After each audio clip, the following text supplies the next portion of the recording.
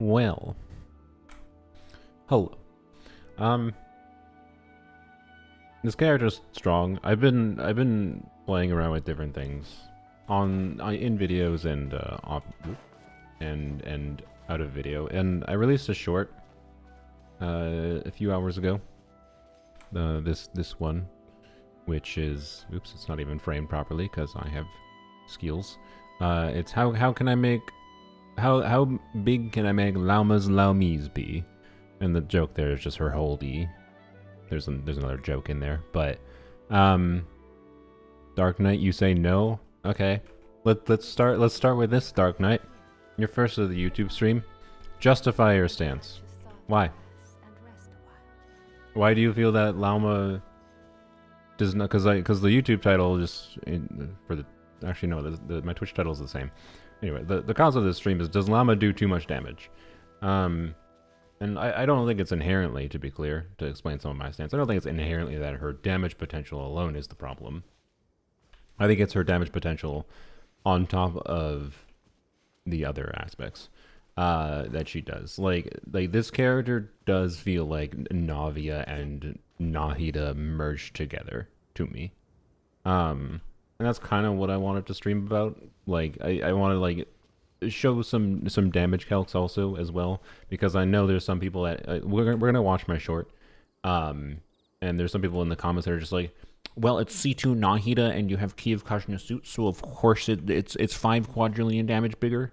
You know, the oldie typical thing of people vastly overestimating what the constellations are doing. And I went and ran the numbers beforehand, by the way, because I wasn't gonna 100% just showcase something that was super unrelatable. And like, while the damage increase is not insignificant, don't get me wrong, I did it because I had them, and I think it's fun to get a bigger number.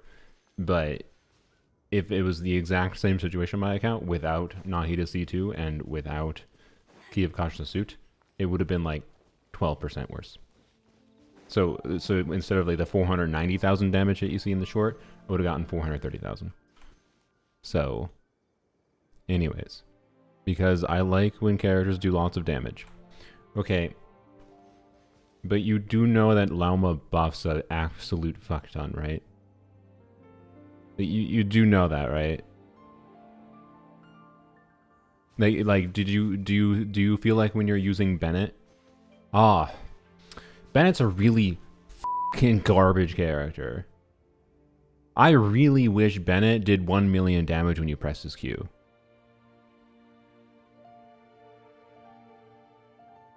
Is that what you feel consciously when you're using Bennett? Because if you don't feel that consciously, Llama would have still been an extremely good character. and yes, by the way, I know Bennett can get nukes, but like not in the same way that I think Llama can, because Llama gets really big damage in her team context when you build her for damage that also can still do like normal Llama things, right? Bennett's not quite the same.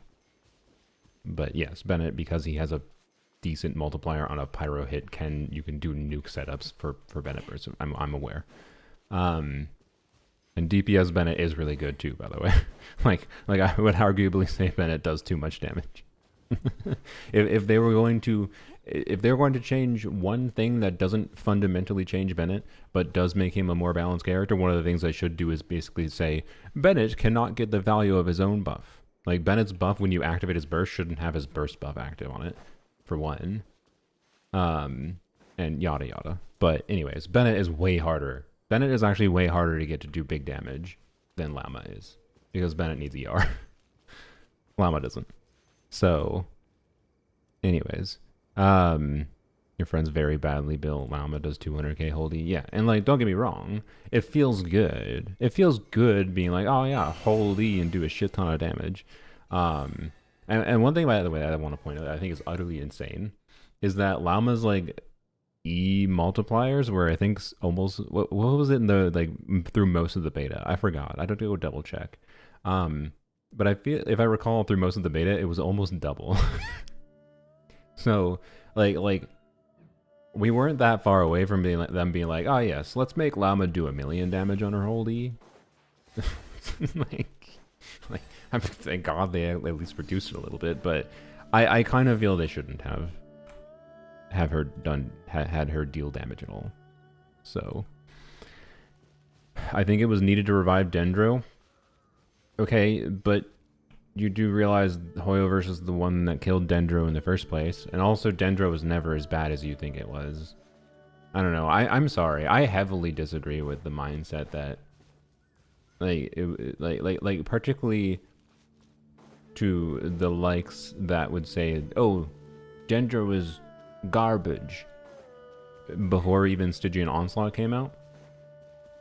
Like, I would say Dendro archetypes are weaker in Stygian, but I would also argue that if we're gonna freaking start arguing about Stygian, then Stygian is mechanics for Fearless, because Fearless and Dire are the ones that are actually more difficult. The content in the game that actually requires higher DPS. Like, point is,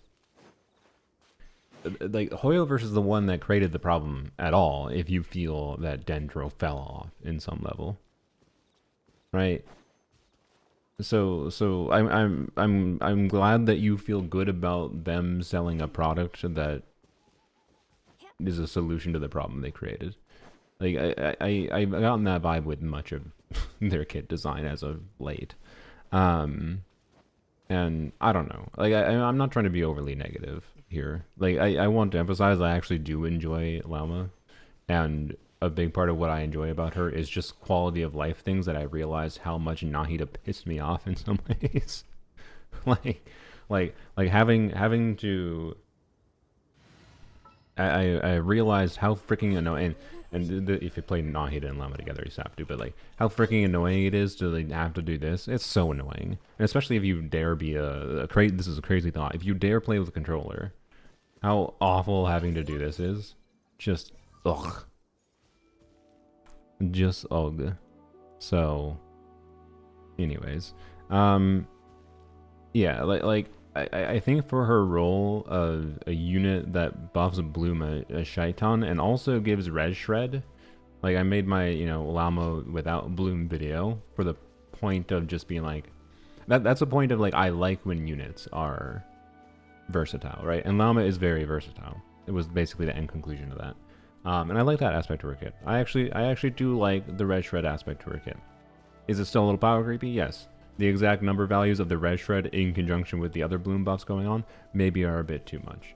But like Llama with just as a red shredder alone, it's like an enjoyable unit to me, right? If we removed her bloom buffs entirely, remove the blooms critting, remove the whole E damage, remove the burst buffing, you'd have to change her burst to do something presumably, but and just give her 25% Hydro Dendro Red Shred and be like, ah, that's a pretty good character.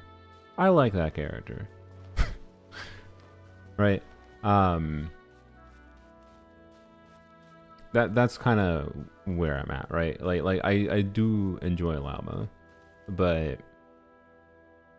I don't know. Like it's a solidification of my feeling of how the game's endgame progress, endgame progress, and may as well call it that. But because what does the endgame combat mean at this point other than rats? The game's endgame combat like balance, well, is so skewed towards new character releases that we have circumstances like Lauma against the crab, and to be clear, Lauma against the crab being able to like be a C0 sub 60-second dire clear is like a little bit of an anomaly and relative to I think they designed the crab poorly. I want to be clear with that. It's not just Lauma's fault technically. It's Llama and the fact that they designed the crab like they designed the crab. But they did design the crab specifically to chill Llama like that. Like they really did want Llama to feel a million times better than any other option. Like you can clear the dire. The only options, as far as I've seen, someone can correct me if I'm wrong. And no, the freaking FPS exploits don't count, Tars. Yeah, the FPS and macroing does not count. Like I don't think I've seen anything that is a lower investment clear on the crab that isn't either Llama or C2 Nahida, and C2 Nahida feels bad compared to C0 Llama, especially, and that's like in my opinion before you get into how Llama can be abused for her whole E damage to just murder the crab. And like it's not like trivial to do that. It's annoying because of crab RNG. I think the boss is a cool idea at a baseline of like spawning things that you have to trigger a reaction on to be able to deal with the boss mechanic. While the boss is also attacking you. And like I think it's actually an interesting mechanic. I think just the way it actually works and ended up being balanced was far too shill towards Llama, and a bit too annoying to achieve with other characters. So I don't know. And again, we're talking dire difficulty and whatever. So we could go back into my yapping about how dire difficulty isn't fun because of how much more shill it is and whatever. Yeah. But I haven't even cleared the. I think Crab is kind of shit at fearless difficulty too, to be clear. Like the fact that I haven't cleared this on polearms only is, in my opinion, an example of how shite the Crab is. And again, this is all related to they designed this boss relative to Llama. And I don't know, it just feels bad. It just feels bad that, you know, I am someone who enjoys this game's combat a lot. I enjoy the endgame combat. And they just keep on balancing things, including in Abyss, the content that I'd say is more flexible. It is more flexible still than Stygian, don't get me wrong.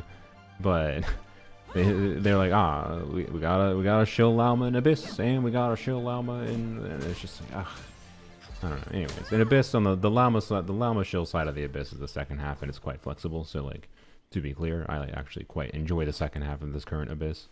But I think you understand what I mean, right? Like any vibe you felt that Dendro in general has fallen off is probably because of how hard they've gone in this shill direction, as far as the end game balance goes. And I don't know. I wanted to be upfront because I think, while I have had like don't get me wrong, my enjoyment of playing Llama in the videos wasn't me faking it. Like I am getting enjoyment out of Llama because engaging with new character releases is what keeps me engaged with Genshin, right? Like I am having fun making those videos. I had fun making the short. I had fun making the other Llama videos. I've had fun playing her. But when I reflect on that and how that interfaces with like, how do I feel about the fact that, you know, I just kind of like using her as a generic Dendro support more than Nahida C2. Like, to be clear, there are contexts where like Nahida C2 is definitely better on a damage performance level. But like, that's Nahida C2. That's 3 5-stars versus 1. I don't know. Anyways, so yeah, the reaction being locked behind the new character is what makes it bad. No, not in Lauma's case, and not even in Neffa's case either, because the reaction itself doesn't do anything that significant. In Neffa's case, the reaction does do something a little different in a way that I think does matters. That like, it's unfortunate that Ino doesn't enable Lunar Charge, but just doesn't like have Lunar Charge talent damage, right? But like Lunar Bloom doesn't do anything. Lunar Bloom is Bloom. You need to understand that when you're evaluating Llama. Lunar Bloom is Bloom. The difference is Lunar Bloom generates versus Bloom. It's exactly the same reaction. There's literally nothing different on it. But then it generates Verdant Dews for Lauma's talent damage to do more damage. And in the future, also, it generates you would generate Verdant Dew to use on Nefer instead of Llama. Or you can use it on both with the Nefer change and whatever. Even if spreadsheet impactors say it doesn't make sense to use, it still will make sense to use if you have the right build for it. So anyways, you're talking about the crab situation? Okay, but the crab doesn't require... The crab is, again, how it was designed to shill Llama so heavily. Again, it's Llama's whole E. Llama's whole E does Lunar Bloom talent damage. It's not reaction damage. That is talent damage. It's just talent damage. but it's talent damage, but it's harder to evaluate it relative to other normal multipliers in the game, because lunar talent damage is calculated differently than normal multiplier damage. Not differently technically, but it ignores certain things in the damage formula. It ignores the defense multiplier, and it ignores the defense multiplier, also has an additional scaling value on top of it. I'm not inherently against the idea of what they're doing with the talent damage as reaction damage shtick, other than the fact that it's extremely misleading at what it's doing. But you gotta understand that Llama's hold E, I don't know what is the equivalent? Is it just double? It might be just double in the case of, maybe triple, I don't know. But if you convert this, if it's not lunar, if it's not lunar bloom damage, right? The functional multiplier value of this in Llama's case is at least double. I think it's at least double. We'll just keep it on the simple end, right? Per verdant 2. So it's at least 500% per verdant 2. With something like lunar charge damage values, so that means right now until Flynn's comes out, that's Nefa with her passive. This damage is considered lunar charge damage. This 65% of Nefa's attack.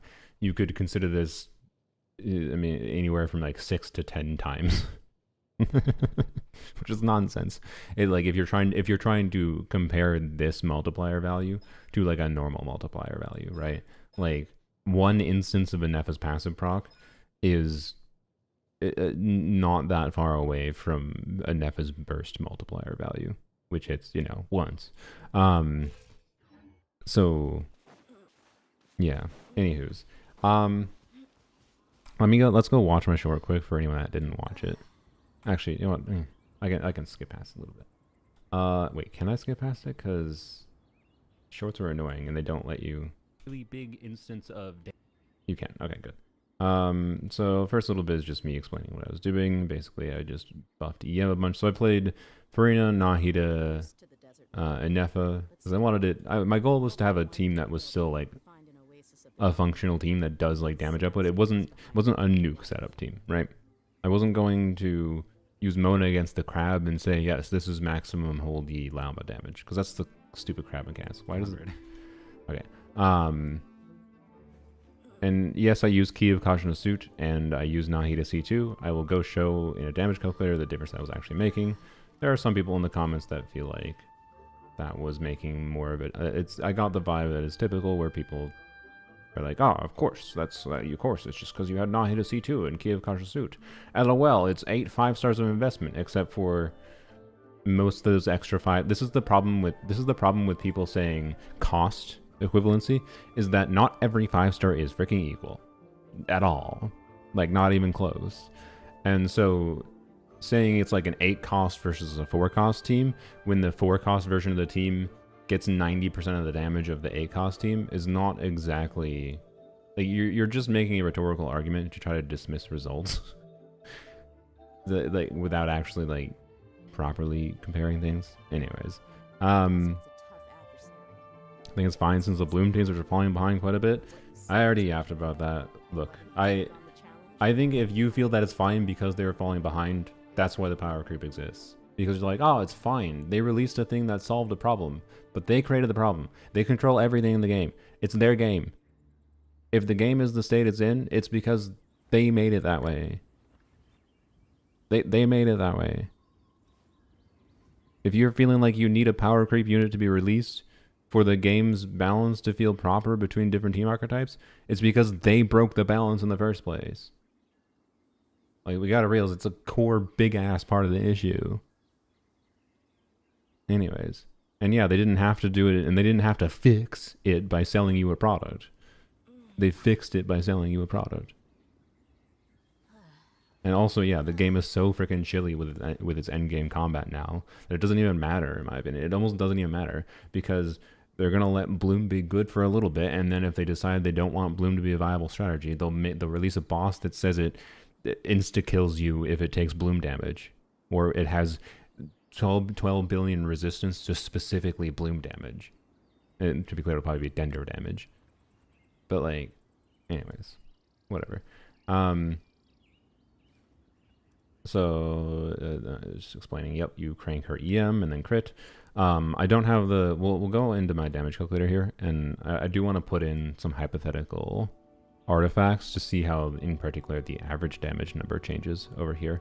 But this right now is my build. But anyways, so just for reference for anyone that didn't see it though, this was the build on Gilded Dreams. And Lauma's passive plus C2 Nahida mains, I had like 67% crit rate. So the crit rate in particular was nice from Nahida C2 in this specific context because it made me crit more consistently. But it's still probably doing less than you might expect. But I will show you. And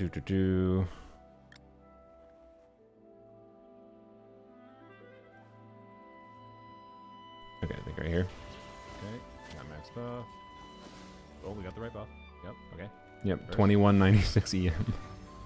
And bam. Yeah, Yes. 500,000 damage. And this is a hit that happens in a fairly wide range too, by the way. It's very much an AoE hit, which I do think matters meaningfully. Even if they only do abysses that are AoE-ish when they have a unit that works better in AoE. They're trying to sell, but it does matter, I think. And I showed that with like Magu Kinky. I think one of the hits didn't crit with Magu Kinky, but right buff. All right. And bam. Like, We mercs have one simple rule. Whoever right, wins like is your new boss. and then she died because I'm bad. Oh, And I was too busy giggling. But anyways, so damage numbers, because I think numbers are important context. Let me shrink this to get it to look a little bit better. All right. So her holy damage is right here, by the way. This one, the 2-hit hole damage. So this is the main thing we were looking at. So this is the team configured as I used it in the video. I have it set to a level 100 neutral resistant enemy. And you can see, so I got 491,000 in this damage calculator. It's spitting 487,000. I don't know if I missed something really minor in how I configured things, but it's fine. we are the damage calculator is giving me basically exactly the same number as I got in practice, right? So 487,000. If we turn off, if we turn off Key of Kajra Suit, which is R2 Key of Kajra Suit on my 52,000 HP Farina, and we turn off where is what brain? Oh yeah. It's Nahida C2 right. No, that's Llama. Oh, there it is right here. Nahida C2 right here, which is increasing. And to be clear, Nahida C2 is increasing the team DPS much more than because the Death Shred matters here. For like Nahida's personal damage, it matters for Inefa's personal damage, although I don't know how much lunar charge damage she's actually getting. Lunar charge uptime with a Hyper Bloom team is a little weird. But she's making Bloom's crit when, because Llama loses her Bloom crit passive when you do 2 non-cry units, so Nahida C2 is making it so Blooms can still crit. So don't get me wrong, Nahida C2 is still doing a lot here, but I'm talking just from the context of Llama's holy damage, right? I'm not saying Nahida C2 is weak in general here. I am saying Nahida C2 for Llama's holy damage doesn't do as much as you might expect. So we go from 490,000 to 427,000. This is about a 12% loss in damage.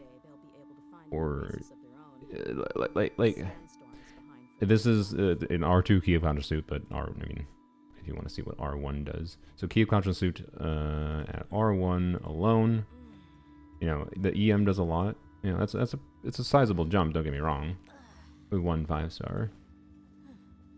But it's also, you can see Nahida C2 is a similar increase, although Nahida C2 significantly affects the average damage quite a bit more. You can see 344,000 because it's giving us crit rate. So Nahida C2, because of the crit rate and the fact that I am not running the new artifact set, so my crit rate is quite low, means that the average damage is actually quite significant from Nahida C2. But just from like the damage number we see on screen, right?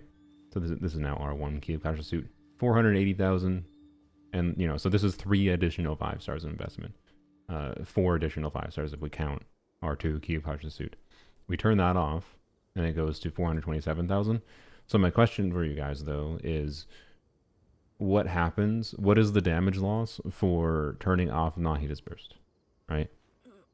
Like, ask yourself in your head for a second before I do that. So Nahida's burst, just in case you're unaware, gives 250 EM, right? So what is the value of just, like, say you don't have enough energy to burst in your Nahida, which you should be able to do easily in this team. But let's say you don't have enough energy to burst in your Nahida. How much damage loss is not having this 250 EM from Nahida burst? Is it worse? Is it more or less than 4 5-stars? is not using Nahida burst more or less than 4 additional 5-stars? And whether you take on the challenge is entirely It is, and the reason I'm asking, you might expect, is because you actually lose more damage for the crit damage. Again, the crit rate for Nahida C2 with the specific build on Llama does matter. It wouldn't matter. Nahida C2 crit rate wouldn't matter as much if I actually had the new artifact build. But just for the actual crit damage hit we land, which I'm pointing out because this is what people were reacting to in the video, since, you know, I was showing the crit number, the big number that popped up on screen, which doesn't communicate properly the value of the crit rate in practice, right? Just the perceptual effect.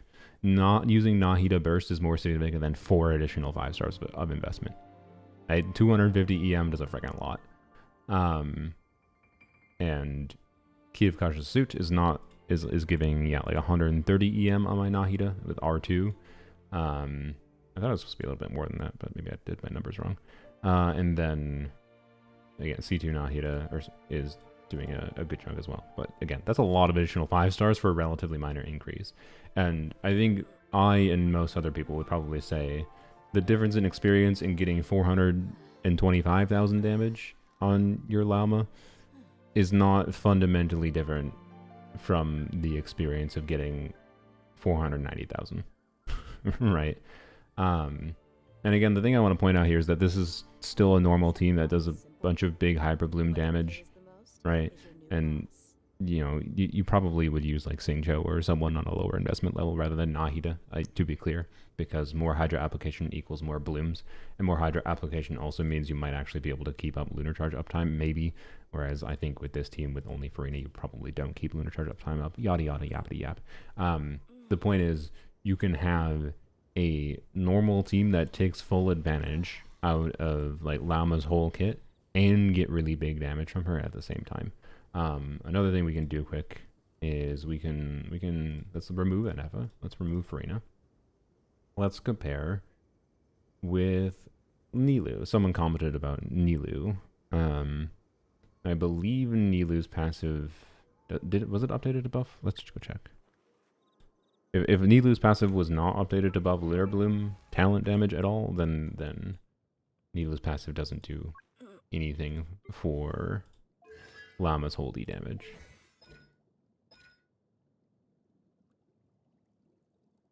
Lunar Bloom. Okay, after triggering the Bloom or Lunar Bloom. No, that's just.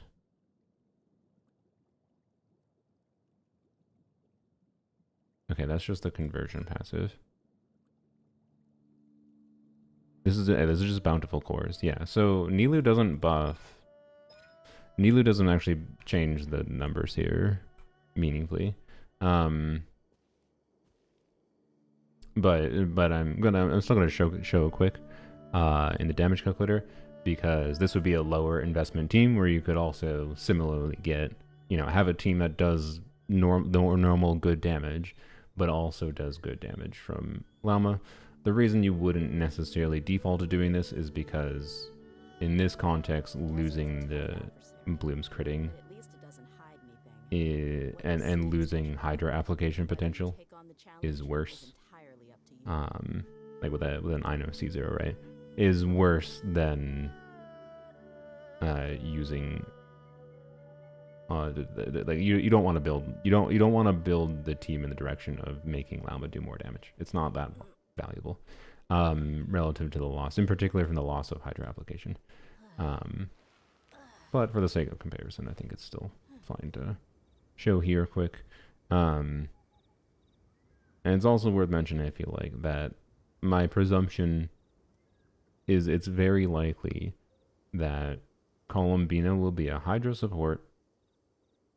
It's very likely that Columbina will be a Hydro support that at minimum doesn't compromise on things like Hydro application like Ino does.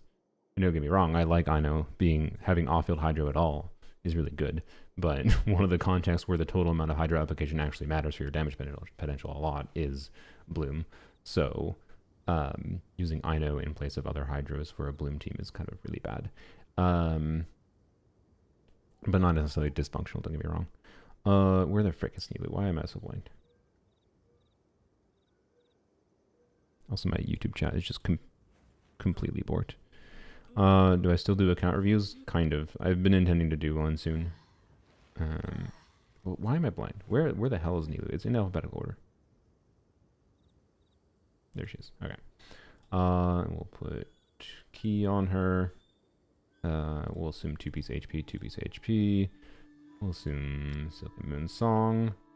You're on Deepwood. You're on whatever. Should probably be on Proto Amber in this context, but we'll ignore that.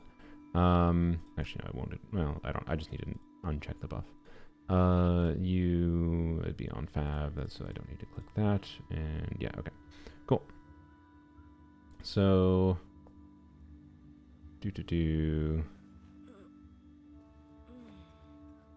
don't have Nilu C2, or I mean, I might have Nilu C2 in the future, but I don't right now. Okay, Gleaming Moon should be only one stack, although we will check with other artifacts. Okay, Nilu. So Nilu, yeah, right, is just gonna increase the bloom damage. She's not gonna increase. Wait, she does? Why? EM. Oh, increases characters EM by 100 for 10 seconds whenever they hit by Dendro attacks. Oh, okay. I forgot about that part. So that does buff her a little bit. Her holding a little bit, which is cool. No C1 Ino. We're just going to say C0 Ino. And we will enable Constellation 2 Nahida because I want to compare to like the 491,000. So we're comparing to the 491,000 hit. 74k. Actually, no, she'd have a little bit more on my account with 2-piece HP, 2-piece HP. Okay, Silky Moon Serenade, BAP. Alright, and you can see we get about 409,000. I believe, yep, if everything else is the same. Wait, I should technically remove this, because you would almost assuredly not want to use Nahida's signature weapon here over Prototype Amber. And again, I think this is sacrificing too much at like a C0 investment level for all these characters. I think this is sacrificing too much bloom damage in building Llama for holy damage, so it doesn't make sense as much as the other team does. The other team does make sense at C0 investment levels. And out of curiosity, let's check. Oh wait, I didn't. I forgot I have to do this. This is configured a little bit weird, by the way, in this site right now, because this is calculated based on having every unit that isn't not cry. But anyways, so I'm just going to put in 2,000 EM on a Dendro unit, which should max out this 36% because it should be maxed out in this team. And that definitely matters. It's a sizable chunk. And so yeah, we're at 430,000 on a crit, right? So a little bit worse than what I was doing with Anefa, but not like crazily so. And again, the more important comparison is that it's like it's not that much different for Llama's holy damage, but it is quite a bit worse for like you're sacrificing the normal functioning of the team too much, whereas in the other one you're not. If we enable Ino C1, 80 EM you can see is 20,000 more damage. Enable Ino C2, or sorry, C6, and you get up to 480,000. So yeah, Ino C6 is not insignificant, and also Ino does more Hydro application with C2, so it becomes less bad to use Ino for Nilu Bloom. So yeah, anyways, that's that. We can go back to the other team quick. Before we get into the Navia comparisons that I want to make on my account, in practice comparisons, that is. And Nefa. Hello robot. Farina. Put key. And Silken Moon. And instructors. But did I not put instructors on Aino in the other team? I didn't. Oops. I forgot to put instructors. So that 430,000 was probably actually closer to, even closer to like that's. I thought it was a little bit low, but I didn't really think that closely about it. So yeah, with instructors buff, that would have been actually even closer. So that's fine. Just a minor mistake. Just keep that in mind. Like the Nilu holy damage versus Llama versus this team is not that different fundamentally. Sure, we'll enable this. We'll put it as I had. 52,000. Interlude buff. And again, this is with Wids of the RNG, to be clear. Like obviously Wids of the RNG is a factor in practice.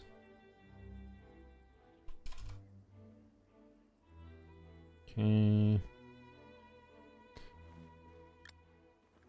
Alright. And I think we need to go. No. Oh, it's this again. God damn it.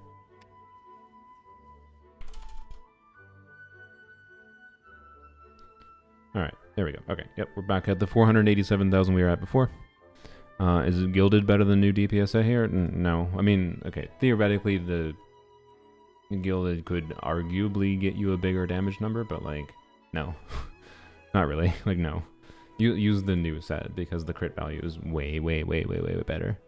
So name of the software, I believe it should be in the description. But if you search Genshin damage calculator, it'll probably come up on Google. But it is literally gi-damagecalculator.web.app. Anyways. Yeah, okay. We've configured everything properly. So, we're going to put in a hypothetical. Wait, what was... Well, frick. Put that back. Let's compare hypothetical. So this is my actual Gilded Dreams build I have. So we're going to compare the average damage number in particular. So I'm just going to jot that down, which is 370,917. Because if we're comparing an artifact set that gives a whole bunch of crit rate for free, we kind of got to factor that in. So I do not have, well actually wait, I do have some pieces that I can put in the exact pieces I have. So for example, I have a 19.4 crit damage piece with 63 EM, I believe, in the flower. And that's like, that's honestly like the main piece I have. I can also put in, I'll put in the EM timepiece I have. I have a 21 crit damage EM timepiece. It's got no other relevant stats for Llama, but I'll put that in. And I can also put in a hypothetical goblet that I do have, which is, because, off-piece EM goblets is probably the most likely you would use, unless you craft a goblet. And it's my Raiden's goblet normally, but we can put that in. And then for the circlet, we're going to have to assume I get a crit damage circlet in the future. Brap. And then the flower we'll have to make some assumptions on currently as well. So these currently have not very many crit rate substats, obviously, but we can enable the crit rate there. And then let's assume that I actually do get pieces. So, actually we're gonna this is too much crit damage. We're gonna put the 10.5. This is the same goblet I use as a gladiator goblet technically. With the higher crit rate goblet on. And we'll assume I get, a 10.5 crit rate circlet there. No, let's assume 42 EM. And then I definitely need more crit rate than this still. Remember, Lauma, again, is adding crit rate from her passive. So this is actually 66% crit rate. And this is 66% crit rate. So without having any crit rate, other than the 10% crit rate in the goblet, yeah, so just 2 artifacts having crit rate puts us at the same amount of crit rate as we had on my Gilded Dreams build. Also, I haven't properly done... Where is the... I believe this is at 2. So there's that too. So we are already before like I input like better stats. Basically at the same average damage number. So there's that. But anyways, let's assume, I don't know, let's just assume a freaking, actually, real question here. I have so much crit damage already that, is crit damage even worth the spec into? Let's do 20 crit damage. That goes up to 412,000. Okay. Let's compare that to 60 EM rolls. Or 60 EM, 3 EM rolls. Okay, so EM versus crit damage is slightly worse. But you should basically treat EM and crit damage rolls as the same value. That's my vibe. But crit damage will be higher value the closer you get to 100% crit rate, though, to be clear. Because crit damage only gives you value when you crit. Yada yada. Oh, well, oops, I didn't. Oh, oopsies. I never hit the max level on that. Oopsies. Oh, that's a pretty big difference maker. Okay. Let's remove this again. Oh, okay. So, with the art... Okay, I didn't even... That's funny. If I had a decent circlet... the artifacts I already have on the new set would be significantly better for average damage. Oh boy. Oh boy. Yeah, the new artifacts are a lot better. But so anyways, let's put in like a 10.5 crit right here. And let's put in... We'll just put in 63 EM like I had before.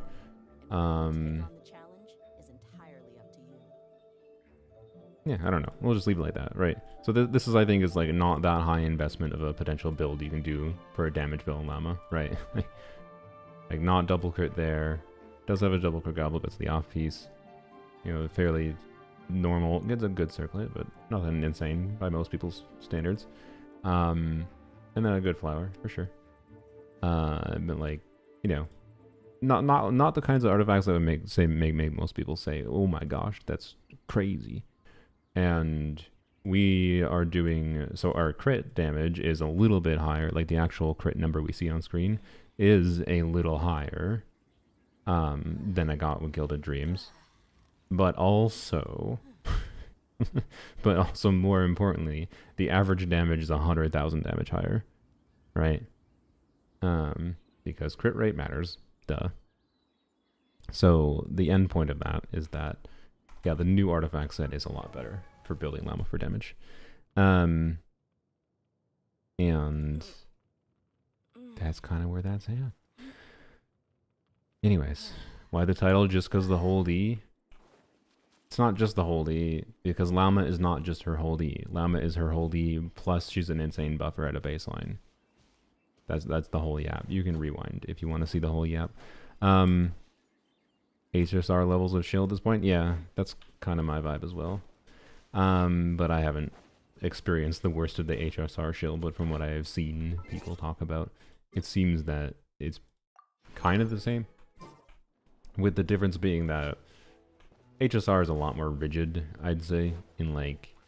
in my experience when I was playing Star Rail even, let alone when it's become more shield apparently. But like HSR's fundamental design on a combat level being a turn-based game and how the enemies work is much more shield, I would say in practice, because Genshin has more avenues for investment, and as shill as the crab boss, right? As shill as the crab boss is for Lauma, having Llama at all kind of enables you to use many conjunctions of different characters, kind of thing.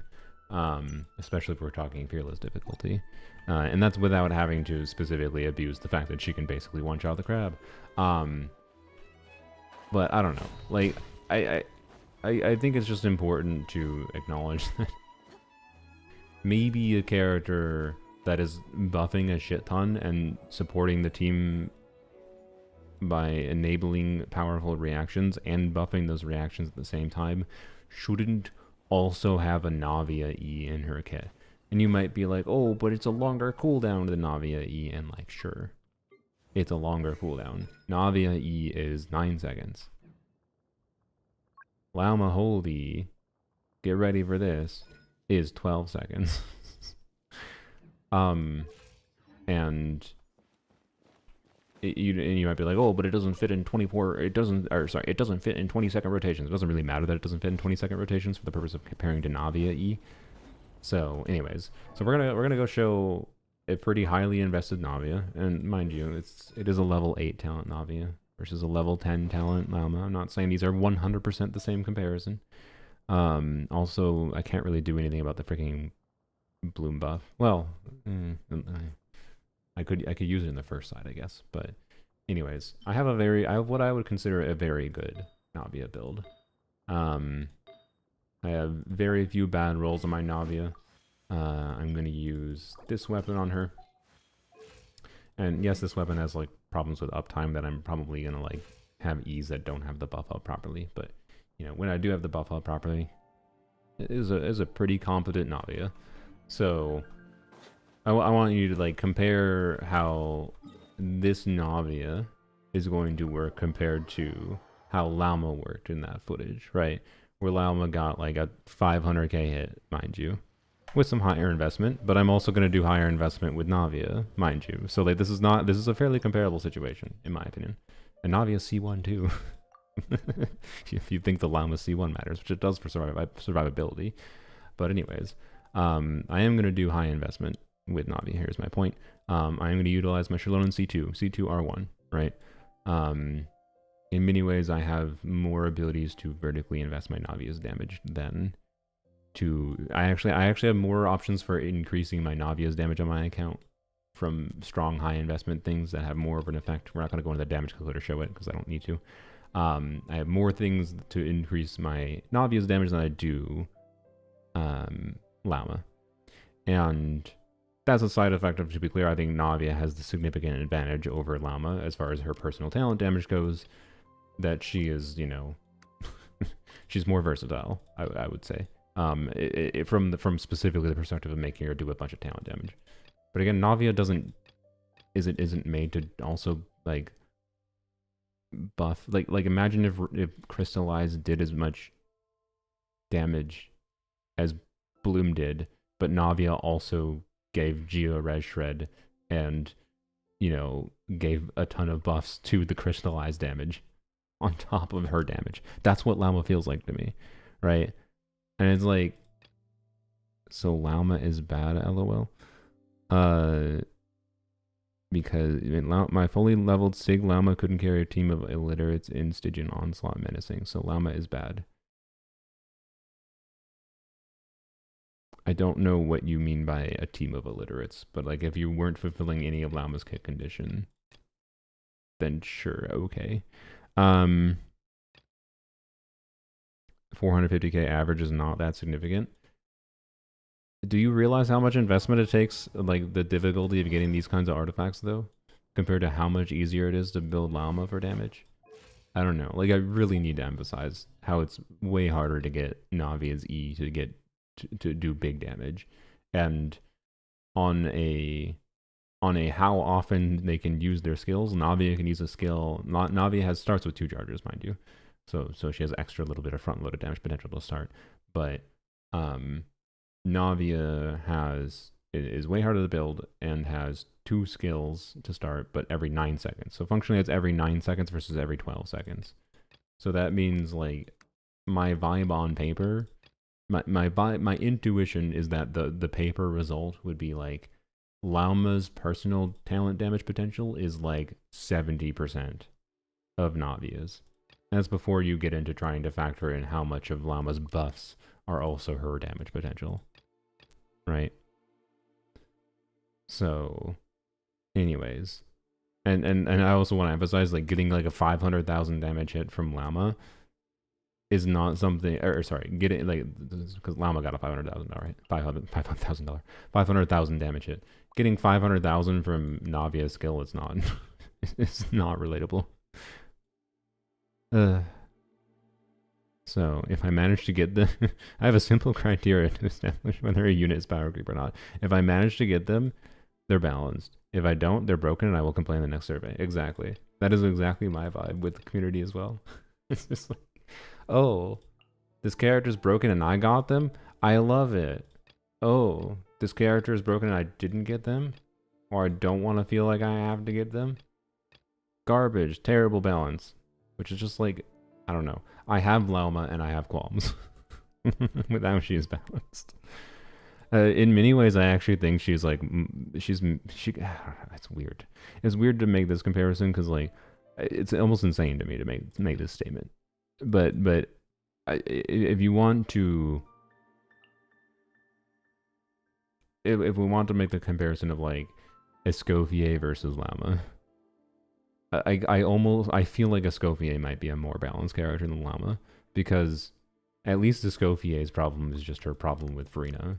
But I feel like the Escoffier Farina synergy might end up being dwarfed by like the Columbina Farina synergy. Or sorry, Columbina Farina. Columbina Llama synergy. But we don't know what Columbina's kit looks like, right? I'm just saying. It's a concern. So like like Escoffier is a weird one because of how much it's these creatures together doing their tango together. But Llama feels a little different. Llama feels almost maybe more problematic on a balance level. Anyways, and by the way, we could do Llama with the Navia team. That's probably one of Navia's best team. Oh god, is Navia Hyper Bloom with Llama Llama's best team? Is Navia, Llama, Xingqiu, Raiden Navia's best team? It might be. Don't sue me for making that statement, but it's possible. Anyways, who should we do in the last slot? Should we do Xiangling like people use, or I'll use Moika because I have Moika's going to buff Navia more. I have Tenacity Moika. I'm not gonna burst on Moika because I don't like burst on Moika. Well, okay, I'll burst on Moika if I feel it's necessary, but I'm pretty sure the fact that I have C2 R1 Shalonen is already gonna make Navia's damage numbers unrelatable enough that this is fine. This is a fine way to compare. Okay. Is power creep so bad in Genshin that 450k isn't considered significant? Yes, to some people it is. Yeah, to some people, the power creep is so bad in Genshin that people think a support that buffs a shit ton also getting 500k damage, if you focus down on it, to be clear. But having a support having the potential to get 500k damage with relatively low investment is apparently fine to some people. So yeah, yeah, we're just gonna trivialize the first side. I don't know, play this for funsies. I guess I haven't used much of this in the Abyss other than the one time I did it to see how broken it was. Okay. I think the intent with Llama was to raise the floor of Hyper Bloom Dendro teams. Yeah, but it only had to be raised at all because of how they balance the game. So like, I don't know.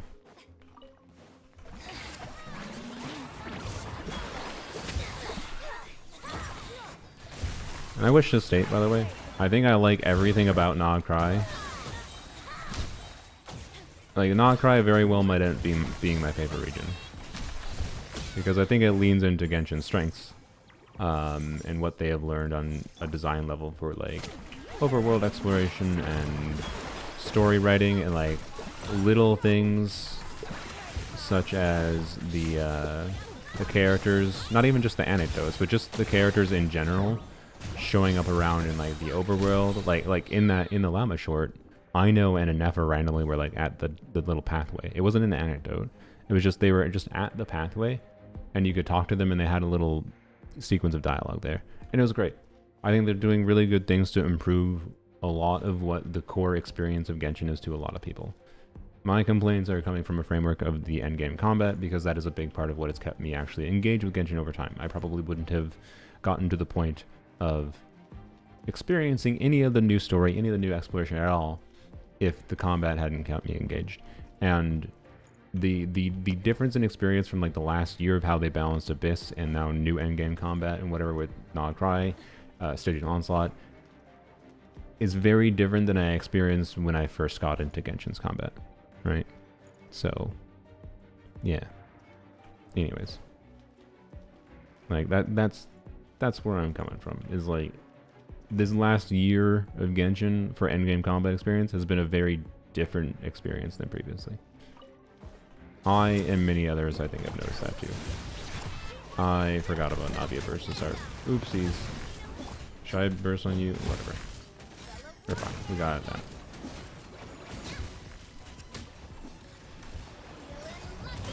Wow, 400,000 damage.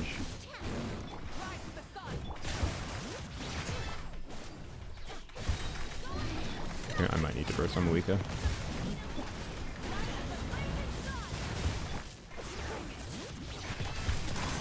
Wow, that's the same as Llama's hold E, with significantly more vertical investment in the team. And don't get me wrong, I think Navia is better, particularly from an Abyss context. Having 2 E's at the start, I think is a pretty big difference maker. Like, don't get me wrong, Navia feels stronger than building Llama for damage, which is good. Considering Navia is just meant to be a damage dealer.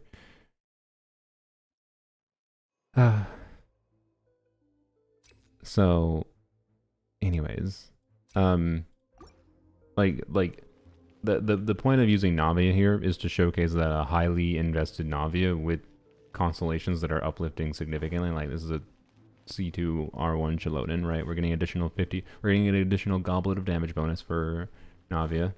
From her C2, and then we're also getting another, like, what is it, like 26%, I think, from her signature weapon. Like, we're getting a Frina buff of damage bonus for Navia in that team.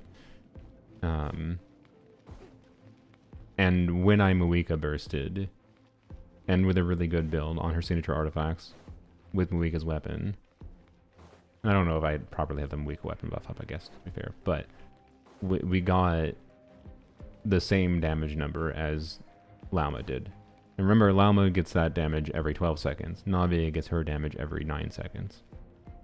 Like, the Llama hold E damage, when we're doing the same concept of let's build Llama hold E for talent damage versus let's build Navia for her E talent damage. And like, yes, Navia has her normal attacks that are added on top of it. Again, like, I think on a spreadsheet level, Navia's personal damage is at least 30 to 40% higher than...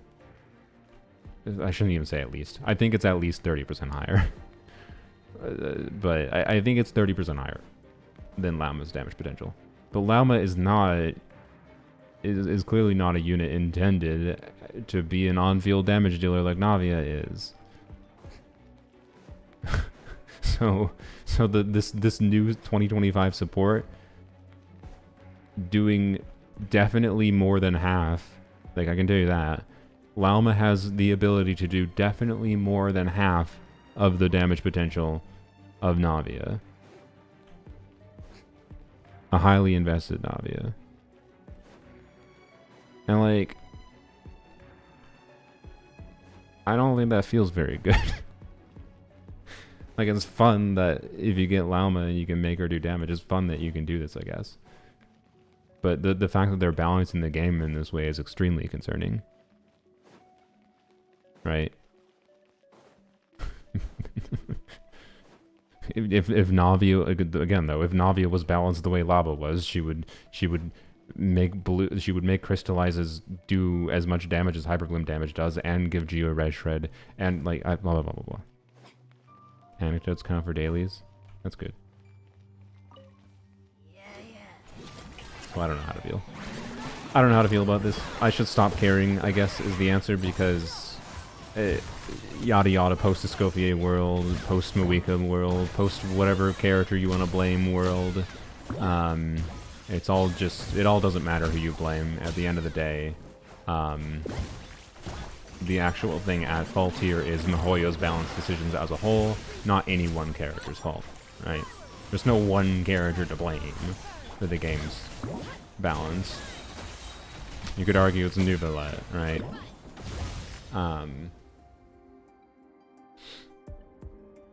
But man, it's just like and I can't emphasize enough, for me this makes me not want to spend money, right? Like and I'd say this to be clear, I'm gonna have a sponsor video coming out next week, spending money to get level 100, but it's gonna be one of those videos. The point is that this is extremely stupid to do. Do not do this, will be the point of the video. I swear to God, if I hear someone that says they spent $1,000 to level 100 a unit because I made the video, I'm gonna be pissed off. I'm gonna be like, You clearly did not listen to anything I said. You stream on Sundays? Sometimes. Depends if I'm doing so with my friends. So I don't know. Predictions that the community is going to love or hate Durin? Yeah, Durin, I haven't even thought that much about Durin because I don't want to. But,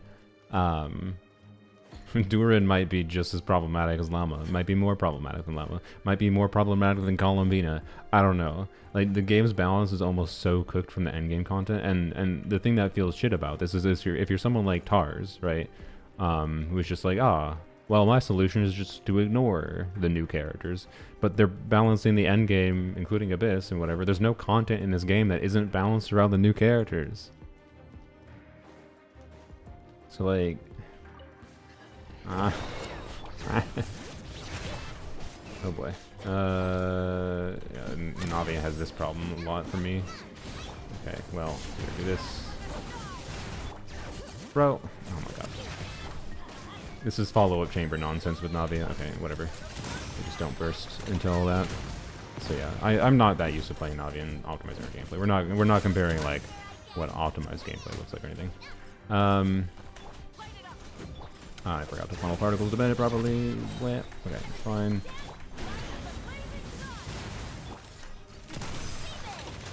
Navia C1 really makes using her burst optimally weird because it comes back too soon and it makes me feel like I should just... I think you end up with Navia C1 using Navia's burst when it doesn't make sense to use necessarily. That might not have made sense there, but... Bramp. I don't know if I actually got a crystallize there. Whoops.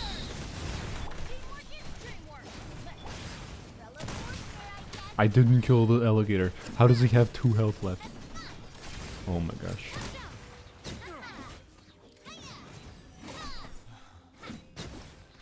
Okay. And yeah, Navia's normal attack damage does matter. Hopefully on a spreadsheet. I did DM Jeff, so maybe he'll run the numbers for me because I don't want to run the numbers myself. I don't feel like it.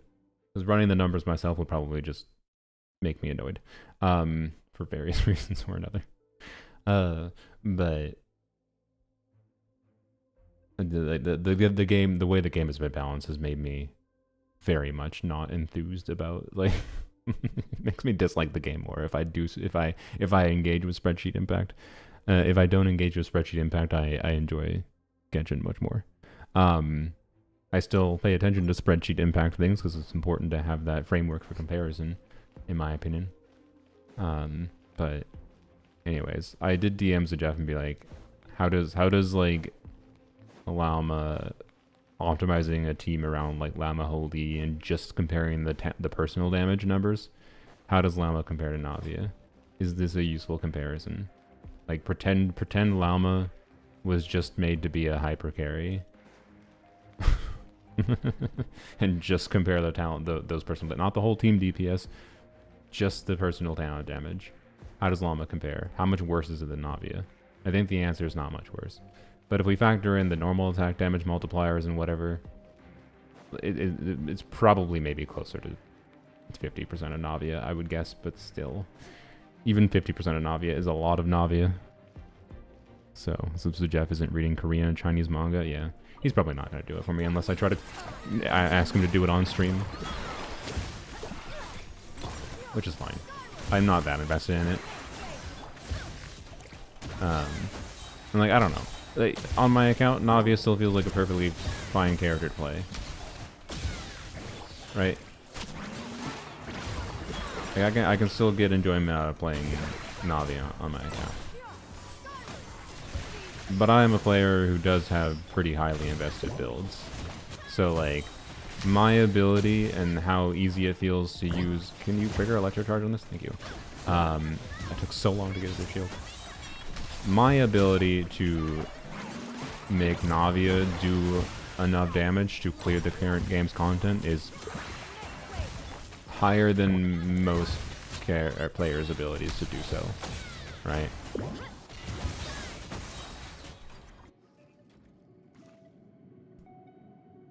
It's 24% worse with your assumptions. I mean, 24% worse with my assumptions of basically just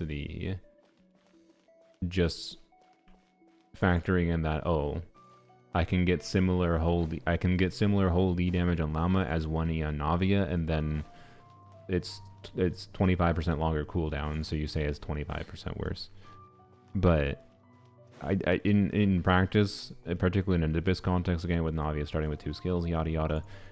In practice, Navia is still significantly ahead of Llama from the context of just comparing their E damage kind of thing, or just not comparing their E damage, comparing them as like a carry. But then as soon as you compare them from the nuance of, oh, also Llama does all this other buffing, it's like, okay. So, and again, this team is higher investment than the freaking this team going on with the builds I have is higher investment than the Llama team was, to a meaningful degree, in my opinion. Oh, that's I don't know. Ah. Oh, we're gonna get freaking crap. Okay.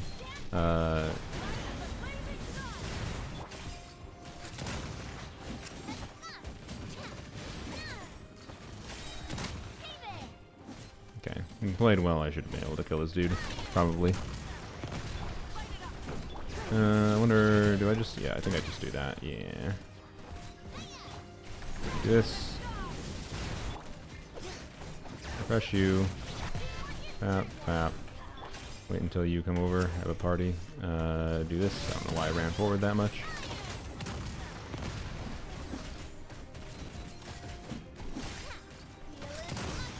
Okay, decent.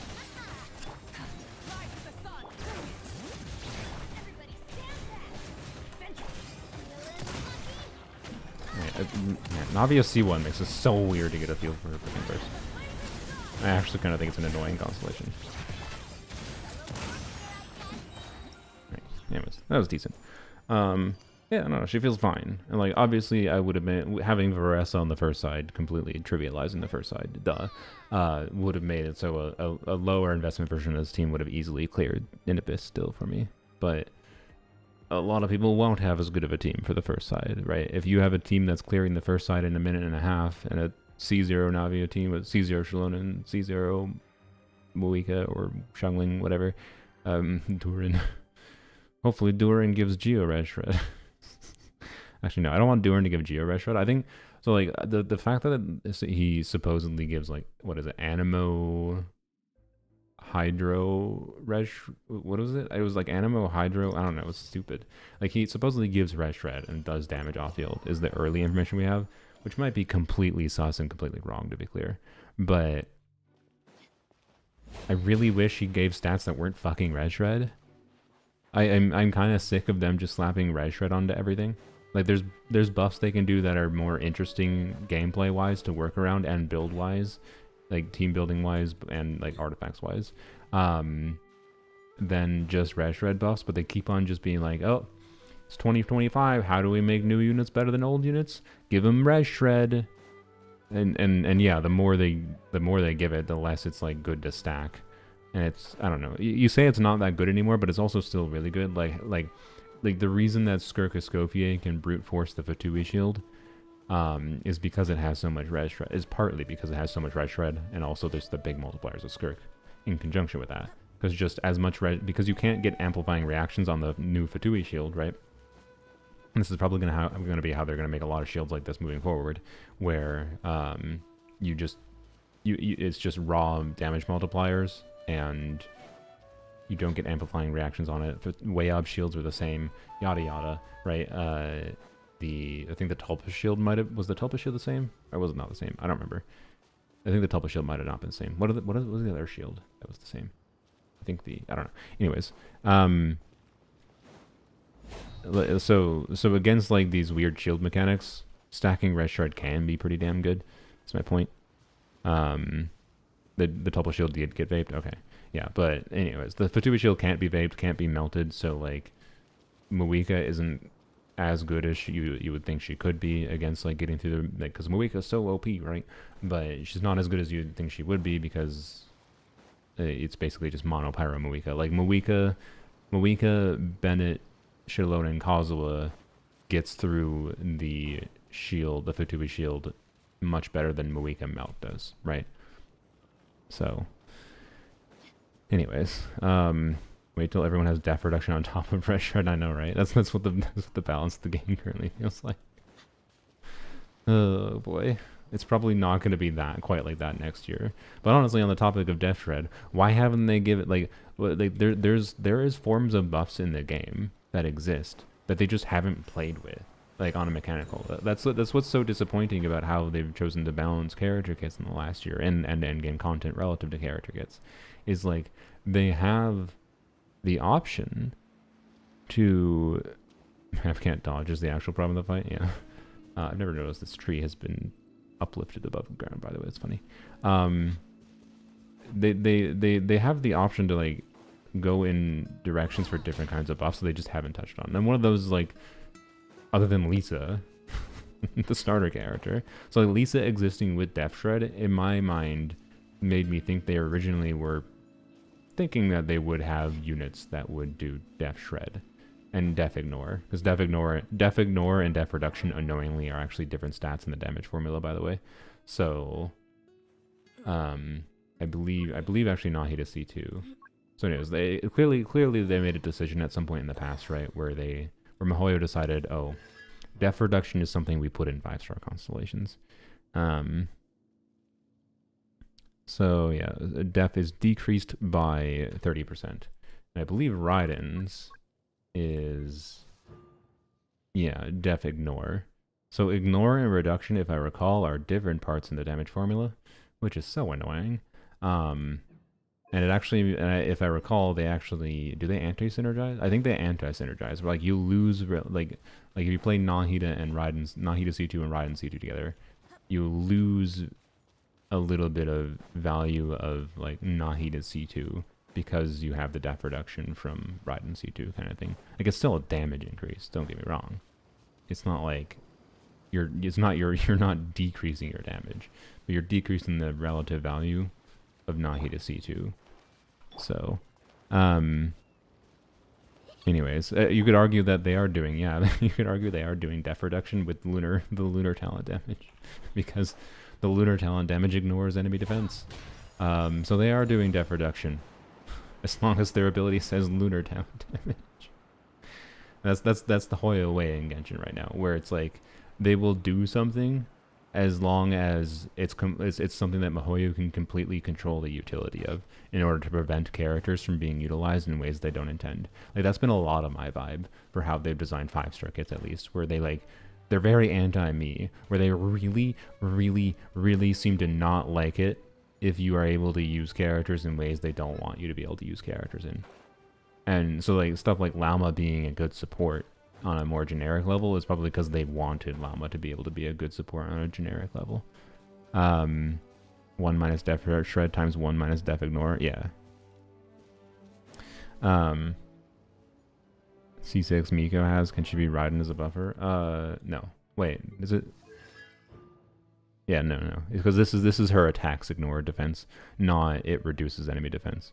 If this was like Nahida C2, it would say when these attacks hit, the enemies will have like 30% reduced defense kind of thing. So, anyways, they must be seething about Windfire Skirk. I don't think they are, because like Sunfire Skirk is kind of at best equivalent to Skirk low investment teams. I think the fact that it manages to be fun regardless and competent enough regardless of that maybe is on it, regardless of their intention of how good like only doing hydro and cryo is for Skirk, is maybe not their intention. But the fact that it's like if it was a lot like if Sunfire Skirk was like significantly better than choosing to do Xingqiu, Rosaria, Layla for Skirk, then I would agree with that sentiment, that like that's an unintended thing they didn't want, but it's not actually that good, right? It's about as good as that. It's just another low investment alternative that I think is interesting from the context of it changes how Skirk feels to play, and it allows her a little bit different element coverage, and I think it's cool, right? I think Sunfire Skirk being as good as it is really cool, and it's a rare melt team that specifically wants you to always do VV and doesn't have much downtime with VV buff because Skirk's field time is only about the same uptime that VV lasts. So you do lose a little bit of VV uptime on the very end hits, but anyways, like yeah, I understand why they're careful about making restrictive kits. I get where they're coming from, but at the same time, boy, does it make me less enthused about their new character releases when they're balancing things the way they are. And it makes me on my main account, like on polearms only, I don't care. I'll do high investment bullshit. I don't. That account is just an experiment to keep on running with the idea of only pulling polearm units, right? But from the context of my main account, like I can tell you, like I actually yapped about this on. So I'm gonna talk about Flynn's kit for a little bit. Flynn's is releasing next week. I believe you can read his kit in game, so I think it's probably fine if I just go full on into his kit a little bit here, but. Sathos is one of my favorite characters in Genshin because he has the freedom to use a resource, energy, in a way that isn't like restricted by a cooldown. It's just restricted on whether or not you have energy. So that means you can do weird builds like I've shown with him in the past where you build, you can put, or just like put him on Favbo, right? You can experiment around with this. You put him on Favbo and build him for a little bit of damage and he will generate enough excess energy, at least without an R5 Fav, because it can trigger. You can trigger it every 6 seconds versus every like 12, right? For an R1. He will generate a ton of extra energy, and he also has like his direct energy refund from his skill use, and this can be reduced with Thundering Fury. Yada yada. I made a video about Thundering Fury, Sethos, and like using his skill more and being able to spam his charge attack. Like being able to do his charge attack, spam that as much as, and it just converts energy to a talent that you can do. That's super cool. That's a really cool idea, and I really love it. Ultimately, he is a 4-star, so like his damage value isn't that insane for doing that, particularly because there is one big limitation. Even if you can do even if you can do 10 charge attacks in a rotation by having, what does his charge attacks use? 20 energy, I think. I don't remember for sure off the top of my head. Where is it? I think it's 20 energy. Anyways, even if you can do 200 energy worth of charge attacks, you don't necessarily gain that insane of value from it because a lot of the multiplier value from Sethos' charge attacks is from this passive, which this passive can only be triggered every 15 seconds. And it applies to, it's a 700% of his EM scaling that applies to his charge attack damage for only 4 hits. So four instances of charge attacks, right? After 4 shadow speaking shots, and I believe this also ends in AOE too, so that kind of pisses me off too. But anyways, it's a 4-star syndrome type thing. Like I feel like if Sethos was a 5-star, well, all you have to do to make him a 5-star to me is just make it so that this passive, so he just has 700% EM scaling as charge attacks. Period. No bullshittery with this cooldown, right? So there's still a cooldown restriction is my point as a component in his kit. But the way that this cooldown restriction works and how you can still do extra charge attacks and get additional application value, and you still do, like, you can still trigger an aggravate in every charge attack because it's a charge attack, and it still has some EM scaling at a baseline, even without the 700% EM scaling from this. Yada yada yappity yap. I really like Sethos' dynamic of, like, his charge attack utility is tied to, at a foundational level, to how much energy you have, not cooldowns that limit things. Like almost every character in Genshin is restricted by cooldowns. It's a rhythm game, right? Where you get a feel for like using your character's abilities every X amount of time, and give him Electro Red Shred. I mean, yes, if Sethos is a 5-star release today, you quadruple his multipliers, you make it so there's no limit on this, and then you give him a healing and a shield and Red Shred. So anyways, but what I want to mention with Flynn's is you have no idea how close Flynn's was to Sethos, to a 5-star Sethos. Flynn's was so fucking close. Flynn's was so close to me, to being like my favorite character's kit in the game. My people are used to And instead he's one of the most boring to me. still. Like, and all you need to know about Flynn's kit is that Flynn's has a kit gimmick that actually has some foundational similarities to Sethos, wherein most of Flynn's damage output is loaded into his mini burst, is what people would call it. This mini burst does lunar charge talent damage, and that's ultimately just matters from a context of how it restricts his teams. So like Flynn's teams are more restricted than Sethos, but I'd be fine with it. I would be fine with a version of 5-star Sethos that is like stronger than Sethos but more restrictive, right? In their team building, that's fine. I don't want literally just 5-star Sethos because I like Sethos. I don't just need power creep Sethos. But I wouldn't mind Sethos variations, right? For different nuance for gameplay, because charge attack gameplay ain't always it for everyone, but definitely it's not even always it for me, right? So kind of like Veresa in a sense, mini burst for damage, yes. Flynn's is very much like Veresa at a baseline, with a little bit different of nuance of the gameplay you do in between. And it's visually very different too, of course, which is for the vast majority of Genshin players, the visual difference and the fact that you're not, doing E normal attack plunge is the main nuance. But like on an actual damage output level, it's like you do Flynn's skill, and then when you activate Flynn's skill, he has a secondary skill that unlocks, which is a thing other characters have, like Veresa, where you press her skill, she gets another secondary skill that unlocks. But unlike Veresa, Flynn's secondary skill has its own cooldown, and this cooldown can't be reduced. In his C0 kit, it is a 6-second cooldown. And his base skill cooldown that activates a special state that gives you the secondary skill has a 16-second cooldown. So basically, you get 2 of these secondary skills in his kit. And the secondary skill damage is actually not that important. Unlike Veresa, where like it's at a the skill damage for Veresa isn't that important either. It's just important for enabling doing her plunge stuff, right? But anyways, and Veresa's skill, like secondary skill cooldown, is just restricted by her base skill cooldown, right? Flynn's like special skill cooldown is completely just a hard-coded cooldown, and it literally even has a line in it that says, no, you can not reduce this cooldown. It's not allowed. Don't even think about Thundering Fury, you buttholes. Don't even think about trying to use the character in a way we didn't intend, is the vibe it gives to me.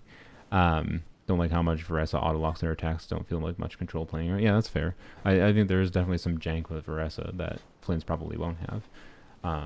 But anyways, yeah, in practice, I think Flynn's is more similar to Veresa than he is Sethos, but he was very close to Sethos. Anyways, I'm getting to it, sorry. So what his skill is basically doing, though, is Flynn's secondary skill. So this skill you use every 6 seconds, you can use every 6 seconds, but basically it just means you can use it twice per main skill you use, so twice per 16 seconds at most, is what is required to use his mini burst. And his mini burst is basically where all of his damage is, right? So... and it's a very big instance of a damage from his mini burst. And yes, and to be clear, there is more nuance that I'm not going to get into. I wrote on it in my Discord channel in the leaks discussion yesterday if you want to see a big wall of text about it. But his big burst can be relevant to use as well. But his default gameplay is not to optimize around his big burst, it's to optimize around his mini burst. And so anyways, his secondary skill with the 6-second cooldown, you use that, and that enables using the mini burst, right? Kind of the similar gimmick as, again, Veresa. But Flynn's has an 80 energy cost, or he has a total energy pool of 80, right? So again, this is where the Sethos comparison comes in. Sethos has a total energy pool of 60. But then Sethos can use that energy to do charge attacks, and he consumes 20 energy per charge attack, right? And so that means that his baseline, kit, if he has 60 energy, you can do 3 charge attacks on Sethos. Cool. Now Flynn's has an 80 energy cost, and he has a mini burst. The mini burst is where, most of his damage comes from. And the mini burst has an energy cost of 30. So this is where I'm talking about the Sethos comparison comes in. The way Flynn's is made, though, is you can only use the mini burst tied to when you can use that secondary skill, which is a 6-second hard-coded cooldown that can't be reduced at all, right? So that means in practice, you do 2 mini bursts per rotation with the C0 Flynn's. So it's basically just completely gated by cooldown. Like the mini burst may as well say, this has a 6-second cooldown, but the cooldown is part of his secondary skill, not technically part of his burst ability. That's the only difference. Functionally, it has a cooldown. But imagine they didn't do that. Imagine they didn't give it a cooldown restriction. Imagine he was like Sethos for a second. And like, yes, this would mean they might change the like multiplier values, and they might give him a passive like Sethos where like it would like his base talent multipliers for his mini burst would be lower, but then you'd have a passive that says like for up to X amount of instances, like exactly like Sethos says for his charge attacks, right? Up to X amount of instances for his mini bursts, so up to like say 3 mini bursts, you get a buffed burst or whatever, right? But he doesn't have that. Instead, it is just if you have 30 energy, so basically as long as you have 60 energy per 16 seconds, you do 2 mini bursts. That's all it is. That's all it is in practice. But what it could have been is something more like Sethos, where if he didn't have it restricted to a cooldown, then suddenly he becomes a super interesting character, and he's 5-star Sethos at that point, right? And again, they can restrict the amount of damage you actually get in order to prevent me from being able to do things like building 300 ER and using 10 mini bursts or something stupid like that's unrealistic, but you get the point, right? Like they would probably want to do something that limits me in some form. That's fine. Limitations to make sure the unit doesn't do 5 quadrillion damage is a good thing, but like limitations that make it so there's like not really any interesting gameplay nuance is kind of boring, is my vibe. But it's just sad to me, right? How Flynn's was so freaking close. He was so close to being maybe my favorite 5-star DPS they'd ever released. I don't need to level up her E. Llama's? You should level up Llama's E, Guila. If you're talking about Varessa's E doesn't need to be leveled very much. You probably should level it to level 6. But is his damage locked behind Sig cons a lot? Not really. Flynn's is a pretty strong character without cons. To be clear, he is like every character will probably be from now on for a main DPS, where if you want his best team, he's probably going to want particular 5-star teammates, in his case, Anefa. But it's very likely he will gain more team options as time goes on, and he performs very well with low investment teams. Like he performs far better with low investment teams than many other units do in the game. Like, if we're comparing C0 Flynn's to C0 Clarind, he has a better team from a low investment option, right?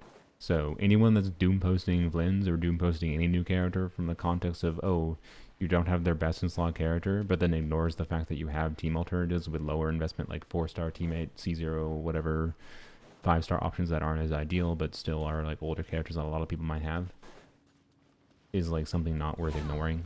Flynn's has plenty of compelling team options without a Nefa, in my opinion. So, anyways, the audio cutting in and out, is it?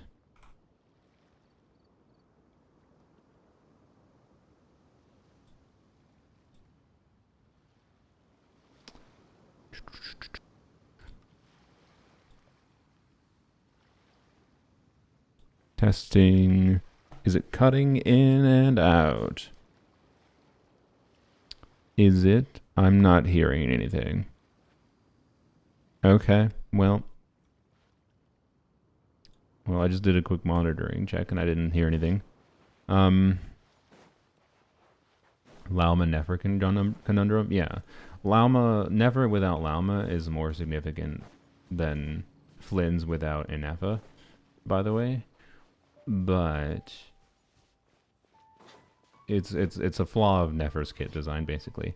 Well, actually, arguably, since this is the Lauma too strong stream, I'd argue actually maybe it's more a problem of Lauma being too strong more than Nefer's kit design. So actually, I take that back. Yeah, I think it's a problem of I think it's a problem of how OP as shit Lauma is.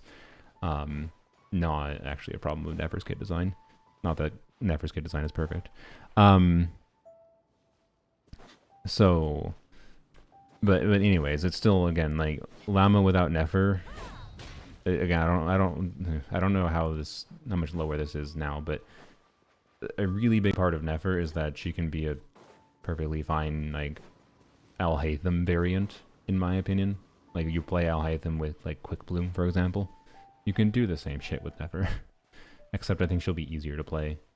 And it'll probably get similar, if not more damage than Alhaitham gets when you don't play Hyper Carry Nefer. And if you do play Hyper Carry Nefer, like not even just Hyper Bloom Nefer, like I was describing, Hyper Bloom Driver Nefer, Quick Bloom Driver Nefer, like you're playing Alhaitham. If you do play Hyper Carry Nefer, it's worse than Hyper Bloom potentially, but it's still in the same situation where like it easily passes Abyss DPS thresholds and will pass DPS thresholds for like Fearless Difficulty and Stygian at low investment, just having the 5-star character and a few other teammates that are synergistic with him, with him or her, like Flynn's or Nefer. So like that very much seems to be how they're balancing characters now. Is like with investment into your builds, you can have the non-ideal teammates and still clear most of the game's endgame combat without a problem, right? Like I strongly feel it does not actually matter to have 100k DPS teams, but it's still really nice. It's really nice to have a Nefer for Flynn's. It's really nice to have Llama for Nefer, because you will have a lot more flexibility in your team building, and you will more easily be able to do like what I just did in Abyss, where I just wanted to go and test a team on the second side, and I was able to use an OP team on the first side to just trivialize the first side, so I didn't have to think about it. I could have my yaps without thinking about my gameplay at all, and just clear the first side trivially. Like sometimes it's valuable to have that, right? Like don't get me wrong, I like having high investment teams. I like having the option to do what I just did in Abyss there. I think, you know, you should strongly consider, you know, being this is, if you want Nefer, you should strongly consider getting Llama for Nefer. And same thing, like I said with the Nefa, I was like, you should strongly consider getting a Nefa for Flynn's. But that doesn't mean the character's dysfunctional or they're bad without them. Just because they get a big damage loss without them doesn't mean they're dysfunctional. And I don't know. And if anything, that's, you could argue that's one of the benefits of the power creeping is that the main DPS units that they're making the way they are still are pretty functional. But in some ways still not, because of how shill the content has become, and it means like it doesn't matter, because if you want to use like a low investment Flynn's team against content that is anti-Flynn's, you probably would fail, right? Like if they make a boss that has anti-lunar charge mechanics in some form, or not even anti-lunar charge, but like because the shill content isn't usually that anti something specific. It's more usually so hard, it's incentivizing you so much towards a particular archetype that it makes any other archetype a lot worse, right? That's actually the main problem. So we're talking, you know, Skirk does not feel as good to use against the Fatui as Flynn's will feel to use against the Fatui. Like Skirk can get through the Fatui shield at Fearless, and Dire technically, but Fearless is much more achievable for the average player. Skirk can get through the Fatui shield at Dire difficulty, but nowhere near to the same ease that Flynn's will, kind of vibe, right? And Skirk gets through the Fatui shield with like having Skirk's best teammates, and that's kind of like, in my mind, the actual reason to get Lauma for Nefer or to get a Nefa for Flynn's is to uplift your damage to a level where you can feel like you can use the characters you like the most against content that isn't chill for them, that isn't ideal for them, but still they can do it, right? That's the reason I think you strongly consider it. Or you can just say you don't give a shit about endgame and just clear, like not give a shit about Stygian at all, because you only get Primo Gems from the easy mode anyways. And you can get the feather from co-op, and it might be a pain in the ass to find someone that can carry you in co-op, but someone can carry you through co-op. You can like go find a Discord community where like, hey, any whales want to carry me through co-op difficulty 4 to and I don't know, whales like showing off their shit, so it's like not that hard to find someone that can do that. So I don't know. Anyways, like the point is, in the worst case, oh no, you lose one feather. And I don't know if you saw any of my recent streams, I've been hating on the rerollers a little bit, right? I've been hating on them a little bit. Like they're not a bad addition to the game technically, but they change how they change the process for building characters and how you choose to keep artifacts, and it kind of just makes the experience of building characters more annoying. That's why I'm a hater, not because they're actually bad. So Anyways, somehow every character I like is a support. Yeah. So anyway, back to like the Flynn's Sathos thing. If Flynn's didn't have a cooldown restriction for his mini burst functionally through his skill cooldown, he would have this really interesting gameplay nuance to me of like, he still takes animation time, right? There'd be finite value you can get from this. Like you wouldn't actually do 10 mini bursts in a rotation, even if you can get 300 energy in a rotation to do that. It would change his gameplay to be much more dynamic in a way that like, you could build energy as a damage stat in a very different way than you could for other units. And I already know this is something that exists because that's what I did for Sathos. And Flynn's could have been a 5-star Sathos, but with slightly more restrictive teams. And that could have been great. And Flynn's could have been my favorite boy in the game. And instead they're like, no. Let's have a cooldown. And you can only do 2 mini bursts per rotation. Oh, you wanted to do more mini bursts? Well, here's a C1 that lets you do 1 more mini burst. We're so generous. Aren't you happy? And please ignore that the C1... So, by the way, if you are someone that wants to use Flynn's big burst, you can build Flynn's in a... This is the interesting nuance to Flynn's kit, by the way, and makes him... and this is the main thing I still do like about Flynn's kit, and the main thing that actually makes me somewhat tempted on my main account to get him, is Flynn's big burst. While it's not worth defaulting to building around, like you don't build Flynn's in a way where you always big burst on him. I like Llama over Flynn's at the moment. I mean, Llama lets me clear dire difficulty with Dia. Flynn's does not let me clear dire difficulty with Dia. I've always been more inclined towards supports and whatever, and I think the balance of supports, like Llama, supports and offfielders, is more indicative of the progression of the game's balance than just how much damage main DPS units deal. But anyways, Flynn's big burst, right, has nuance to be used. If you build him you can build him in a direction, basically. You can very much achieve building him in a direction where you would you do a big burst on Flynn's every other rotation. You might be like, every 40 seconds, that's poopy. Except, no. I know if Flynn's is a 16-second cooldown for his skill, and I know has a 14-second cooldown on her burst, you can do 16-second rotations on Flynn's with I know. So every other rotation Flynn's, if you build him for doing big burst every other rotation, you're big bursting every 30 seconds-ish, which is fairly frequent. Like, because I'm saying this because there's people that are like, oh, I hate that I'm never going to see this burst animation. But like, one, even if you don't build Flynn's to burst to do a big burst, so his animation burst, right? Even if you don't build him specifically to do that more often, optimal Flynn's gameplay will still smartly use his big burst, because unless you have optimized your Flynn's build to such a min-maxed razor thin point that you have the perfect energy to only do 2 mini bursts at rotation and never do anything else, only the 2 mini bursts, you have the perfect balance and consistent gameplay, consistent energy generation where you always only have exactly 60 energy, so you'll only ever do 2 mini bursts. You will end up in a situation where you should accumulate extra energy because he has an 80 energy cost, remember, but his 2 mini bursts use 60 energy. So you have an extra 20 energy at wiggle room. So you wind up in a situation where like extra energy on Flynn's lets you use the big burst more frequently.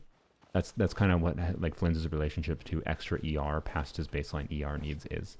And that's a big thing that Zajeff went over in his guide, is that it very much can make sense to build him in a way where you big burst every other rotation in particular. And I think that's very cool. I think that's a cool nuance to his kit. It makes him feel a bit more unique than just like he is male Varesa but slightly different gameplay in practice.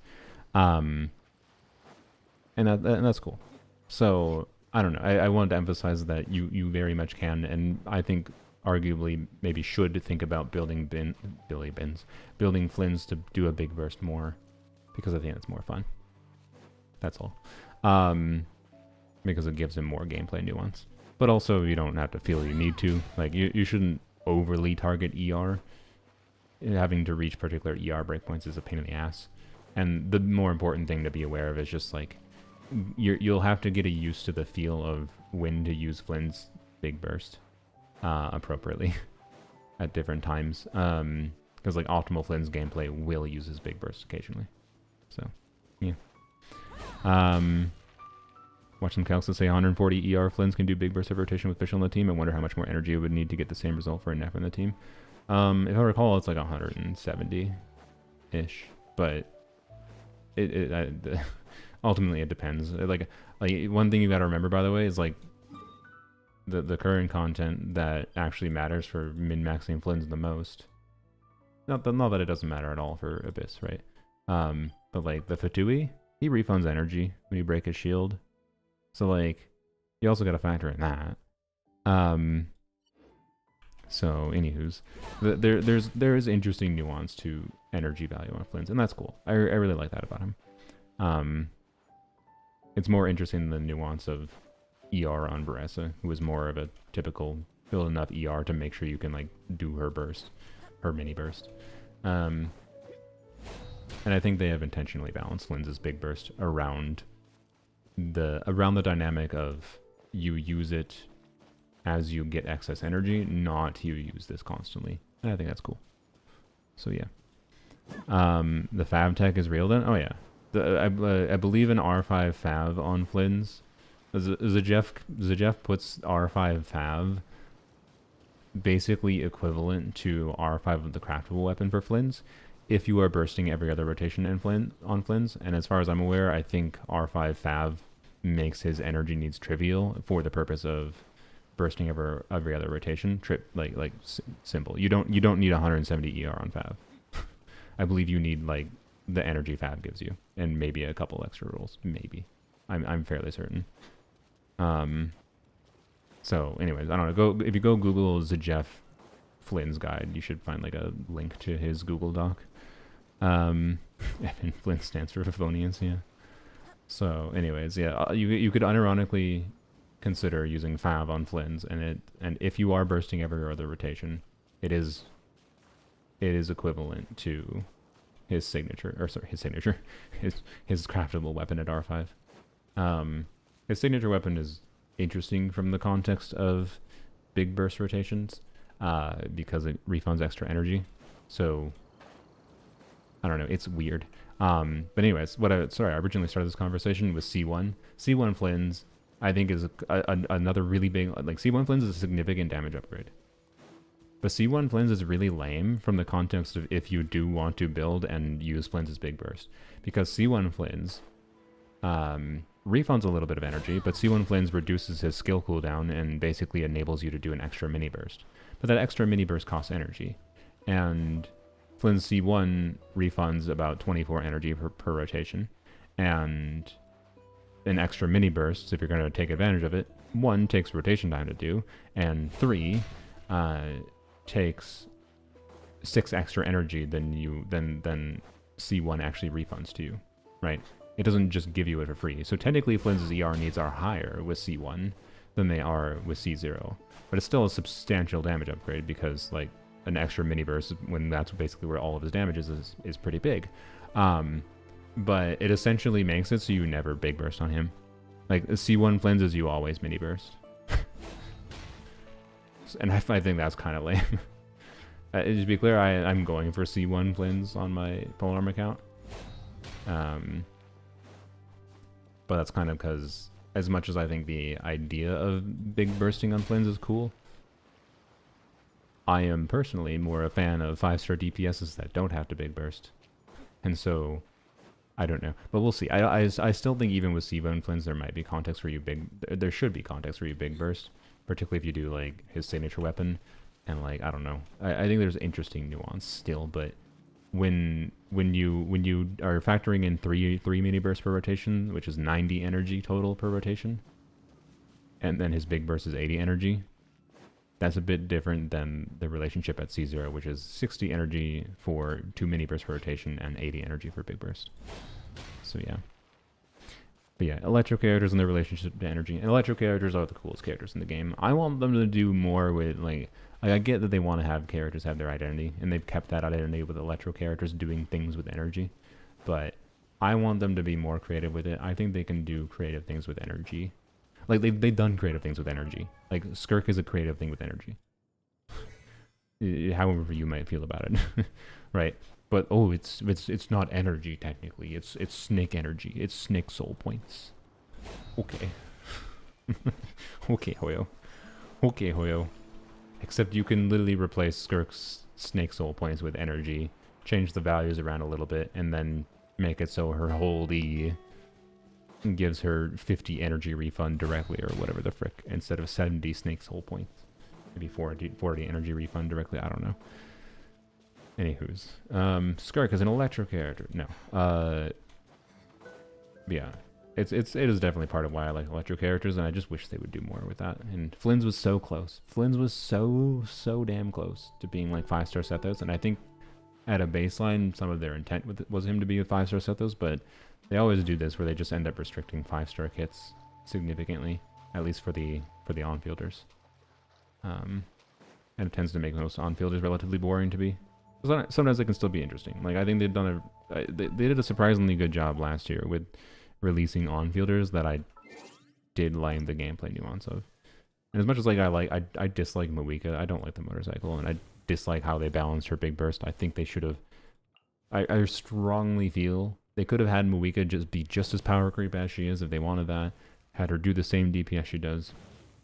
But I strongly feel they should have balanced her damage multipliers to be less loaded into her initial burst hit and more balanced in her follow-up hits. Because for most players, Moika's gameplay nuance is you EQ on all characters, and then you brain off, don't care about your melts or your vaporizes or whatever afterwise, because you do enough damage with your Q activation that you don't have to think about anything else. That's what Moika is to most people. I think people should have more of a reason to care about actually thinking about doing Moika's combos after her burst, but most people don't. And I think we're kidding ourselves if you think most players do actually do those things. There are min-maxy players that do, and I think that gameplay nuance of what you do with Moika after her burst is cool. You can eke out quite a significant amount of extra damage out of her by doing that. And Moika is a more balanced character if you don't do that, to be clear. But like, I don't know. I have qualms with how they balanced her. And I don't like the motorcycle gimmick personally on top of that. So, anyways, but despite that, right, their kit gimmicks, I think Mualani's kit gimmick is really cool. Kenichi's is really interesting, but my god, he's so jank in practice that like, but also the like skill expression of being able to get up to 6 E's technically. 6 E's is very hard, but being able to get 5 E's with, it's pretty easy to get 5 E's consistently with practice. Not like, I'm not super consistent at it, to be clear, but I don't play him a ton. Chaska, I'm not a fan of, but like was made for a certain kind of player preference, I think, for her gameplay that is valuable and I think is a good thing to exist, but not an interesting idea to me. I think Varas's gameplay gimmick is interesting, and I would think Flynn's is more interesting if it weren't for the fact that Varasa released before, and Flynn's has a lot of foundational similarities to Varasa. And I think they did a really good job with Skirk. Skirk is one of my favorite main DPS units. Skirk is kind of like Moika in that she has balanced multiplier output and nuance to how you execute her combos that significantly change her damage output, and also interesting nuance to whether or not you use her burst. You can say whatever problems with Skirk's restrictive team building and whatever, but and I feel that I like having options for teams, but at the same time, I don't know. I think they did a much better job with Skirk, and I like how she works a lot more than Moika. Still an overpowered as hell unit in her good teams, to be clear. For now. Post Columbina, which is probably garbage. I'm joking. It's very possible Columbina might uplift Skirk. It depends what Columbina does. If Columbina does what I hope she does, which is like a team-wide attack buff and some other gimmick and whatever, it's very possible Columbina is a best in slot support for Skirk, but we'll see. Not even counting things like Lunar Freeze potential. So, yeah. Anyways, C2 Seat Lolly for Nefer? No, yeah, C2 Seat Lolly doesn't do that much for Nefer. So, like, C2 Seat Lolly barely gives more EM than a Nefer can give for Nefer. So, yeah. Anyways, I don't know. Like, I think they did a surprisingly good job. And then we can talk about Lanyan too. But I think Lanyan was not. I'm talking about like intended main DPSs that they released last year. Even though I have qualms with how they balance certain things and team versatility and whatever. Like, I don't think any one of these units are units I'm like 100% positive on for on-fielder design. I think they did a good job despite that, right? And I think that's going to be a similar vibe to what Non-Cry is going to be like for main DPSs to me. Where they're probably going to make a bunch of main DPSs that are like, yeah, I like them. But then maybe struggle to have them be balanced in a way that makes me enjoy playing them a ton. Like, as much as I like Skirk, I don't really play her that much outside of Stygian. Because, like, in Abyss context, for her best teams, mind you, right? So her intended utility. I think she's boring to play in Abyss. Other than using her for content she's not meant to be good against. So, like, I think using Skirk on the first side of this Abyss is kind of fun. But, anyways. Oh yeah, C2 Silali also is their C1. Yep, that's fair. How did I forget about C1 Silali? So yes, yeah, C1 Silali, C2 Silali for sure is very much worth considering using for Nefer, but it definitely doesn't do as much as Llama. But C2 Silali should be better than, as stupid as it sounds, C2 Silali should be significantly better than a Nefa C0. We crazy. 3 5-stars is better than the 1 5-star. Assuming you already have Llama, at least. If you already have Llama, then 4 Nefer. So, anyways. On my account, by the way, because of like Nefer is interesting to me because of the options I have for EM buffing. Even if she is another unit that, like, without her SIG weapon at least. I believe Nefer is another unit that is in the camp of I'm pretty sure Wizard is with how stupidly, absurdly she sails on EM. I haven't actually seen anyone talk about this problem with Nefer a little bit, because I do think it's a little bit of a problem. Because more people talking about the Llama thing or whatever, right? But how absurdly well she scales with EM, and Nefer being a Catalyst unit, and having a bunch of free crit from the crit artifact set and yada yada. Like, her best weapon is Wizard, isn't it? Like, I think most people are assuming, I think most TCers are not assuming Wizard on her, to be clear. I think they are assuming the craftable weapon on her. The new craftable at R5. But if you optimize around it, I'm pretty sure Wizard would be better. And Wizard can be optimized around. Because 480 EM is a lot. So, anyways. but it's literally a 1 in 3. It's literally a 1 in 3. Where the passive does nothing or it does something. Which is funny. So, anyways. And I don't know, the passive change to Nefer's kit that they made earlier this week has made me more interested in Nefer, both for the context of having reason to build Lauma for more damage, but also the context of sack frag shenanigans with Nefer. So if sack frag shenanigans are real with Nefer, and there is actually the real possibility of sack frags enabling using 9 verdant dews in a rotation, or pseudo rotation, because Nefer's going to have weird dynamic rotation things. I'm very interested in getting Nefer. So, we'll see. We'll see. Let me go into more Reset Hill. Yeah. I mean, I don't think it'd be any worse than what people do with Mualani. Let's be real. Like, because Mualani has her gameplay resetting nuance, plus the fact that you reset around 1 or 2 of the Wizard buffs. So, like, it'd be fun for a certain kind of person. I don't think I would do it, but I do think it's funny, and I think it's somewhat of a problem. Wizard is an annoying-ass weapon. And I like how they're selling a solution, by the way, to Widzit with the craftable weapon next, or sorry, with the 4-star gotcha weapon next patch, where the 4-star gotcha weapon with refinements is basically just Widzit Pro Max. Like what? Let me go check it. What does it give? Let's go to Hakushin. Okay, R5 of this new craftable is the same base stats as Widzit. It's 510 base attack, 55 crit damage.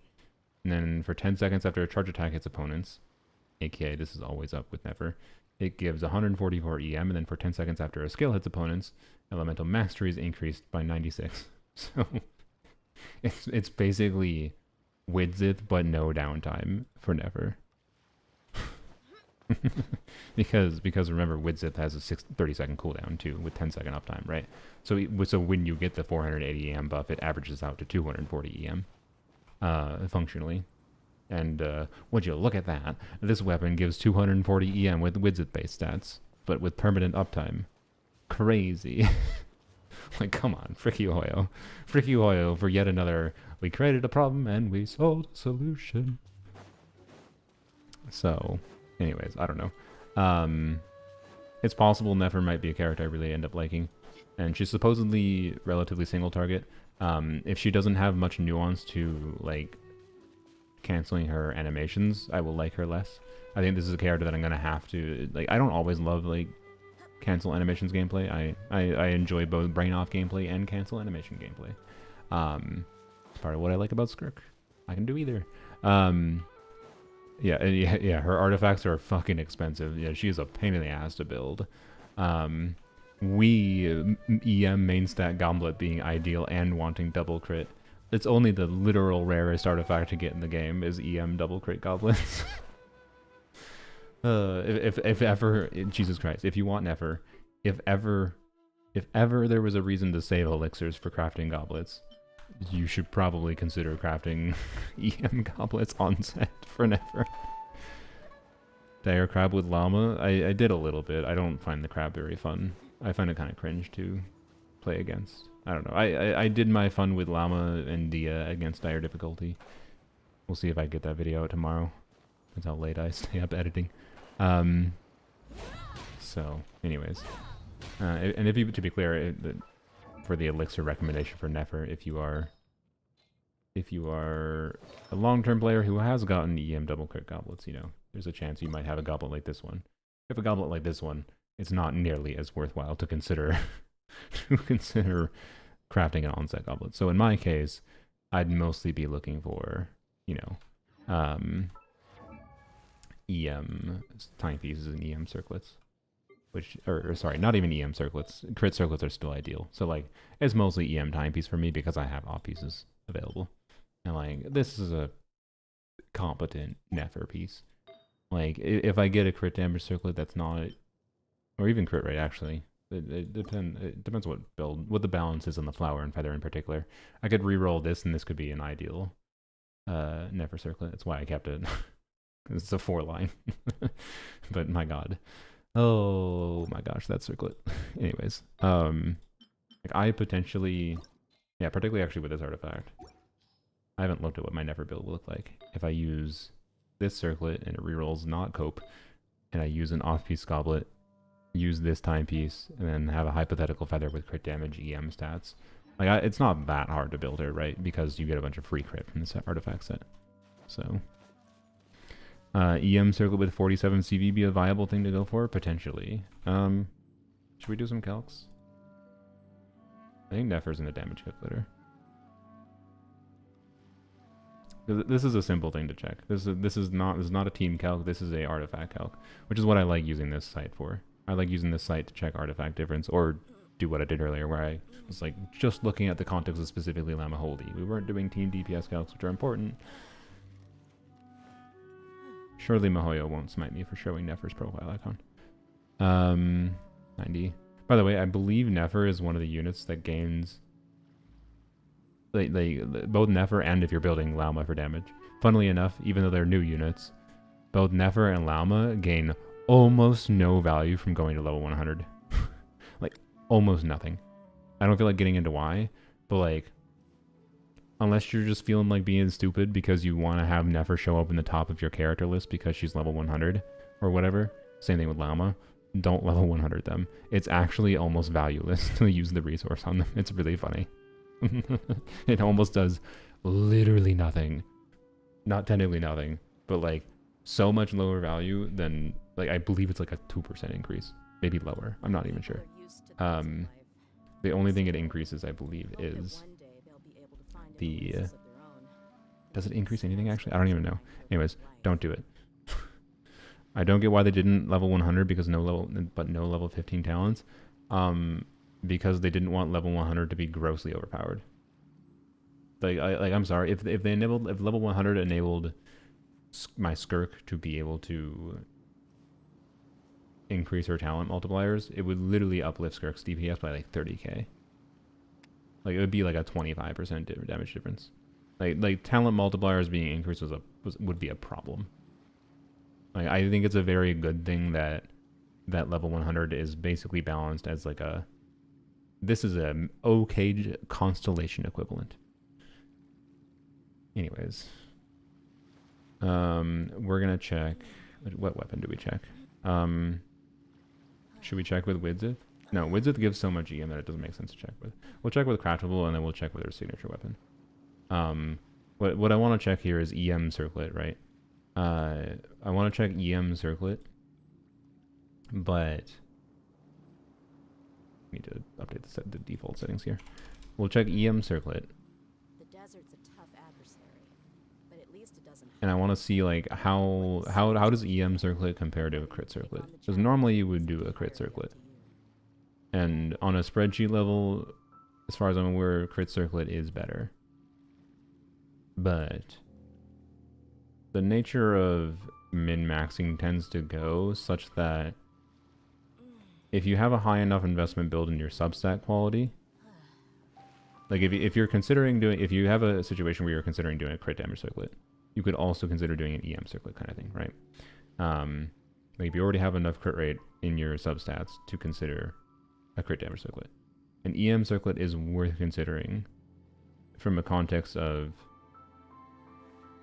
further min-maxing, I think.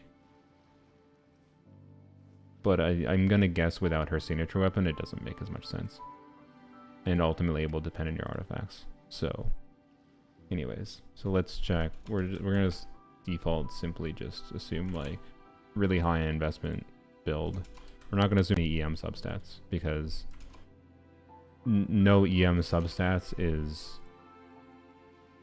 the context which will bias towards EM circlet the most. But still, I hope that one day they'll be able to find an oasis of their own and leave the sandstorms behind for a better life. We'll do crit damage first. And 10.5. And yes, I know this is like unrealistic. Obviously nobody has exactly 10.521. That's not the point.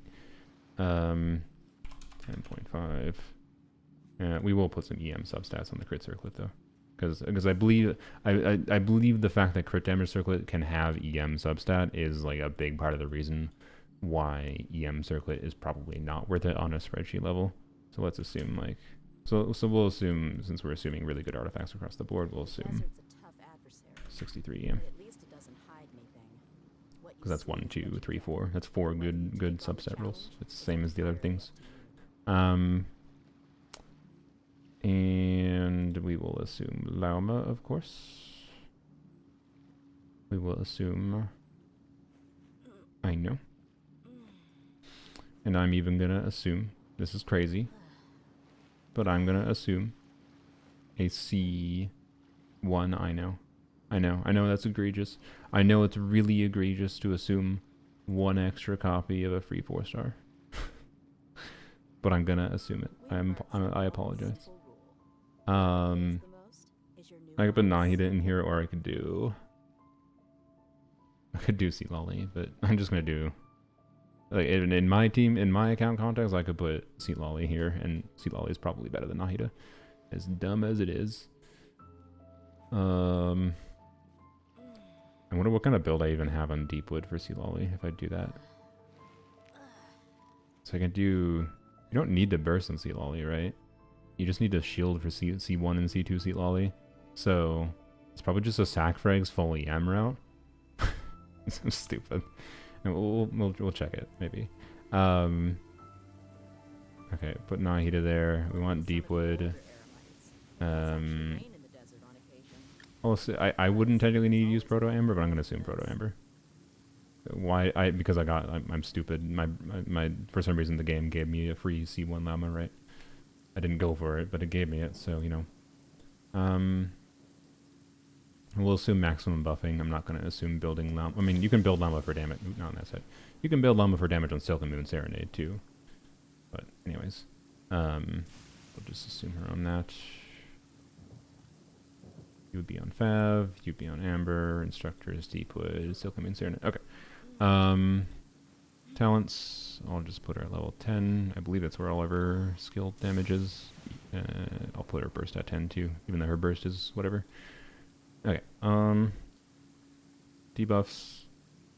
Llama, talent level 10. Deepwood. I do have C2 Nahida, so we'll see what C2 Nahida looks like too. So we'll compare C2 Nahida to C2 Sea Lolly, I guess. It's kind of funny. I think C2 Sea Lolly is better. Oh no. Why is C2 Sea Lolly better than C2 Nahida? Maybe not, but I'm pretty sure that will be the case. Oh boy. Okay, Moon Sign Ascendant Gleam, I think... Oh wait, we probably wouldn't have Moon Sign Ascendant Gleam maxed out, would we here? For the weird... Because the Hydro character counts max HP, and Aina wouldn't have much HP. So I guess we're just gonna put her at that.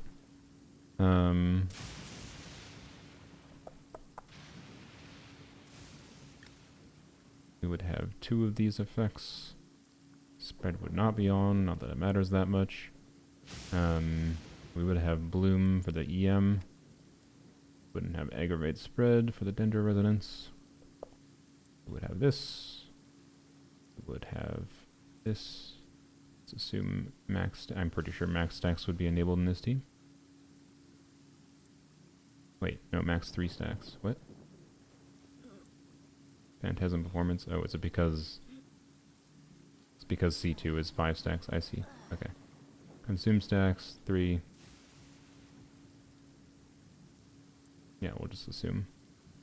We'll just assume that. Also, by the way, I actually don't know... I don't know if Nefer's talent multipliers are actually updated here. Since the beta changed, so... keep that in mind. Llama... She will have over 1,000 EM. No, she'll actually have like 1,200. Actually, no, she'll have like 1,400. No, actually, she'll have like 1,500. Oh my god. Anyways, on my build at least. 8. Constellation level doesn't matter. Engine 1. Oh, C2 Nahida's going to be overcapping crit, isn't it? Oh, that's funny. Well. Okay. Whatever. C1 I know. Nahida 1000. Will not enable C2 Nahida yet. Yes, this. Yes, this. Yes, this. Okay. And so there we go. The shade hits here is all like the big Lunar Bloom damage, by the way. So it's mostly these numbers right here we care about. Not obviously not the C6 damage. So yeah, there we go. 100k. That's 100k. It was what we're gonna look at because that's a simple ass easy number. Now, if I factor in C2 Nahida, I have to change a couple things. Oh yeah, we were gonna compare EM circlet. So, anyways, we'll enable C2 Nahida quick, and we can see it doesn't jump up that much because it's just giving her some crit damage. But if I rebalance the build a little bit to balance the crit rate. So this is assuming something really ideal. We'll pretend we have 100 EM. Good luck ever getting this circlet, but we'll pretend. No, it's not really that different actually. It's about the same average. Okay, never mind. C2 Nahida for Nefer is kind of meh. It's kind of meh. It'll make it a little bit easier to build her, and otherwise it's kind of not that incredible. It's like an 8% damage increase, 10% at best. Okay, cool, I guess. It'll also increase Nefer's or Llama's damage theoretically, so there's that, I guess. Anyways, so yeah, we're looking at 100k, which is pretty cool. So we switched to an EM circlet that is already lower immediately. Interesting. Okay. And that is with actually having extra EM there. But we need to put in some crit damage. 21. It's not that much lower. It's like 4% worse on average. With the craftable. So that's interesting. Because if it's barely worse with the craftable. Wait, did I enable the craftable? The weapon buff? Oh, the weapon buff was enabled by default. Okay. If it's barely worse with the craftable. How much does C6 I know increase? Not that much. If it's barely worse than the craftable, then I feel like the SIG weapon with a high investment build, it should be better, right?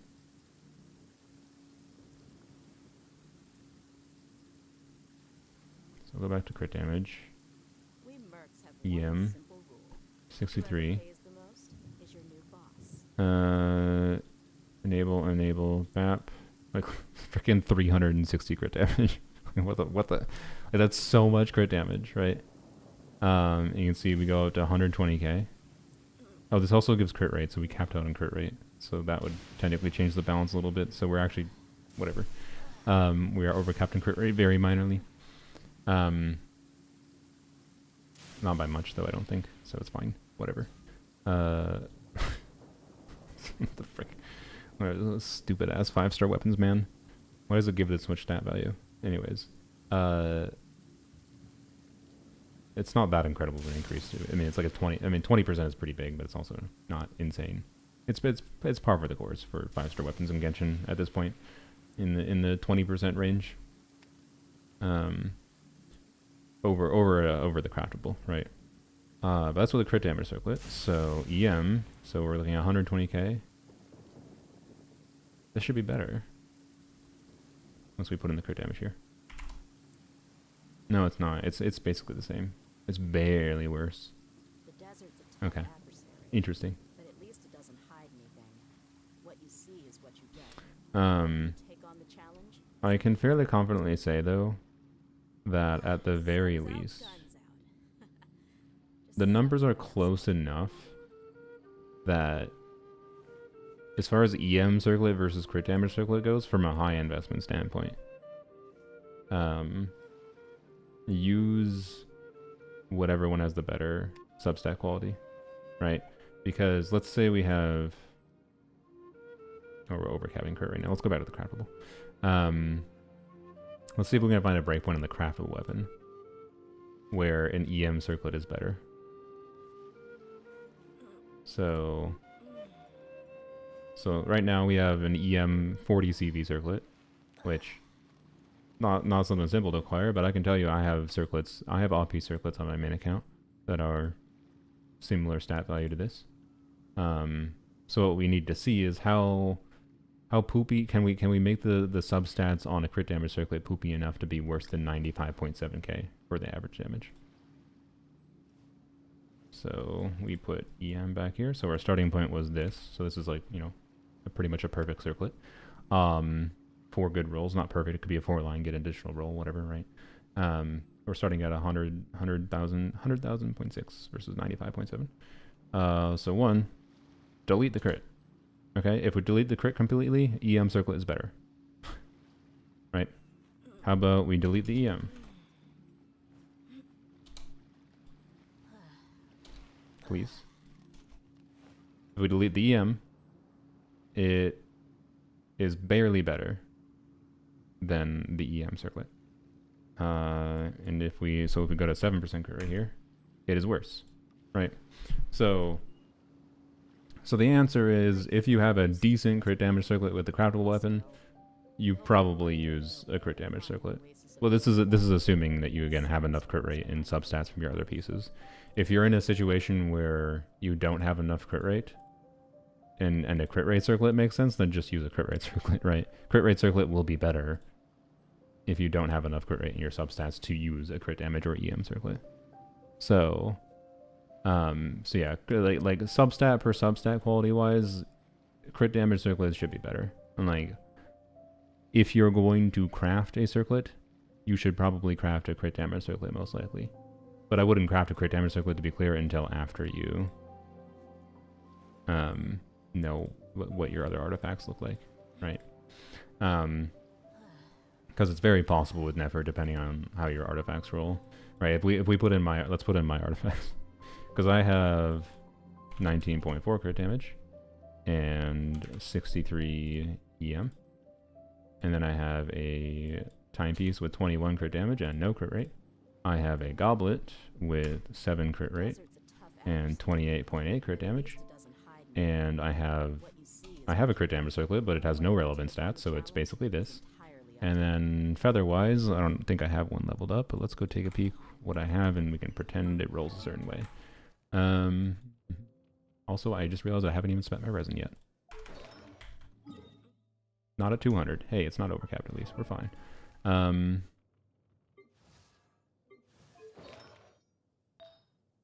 I think it would be fun to have a main DPS on EM, so I got my fingers crossed. Yeah, it's definitely not bad.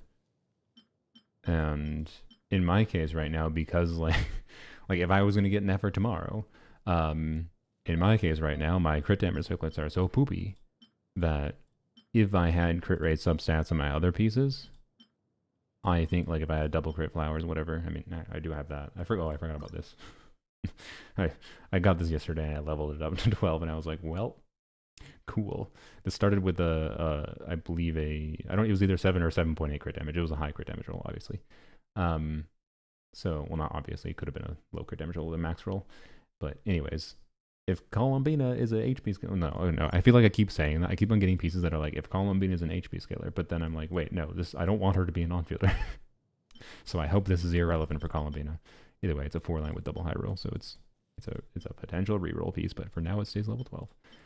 Anyways, we're gonna assume this piece of my build, but yeah, there is a reality where, like, it could have made sense for me to do like an off-piece circlet, right? Since my circlets are kind of poopy right now in this set. Like, where is my crit damage circlet? There it is. Look at these beautiful crit damage circlets. Both of them with 0 good stats for Nefer. Quality. So anyways, feathers. Crit rate EM attack. Crit damage EM. Okay. Crit damage ER. Okay. So let's assume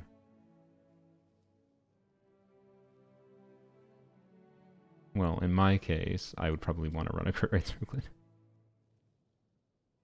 Because yep. Yeah, in my case I'd run a crit rate circlet. Yep. That's, I think, where that's at. Unless I ran a crit rate stat stick weapon on her or whatever reason.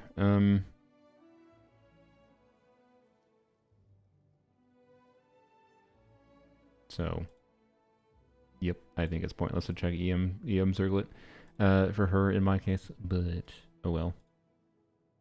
What would I get? Let's see what I would get though. We can check C2C Llama here. So let's assume 10.5 crit rate on that crit rate feather I had, and then we'll assume 63 EM.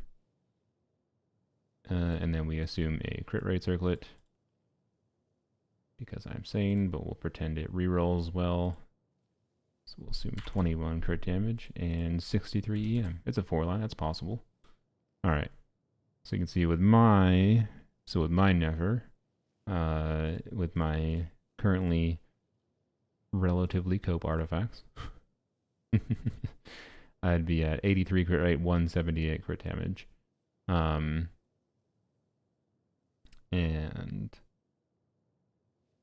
would be at 88.9k.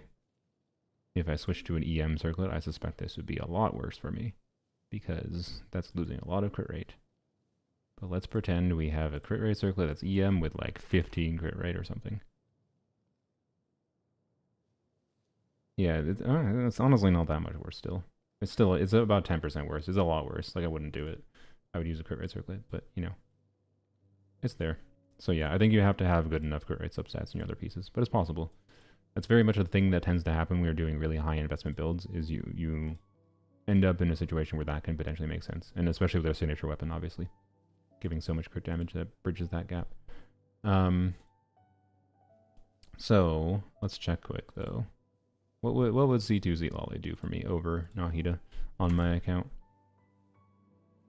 So yeah, we'll pretend I had like an ideal reroll and I had a feather that's kind of cope but still good enough, because this is like, you know, artifacts I actually have or could have with rerolls, whatever. We'll keep her on craftable. I could put her on. Actually, I am curious. What the... Well, first we'll check Widzith. What does Widzith do?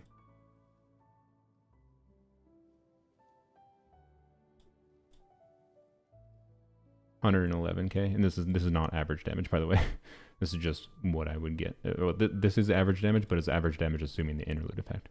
So, in practice, the average would fall significantly lower, like without Widzith buff at all. Actually, that's surprising. Oh. Okay. Wait. Interesting. So in my situation with the crit rate circlet, no Widzith buff at all, or aka the same as getting the attack buff. Although technically the attack does vary minorly something. Same with the EM. But no Widzith buff at all is barely worse than the craftable. So in my case, I wouldn't even bother crafting the craftable, honestly. Like, fine. If the craftable is only barely better than Widzith without any buffs, why the hell bother to use Widzith? That would also mean just using like freaking what do I have for crit damage stats? It's probably Kagura's, I guess. Yeah. Actually, wait. What about this weapon? I forgot I had this. That is about the same as... Okay, so it's garbage. Cool. Oh yeah, I guess the damage bonus doesn't do anything. It's just the EM. This is... Okay, great. Nahida's weapon is slightly worse than the craftable. 10 out of 10 balance, Mahoyo. But what about Kagura's? And we don't even care about the passive. Doesn't do anything. Yeah, Kagura's is similar situation, I guess. So that's funny. Weird. Okay, anyways, sorry, that's a distraction. What about this weapon? At R5, which gotcha banner weapon, so, you know, I mean, realistically, like, this weapon is probably going to be on, right, this 4-star weapon is probably going to be on Nefer's banner. So, and getting R5 of it, on average, is probably going to take you as many pulls as it would take to guarantee Nefer's weapon itself. So it's kind of almost pointless, I think, right now, at least, to check what R5 of this is. But theoretically, you could get 5 copies of it over time. So, you know, yeah, it's okay. It's about like 10% better than the craftable. So it's fine. And then what does the Sig weapon do for me with my actual theoretical artifacts? It is pretty significant for me. Yep, that is like a straight up 25-30% DPS increase for me. Sig weapons in 2025. Nefer weapon banner worth pulling. I mean, ask again when we know what 5-star weapon it is paired with, and ultimately then ask yourself the question after you know what 5-star weapons is paired with the relevancy of either 5-star weapon and the 4 stars on the banner relative to the characters you have in your account. There is a possibility, for example, she reruns with Farina. Farina's weapon is garbage. So if Faf Sword runs on it, that's more valuable than Farina's weapon. But if it runs with Arlecchino's weapon is also not very good, but it's good on Arlecchino, even if I'm a hater of Arlecchino's weapon. A lot of people would like Arlecchino's weapon for Arlecchino. So therefore, you know, that could significantly increase the value of the weapon banner for you. Don't know. Anyways, Nefer Sig is not worth it. I mean, I think any signature weapon is not worth it unless you just really like the character. That's the reason to go for them. Or you get lucky and you like the character. Like, I like Skirk. I thought I would like Skirk. I got lucky with Skirk, so I went for her weapon. There you go. And I got lucky with her weapon. And somehow got lucky with C1. I got way too lucky with Skirk. I got way too lucky with everything recently. I don't understand what's happening. I literally haven't gotten unlucky since like over 6 months ago. like it's been 6 months since I lost a 50-50, I think. No, sorry, I lost the 50-50 on the Sethos incident, to be clear. I have lost a 50-50, but like that was in the midst of getting 3 early 5 stars in 30 pulls. So, you know, it doesn't really count. Anyways, sorry. What was I checking? Oh yeah, C2 Llama. Sure, we'll leave the SIG here. I don't care. It doesn't matter. The SIG shouldn't. Well, it does a little bit, but shouldn't that significantly. Well, no, it will. Frick, whatever. We'll check both. I have the SIG here. Quick, I'll just switch it to the craftable. So goodbye, Nahida. And hello, Seatlolly. Where are you? Where are you, lady? There you are. Hello. I almost bought a figurine. I almost pre-ordered it. Here, let me... Okay, just in case something weird pops up. I don't want to... I'm going to make it go away. I almost bought a Seat Lolly figurine. I bought Crunchyroll had a sale on their store. And they had a Seat Lolly figurine that looked kind of nice. I still might buy it. It's like $100 though. Like, I kind of like it. There we go. It's a pretty nice figurine. It's not weird. There's no like weird lewd anime bullshittery figures. It'd be a nice decoration, but it's also $100. So, by the way, I also saw this, and this looks nice as well, but no, I am not buying this. What the fuck? Why is this $380? To be clear, I think it's like a foot tall. It's humongous, apparently. But like, no. I'll pass. Anyways. Okay, C2, C Lolly. We will assume... So the signature weapon doesn't really do anything. No weapon does anything other than... It's possible Nahida's weapon is the best option here, actually. I guess. And then we're going to assume Deepwood. Yeah, we're going to assume Deepwood.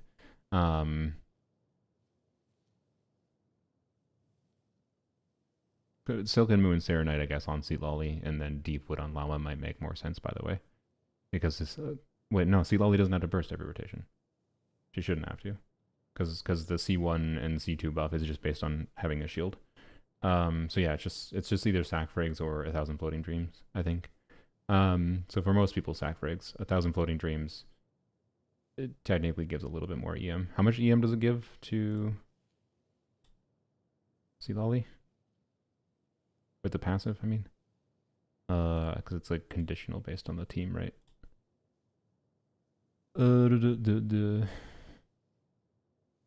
If their elemental types are the same, oh, sick. So I would get no additional EM from the passive other than the 40. Well, no, that's not. That's for other characters. Sick. It's garbage. Okay. Okay. Never mind. I'm just going to assume Sack Frigs. I'd rather have the flexibility of Sack Frigs over this. Wow. You don't need a couch anyway? Yeah, exactly. By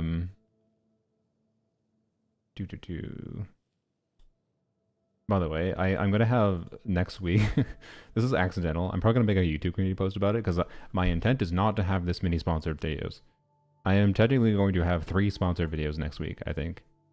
I'm going to have Flynn's Polar Arms Only video, which isn't just going to be wishing, I think. I've decided that. It's going to be partial wishing. We'll see how the wishing goes. Depends. I want to have more like first impressions and messing around with Flynn's kit a little bit.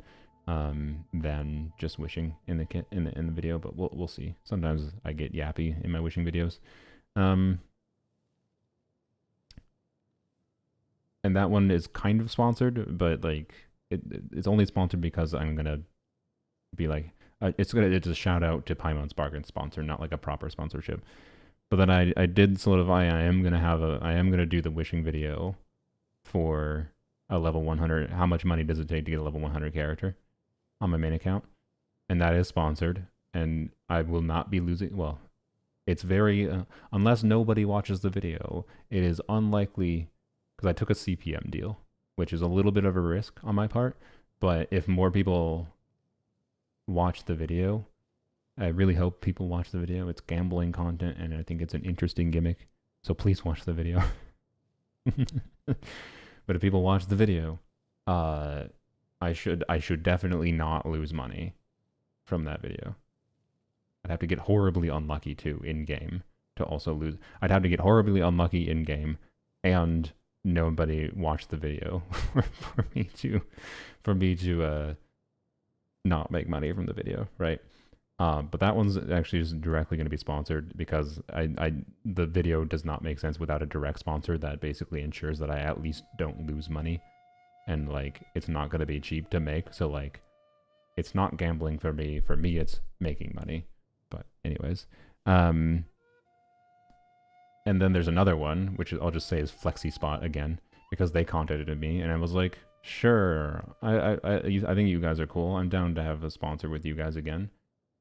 But then Flexi Spot was like, okay, we need it posted between October 1st and 6th. And I was like, bruh, that's when the other two aired. So by sheer coincidence, I have in 1 week time span 3 videos that are going to be sponsored. And oops, that's not my intent to have that much sponsored content next to each other. But hey, you know what? I need to buy a couch. That's my justification. As long as the as long as the level 100 wishing video doesn't go super poorly, the extra money from doing the sponsorships hopefully justify me buying a expensive couch rather than being concerned about penny pinching. So there you go.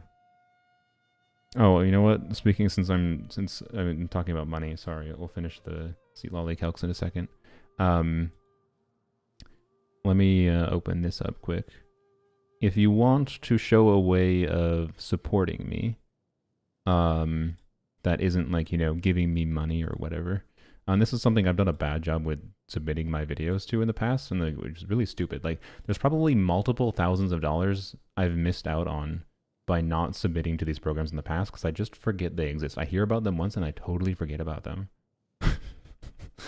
So, anyways, let me see. Does this link work? Just making sure the link works before I... Yeah, it does. Okay. So the instructions here are going to be pretty specific because it's convoluted. I'm sorry. It's not my fault. Blame Hoyoverse. I need sponsors for the Yai figure. I mean, look, if I end up profiting a lot, I maybe I'll put that in the stupid gambling video. I'll be like, LOL, if I end up profiting a lot off of the, because there is the possibility, depending on the views and depending on how lucky I actually get in game, I could end up making a lot of money from the sponsored level 100 wishing video, and then I could easily justify this as a stupid purchase. But I don't think that will happen. Anyways. It's so expensive. Yeah, it's 11. It's a foot tall. Like, bruh, it's humongous. This is huge. Anyways, Twitch stream goal maybe. So this is the like Nod Cry creator video competition. Anyone can submit to it. There's prizes that are just based on like I think views. But like for example, I think they did one a few patches ago. I don't remember which patch exactly that I forgot to submit to, but I had a video that got 70,000 views, and if I had submitted to it, would have gotten me $1,200. I just like what I thought I submitted to it, but I didn't actually finish the submission properly, is what I realized.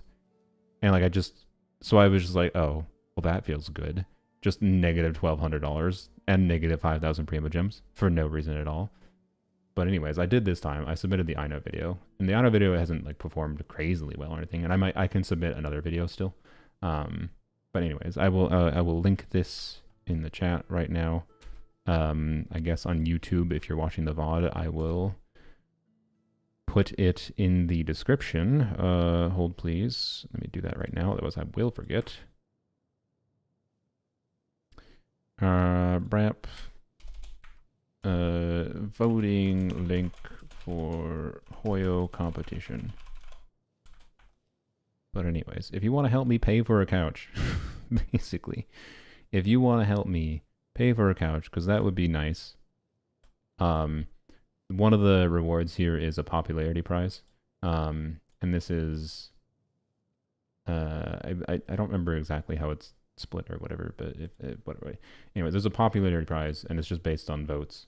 I don't know what, like, there's no way to, I think, view right now who has the most votes, because, like, honestly, if there's someone with, like, 20,000 votes already, there's no reason for me to, there's no reason for me to ask you to vote on this, but I don't know, so I am going to ask you to do it. You can also do, like, 3 votes per day, but one vote per day on each video, so, and I want to emphasize, if you have videos that you just like a lot, like, vote for the videos you like a lot, don't just vote for me because, you want to support me. You can partake in this event by voting on content you think is cool. Because one of the cool things with this is you can browse random submissions, and maybe you'll find a video and a creator you like have Llama but no Nilu but want to play Kave. No problem. Maybe this video is amazing. That's I think the intent of this program, and you should engage with the intent of that. That's cool. I don't want to just like manipulate you into voting for me. Right. But anyways, you can get 3 votes per day. And to find my video submissions, you have to, it's case sensitive, which is annoying. It's not only is it case sensitive, it's also category sensitive. So I submitted it to the characters category because I made a video on like the characters. And I just submitted the Ina video for now because it's the one that's performed the best for me so far. But if you have to search Solunera, so that's Solunera specifically, and then it will show up there like that. You can also search W006832 because that's the submission ID, if that's easier for you. But make sure you capitalize the W, because for some reason it's case sensitive. If I put a lowercase w, it doesn't show up. I don't understand why it's case sensitive. It's really bad. It's kind of bad. So, yep. Anyways, if you want to vote on that, I'd appreciate it, because I don't know, there's a chance that voting on that will enable me to get a popularity prize, and then that will give me some monies. And I don't know, Genshin Impact being my job, but if it's a way that you could maybe show some support without having to feel the need to do whatever else. Anyways, yep. By the way, if you want to submit your own stuff to it, even if you don't get a bunch of views to get one of these prizes, and the view thresholds are lower than you might think, from what I've seen from previous things. But the lucky prizes is just randomly selected. People will get potential prima gems. So if you have a random thing you want to submit, just being like, yep, here's my clip of using Llama or Flynn's or whatever, you could submit that and have a chance of getting some prima gems or whatever. Because everyone is in that category for each track and whatever. But yeah, I don't know. It's a cool program. I think it's cool that they do this. So if you want to vote for me, you can vote for me. Anyways, close that. Back to here. C2Z Lolly. Let's go. So how much EM does C Lolly have? Also, sure, re-enable Deepwood. Also, wait, how is I? Oh wait, no, okay, that makes sense. No, sorry, I was like, how am I already at 98k? That's because I still have the signature weapon on. I was comparing. My brain was like, I was getting 88k with Nahida. No, it's 98k with Sig weapon. So that's 20k less, but that's without C2 C Lolly and C1 C Lolly enabled. So, C Lolly, there we go. So 250 EM at a baseline. Yep. So at a baseline, without C1. C2 C Lolly is equivalent to Nahida. Because, well, as long as you don't need the energy for your Llama, I guess, because Llama doesn't want to burst every rotation. But let's activate C1 Z Lolly. How much EM would she have? I think my Z Lolly would have 1200 EM. with the team EM buffs going on. I think it might be more than that. But anyways, wait, what? This doesn't buff her. C1 C Lolly doesn't buff the lunar talent damage?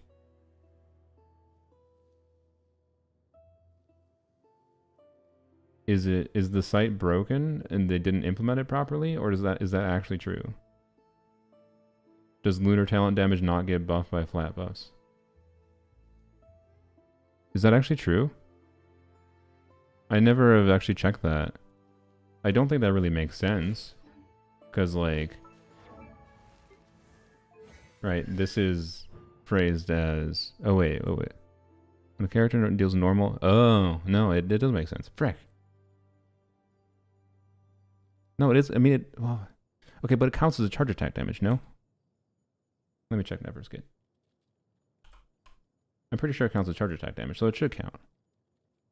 Oh, you can't. Oh, shoot, the freaking chat's in the way. So when a nearby active character other than C-Lolly deals damage using normal, charge, or plunging attacks, or skills, or bursts, one stack is consumed. Like, it counts as a charge attack damage, so it should count, right? Oops. Never. Oh, I have to go to Hamdi account because the freaking Hakushin kit description is garbage.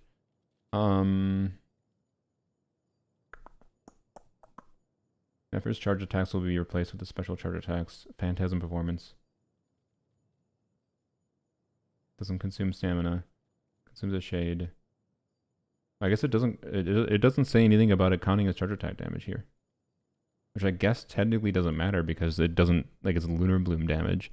It doesn't scale on damage bonus. So, like, it doesn't have the typical line where it counts as charge attack damage. So it probably doesn't get buffed by C1 C-Lolly. That's so fucking lame. Which means C2 C-Lolly is just equivalent to Nahida. Technically worse. Because C2 Nahida. If we're comparing C2 to C2s. I think that's why that is. I'm double checking in HomDGCat though. Because they have better expansive kit information. Charge attacks will be replaced with the special charge attack, Phantasm Performance. Phantasm Performance, when in Shadow Dance, blah blah blah blah blah blah. If you have at least word do, it will be replaced with special charge attack, which will not consume stamina. She consumes a shade of herself to perform coordinated attacks against enemies. Yeah, so the shades, which are the ones that do all the damage, are coordinated attacks, and it's considered Lunar Bloom damage, but it doesn't count as talent damage. Or sorry, it doesn't count as charge attack damage. That was an incorrect assumption of mine. Oopsies. Well, that sucks. So that means C1 C-Lolly does fuck all. Not technically nothing, to be clear. She makes the like these instances of damage actually do something, but it's we're talking in the neighborhood of like C-Lolly is adding maybe 100k DPR. Like, as far as C2s versus C2s goes, it means C-Lolly isn't really any better than Nahida C2, other than maybe you would consider C-Lolly over Nahida simply because it's a shield, right? But in that context, I'd rather even if Anefa is getting barely any lunar charge uptime in this team context, I think I would rather use Anefa in the last slot for the context of wanting a shield, and that's a much lower investment option, right? So we'll put in my Anefa build. And again, I would probably put Anefa on Silken Moons, but just so I don't have to switch Llama, so I put Llama on Deepwood and Nefa on Silken Moon, right? Skyward Spawn. Nefa, in this case, my Nefa I think would have 2800 attack. Bap. So this should be less, obviously. But Anefa's adding her own damage, right? And providing a shield. So, well, okay, that's more or less than I thought it would be, because it's not that much EM less. Interesting. Oh, it's because of Deepwood. I forgot because we removed the deep user. There we go. Yeah, there we go. It's minorly less, right? Like, I'd rather use a Nefa. Because I think, like, minorly less Nefer damage, but adding even some Nefa damage and having a shield, I think, is valuable. And the fact that a Nefa has a shield is one of the big reasons you would consider using a Nefa with Nefer. Even with sus uptime on it. And this is a context where, like, C2 I know might actually enable better lunar charge uptime, potentially. I don't know for sure. So, you know, a Nefa might be able to get her full damage potential, or might only be able to get low personal damage potential, but it depends. Either way, shield valuable. What happens if we go to craftable weapon? But yeah, that's sad that C2C Lolly isn't really that relevant then. So, oh, you know what I haven't checked? While we're here, wait, may as well check. Wait, well, we can check craftable quick, but bring up. Yep, 85k. Yeah, that's fine. No surprise. A little bit less than with Nahida. Being that I have C1 Llama, I guess I would lean towards Nahida in my case. Like, may as well take advantage of my C2 Nahida if I'm doing a good team anyways, right? Put Sig back for a second. 109k, and then put Nilu. I want to check because I can theoretically get C2 Nilu with Kyokashin suit and all that. She'd probably be. Oh, actually, what artifacts would I put on her? Shoot, I didn't think about that. That's. I'd have to do Nahida here because Nilu passive. Only Nilu's like C2 only works when you have full Dendro Hydro. So have to use Nahida here. So this is absolutely high investment bullshittery things I'm checking for. But Deepwood on you. I could theoretically put Silken Song on you. Silken Moons. I think I don't know if Instructors is better. Instructors might be better. with Kyokashin suit on her. Oh, but I don't know what HP I have, so I'm just going to assume no Instructors. I'm going to assume no Instructors so I don't have to change my Nilu build. And we're just going to assume C2 Nilu, no Instructors, Silken Moon on you, Deepwood on you. Okay. Enable Deepwood, and then C2 Nahida. The Hydra doesn't matter, but, you know.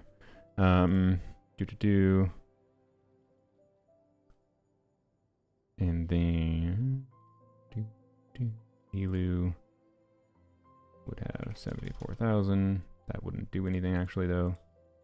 Wait. Oh yeah, no, it's the EM. So the EM does something. Nahida 1,000. Constellation 2 enable, sure. Kyokashin suit 70. Oh wait, you wouldn't have 74,000 HP because this is not double hydro. I think you'd have about 70k. Okay. So it's adding additional 200-ish EM. Alright. Cool. Sure, everything's still there. Oh, this would actually be 2,000 in this team. Okay. So yeah, that would that would be significantly better. So high investment bullshittery for me would be significantly better. We're talking almost a 30% DPS increase. From using Key Nilu without any shenanigans with Instructors. I mean, we can check. Let's do hypotheticals. I'm pretty sure Instructors on you, and then this would mean we lower. So lowering this buff doesn't matter. So let's assume 50k HP Nilu, which might be, I think, a little bit pessimistic actually. But then we add Instructors. Yeah, it's better. Oh wait, oh, oops, I forgot to lower this. It is still better. Oh, I'm sorry. I apologize for anyone that offends. We have to search for your creator name. What did you enter? So I mentioned before, Solunera, Solunera. It's my username on YouTube, but with a capital S, because that's what I typed into the submission form. It's such a pain in the ass because it's case sensitive. It's cringe as fuck.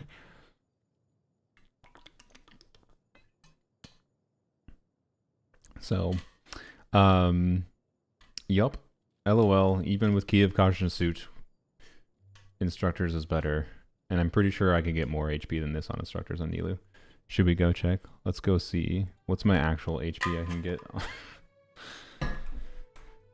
Oh, it's so stupid. Oh my god. We'll see what it is with it. Actually, before we do that. What is it? What is it with the craftable? So my craftable before with Ino in C2 Nahida was at like 88k, right? What is it with C2 Farina? Or C2 Nilou and Key? that's yeah, okay. So using the craftable with a Key of Caution suit, so this is still higher investment obviously. But using the craftable with a Key of Caution suit Instructors Nilou, C2 Nilou, is more significant of an uplift than her signature weapon was at a baseline. Because I believe it was 115k was the initial uplift with like the Ino Nahida context. So in my context, that definitely, if I do plan to get Nefer, I think I will try to get C2 Nilou. But it's also worth remembering that Columbina might exist in the future and might make this entirely irrelevant. Or maybe not, because Columbina could easily replace Nahida here. Deepwood Columbina, let's go. I had to figure out how to earn votes first, but you have been voted for, sir. Thank you very much. I appreciate it, Suzume. Appreciate it. I appreciate anyone else doing it. Someone's uploaded 2 of your videos with to the submissions with Saluna ID. Oh, great. Sick. So to be clear, oops, sorry for blinding you. If I can contact them, I will be like, yo, someone's trying to steal my shit. I actually checked that before and no one did, but the submission form asked for a username and I put my username. So Luna isn't my username. Yeah, okay. So whoever submitted these is trying to steal them. These are not me. Don't do these. Oops. So the submission form, to be clear, asks you to also submit proof that your shit is yours. FYI. Like the submission form, where's the submission button? The site is so garbage. I am blind. I don't see it. Oh, here, right here. I had to log in. Ah, frick. Well, whatever. The submission form it has like 3 different, like at least 2 different spots actually, that are like, show your creation process. So like I uploaded like a screenshot of like my editing dashboard and then whatever. But anyways, yeah, no. Mine are submitted under my actual username, which is Solunera. Which is just the Ino video so far, just this one. Also, you can see it's probably a bot. They probably had a bot that did. Well, maybe it's not. I don't know. But they just took a shitty. They took like you can see they didn't actually upload the actual thumbnail. They just had a shitty low quality screenshot. Like look how JPEG the thumbnail is. Versus you can tell mine. I uploaded the actual thumbnail because I have the actual file, so it doesn't look shit quality. Crazy. Anyways, I would hope that this person does not get any money from my videos because I actually uploaded proof that I am me. And that includes like YouTube creator dashboard information. So yeah, don't vote for these. Anyways, I'll have to see if I can contact them and be like, yo, someone trying to steal my shit.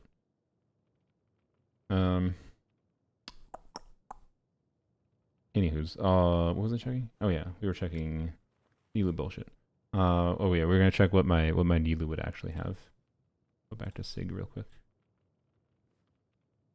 So yeah, having the ability to have C2 Nilou makes me care less about the signature weapon, by the way, which is cool. So 150k from Sig. What do I get on Widzith when you do have the right buff?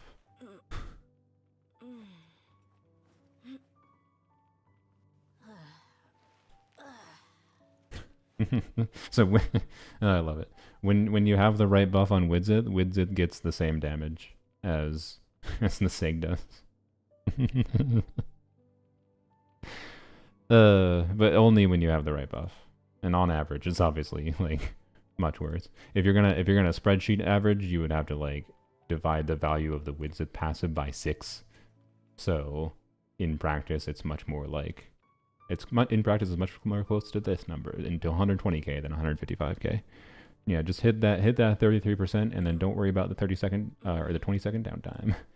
So I don't know, but what about the context of like you wish a little bit on the weapon banner and get like R1 or R2 of this weapon? Okay, so yeah, even if you get like R1 or R2 of this weapon, it probably makes sense to use this weapon. That's cool, I guess. So I don't know. Maybe I'll throw a couple pulls on the banner.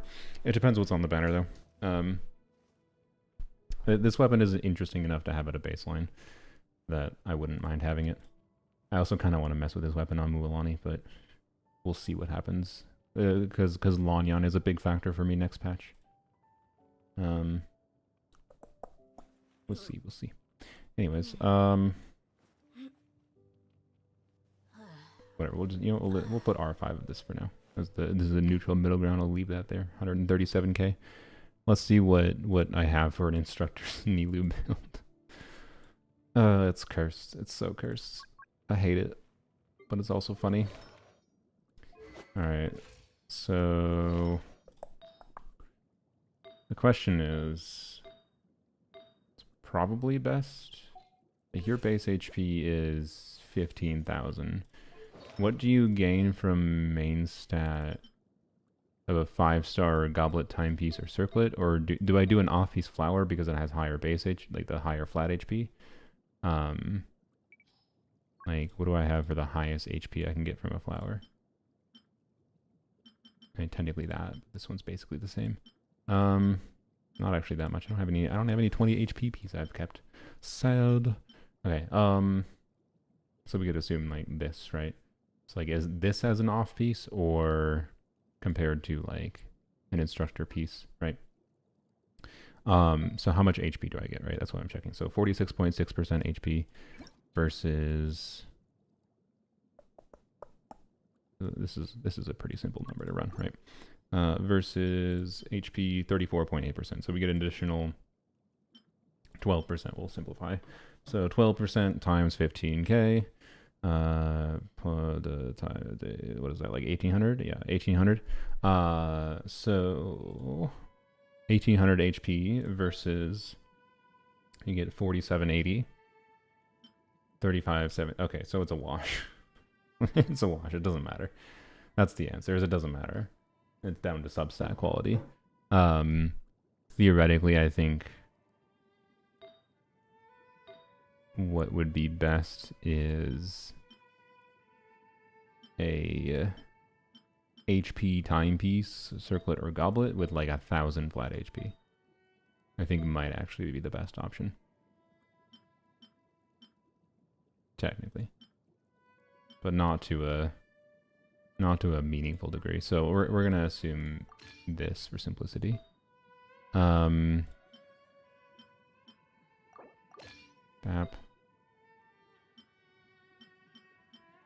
Oh, I don't have an HP piece leveled up. Oh, frick. Ah, crap. God damn it. Fine.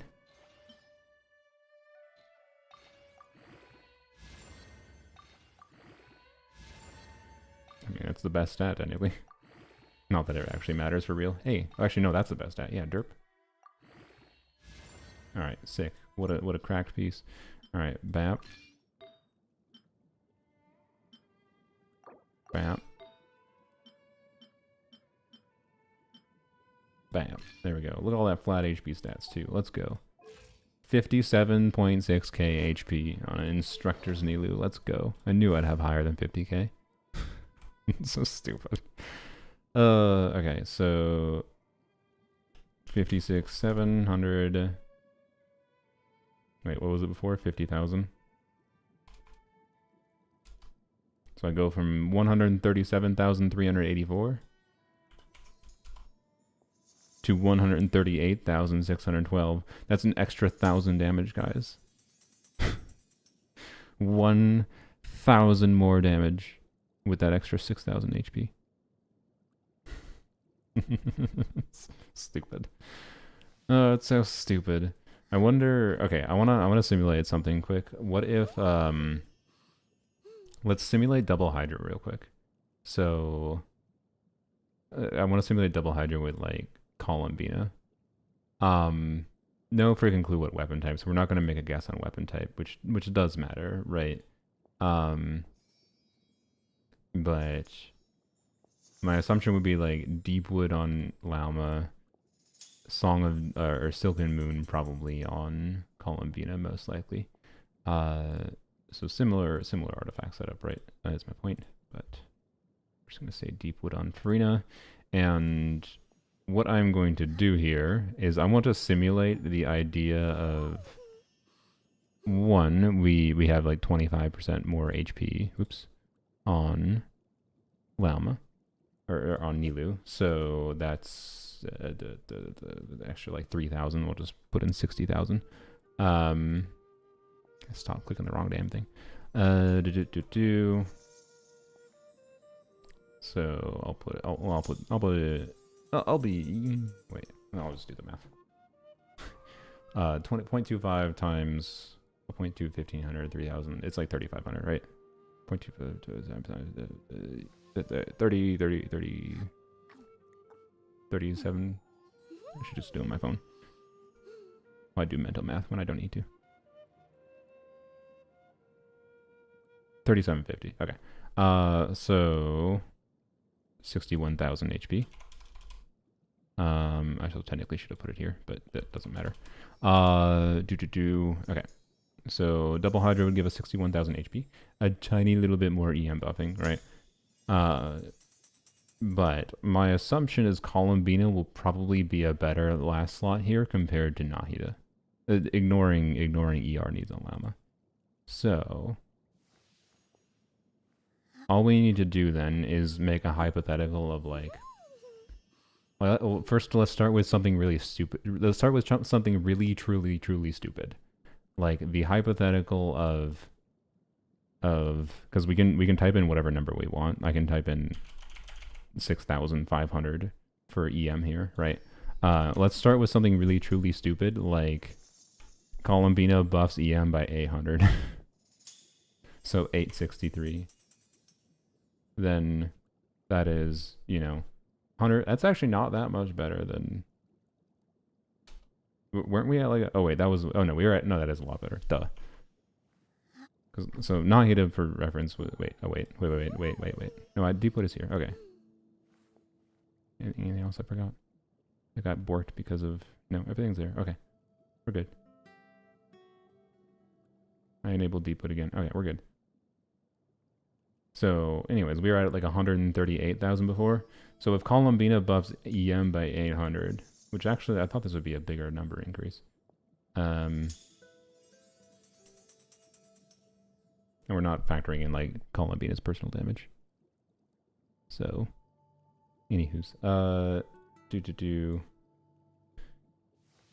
what about what is the EM breakpoint for? Well, I mean, okay, first of all, 250. So like, if I enter 310 here. Oh, we lost Dendro resonance. Yeah, I forgot. Wait, no, we didn't. I'm stupid. What? Why is this lower than Nahida? Oh, derp. C2 Nahida. I forgot. Interesting. Okay. So Columbina would have to buff EM for this is again ignoring Columbina's personal damage contribution. Columbina would have to buff EM by a lot to be better than C2 Nahida. She would only have to buff EM equivalent to what Nahida's burst does to be better than C0 Nahida, though. But doesn't necessarily fix the defensive utility problem, though, that Nefer teams can have. So that's interesting. Does that make me think it's more or less likely that Columbina does something truly insane? It probably makes it more likely. But again, if she does something like buffs EM by 800, I hope to God there's a heavy restriction on how you get that buff.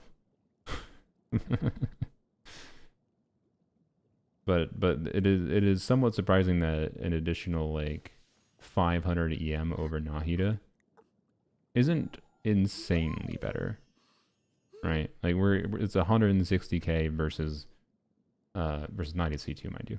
It was 160k versus like 138k, which is not insignificant. But that's like 800 EM from Columbina. Let's see what happens if we disable all of Llama's things. So disable the retread. Disable this. And disable... Wait, what did I disable here? Oh, that's Neffers. Oops, don't disable Neffers. Disable this and this. You can see, like, Lauma, like, Columbina can buff EM by 800. Or, sorry, this would be 800. Columbina could buff EM by an utterly insane number, right? And Columbina would be way less significant of a damage increase relative to what Llama does for Nefer, which is kind of interesting. So it's kind of hard. What this tells me is it's kind of hard to envision what Columbina could do that would buff Llama more, or that would sorry, not buff Llama more, brain. That would buff Nefer not more than Llama. Like that's not what I'm expecting, but enough to like make it so it's not that bad. Because that's what was kind of interesting to me. Is like, could you consider skipping Llama and just getting Columbina for Nefer in the future, and being happy with that? And I think the answer is no. I think you still want Llama based on this, because I think 800 EM is excessive. But she could give other buffs, right? She can give lunar buff. She can give whatever, and she has her personal damage, whatever. So like, Columbina might be better than this looks in practice, but interesting. Anyways, gonna do that anyway, so I'll update that in a year. Yeah. So, anyways, this was a whole lot of talk about things I didn't actually intend to talk about this stream. I'm almost capped on resin. Let's go use my resin and maybe do Shiyu Defense quick, and that'll be the stream. Yeah. What a world we live in, though. Slight sidetrack. I mean, it was all Llama related things, to be fair. But if anything, that last thing we just showed is yet another solidification of like, I think Llama does too much. Like does too much damage in particular is just the focus of like, she does so much on a buffing level, did she need damage potential on top of that, right? Like it's worth mentioning. I'm not gonna go back into the calcs there, but it's worth mentioning, like I already have actually potentially kind of decent artifacts. Like I was showing Lauma on the Silken Moon Serenade with someone else on Deepwood, with Nahida on Deepwood there. And I already have this EM Goblet as 11 crit rate. I also somehow got this EM Circlet. And then I can do an off-piece EM Timepiece. I have Feathers with crit. And I have Flowers with crit as well. Like, I already have a Silken Moon Serenade build. It's going to be a little RNG, because it doesn't have 30% crit for free. But I can use Silken Moon Serenade, and, like, more than 50% of the time, Lauma's E will probably do in the neighborhood of 300, 400k. Right? So, like, and this is one of those contexts which I talked about recently, how, like, the change in Effort's passive, giving extra verdant dues, most TCers basically are like, oh, it doesn't matter, it's not actually worth doing Holdy on Llama still, because of blah blah blah blah blah. But like, if you have the right build for it, and I think it very well can make sense, but it's gonna depend, because it's gonna be weird, because it's gonna depend on how what the timings of when the verdant due stacks generate are relative to when it would make sense to Llama Hold E and do Nefer's abilities. So I'm not 100% confident it will make sense to do a Llama Hold E, but it's definitely not worth disregarding now for Nefer teams. And it's like, if that does become very possible and very sensible, it's like, okay, did the support that's already massively increasing Nefer's damage to an absurd degree also need to do 400,000 damage? So, yeah. There's definitely tech to figure out. But anyways, I think that's the end of the Llama yap. But I don't know. I just wanted to stream and have that yap. It's just some thoughts in the back of my head. I don't know, wanted to get them out there for the people that care about them.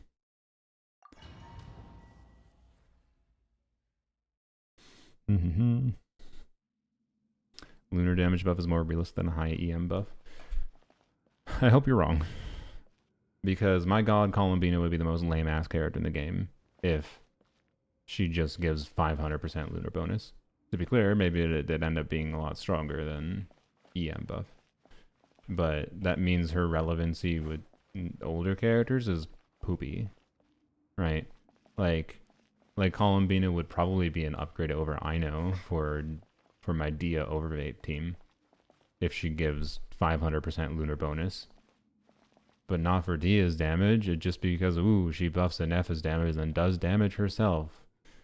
Yay. Like, that'd be so freaking lame.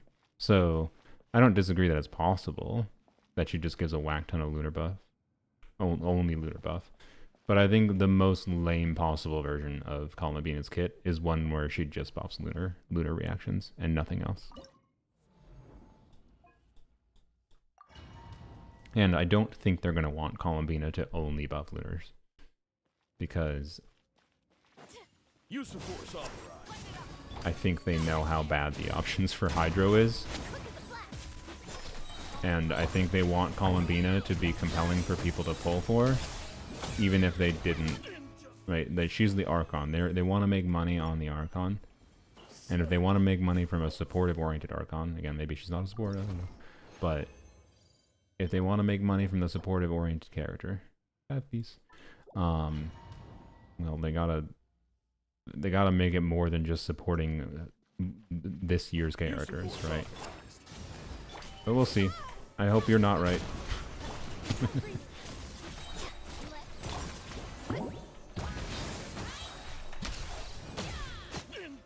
And I think power creep feels much less bad too. Like, power creep is much more of a problem if they're releasing supports that only are relevant for new characters. Like, that's part of why, like, Llama doesn't feel that Llama and Escoffier don't feel that problematic, because they uplift old characters, right? Okay. Poopy stats. But it has crit, so it gets locked, I guess. Right. So I don't know. Anyways. Use of force authorized. And like the 800 EM buff, by the way, on a Hydro unit would be more powerful in some, like, it. I'm not sure. I'm not confident about this, but like, it's possible 800 if Columbina can give 800 EM in, like, with Muika, Bennett, Shalonen, right? It's possible that Columbina might uplift Muika more than she uplifts Nefer. For example. Well, now I feel a little silly for crafting a timepiece.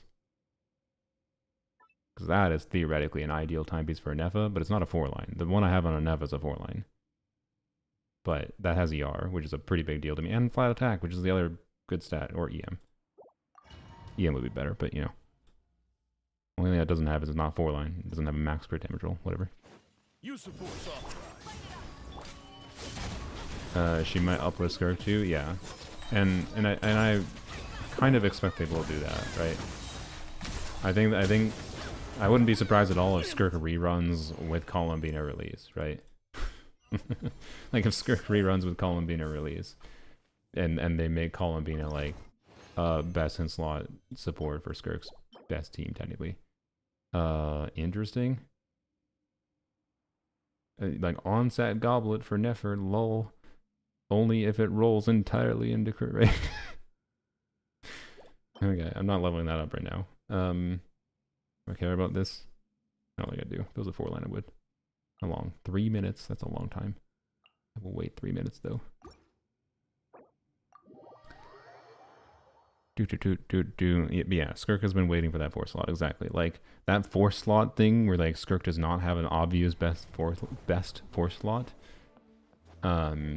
It's such an obvious, well, Mahoyo, you could release a new Hydro 5-star that is the best slot for Skirk there. And they could do that by just, like, making her an attack buffer. So, again, I think my version of, like, what the exact numbers values are for this to be balanced is up in the air. I don't think 800 EM is necessarily it. But what I would like to see is if Columbina did some amount of team-wide attack and team-wide EM buffing, but it's a different amount of buffs depending on the element types of units in the team. And if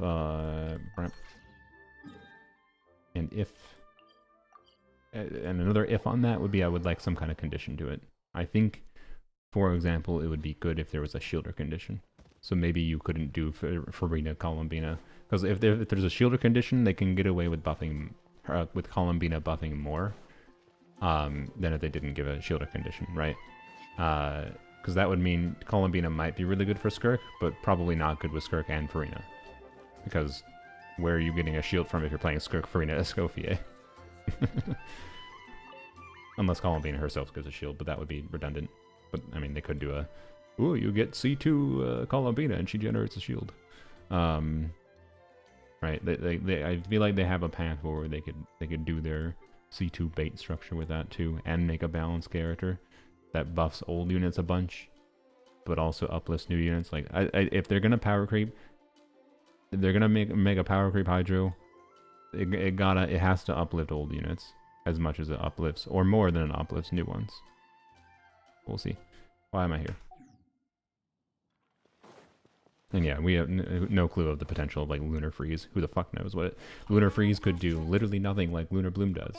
Or it could actually be kind of interesting and super cool. We have no freaking clue. Is the reason I don't expect this high EM buff. They won't make supports like Lolly irrelevant after a year. Yeah, probably not. That's why I said 800 EM was excessive. But then I was surprised with how 800 EM was in the context that I checked there before. It wasn't bad, to be clear. It was still high. It was just like, oh, she has to buff EM by a lot to be better than something like C2 Nahida. Which I guess shouldn't be that surprising because it's C2 Nahida. She doesn't have to buff EM by that much to be better than non-C2 Nahida. Well, 10 heroes, what's... Okay, still not max, but that's fine. Okay, that timepiece though. I mean, and this, but that's more irrelevant.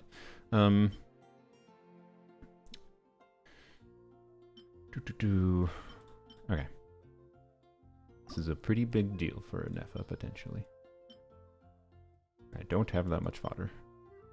Doomed. Do I throw those away finally? I know it seems insane to throw those away, but I believe in the power of throwing away a good artifact for a good artifact, and the reason for throwing that away, the reason for not throwing that away is having diverse options for substats is good for balancing crit stats on your characters. But we're talking this piece has one more high crit roll, like whoops. If I need a piece with like more crit rate, right, on a flower on the plunge set. Also, I still have this. This has one more crit rate roll, a high crit rate roll than this crit rate piece, but I also have more crit damage in this, and it has attack %. So like, the overall stat value on this, I'd say, is meaningfully higher, and like these two are like fulfill similar places. And I feel like there's not really a context where it's going to be like, ugh, my build is unusable because I didn't have one more crit rate roll on this flower, right? So I think I can throw this away safely, even though it feels a little weird to throw away this good of a piece. But I don't know. I spent too much resin in the domain. I'm going to do it. I'm going to do it. I don't care. I know it's going to hurt some people, but I'm going to do it. Because I believe we feed a good piece in, and it gives a good piece out. I lied.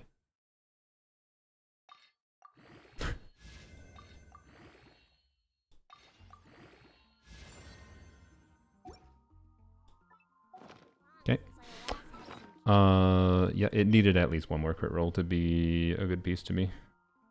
Also, the low crit damage rolls piss me off too, but you know. Reroll target way, yay. I say way. That's a more compelling reroll target to me than the 4-line piece I have though.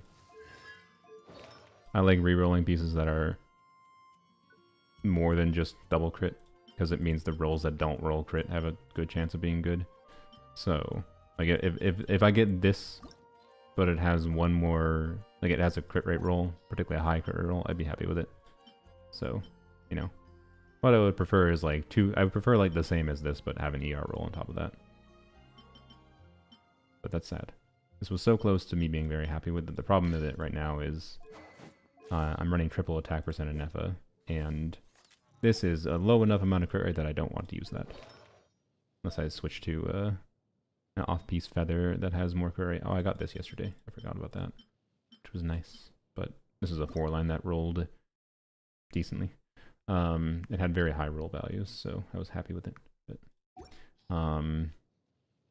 even if I would have loved another crit roll. So yeah, it's just slightly annoying that rolled exactly as it is. But I would really not mind the little bit of additional ER. But if I don't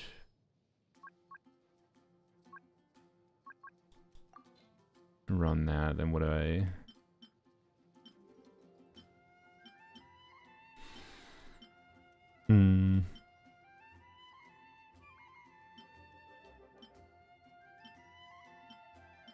I don't have that many feathers. I have like this piece is so good for an off piece. So no, I think this is just a new reroll target piece for me. Oh well. That's fine. I should really be saving my rerollers maybe for like the DPS set. But I don't know. I can't help min-maxing it if I like the character, and I like having my weird triple attack percent build, which kind of necessitates some min-maxing. And the timepiece was the main thing that could have been improved at this point. Like, the flower technically can, but it's kind of hard. The feather can't really be, not while it's an off piece. The goblet technically can, but I also don't mind having 0 bad rolls. Like, I could re-roll it, but like, eh. And this can't really be. So like, this is like the perfect piece. It's like the one thing that could have really improved her build a lot. So I am gonna re-roll that. And I can just keep this as a decent piece in the future for anyone. That's my vibe. Oh well. It rolled fine. It's just not exactly what I need for my Nefa right now. Alas. I mean, I could try it on her, I don't know. Like,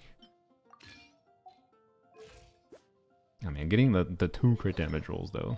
I hate freaking low rolls, right? The freaking triple low rolls. That was 3 6.2 rolls, I believe. And it's barely better than this piece with 2 crit damage rolls. God, I hate it. I hate it so much. If that was a max crit damage, 2 max crit damage rolls, I'd be like, alright, sure. More willing to deal with the Cove amount of crit rate. But, anyways, it'll be a reroll. It's fine. You hold a piece, yeah. It is fine. I'm fine with this right now. Anywho's, one more thing here.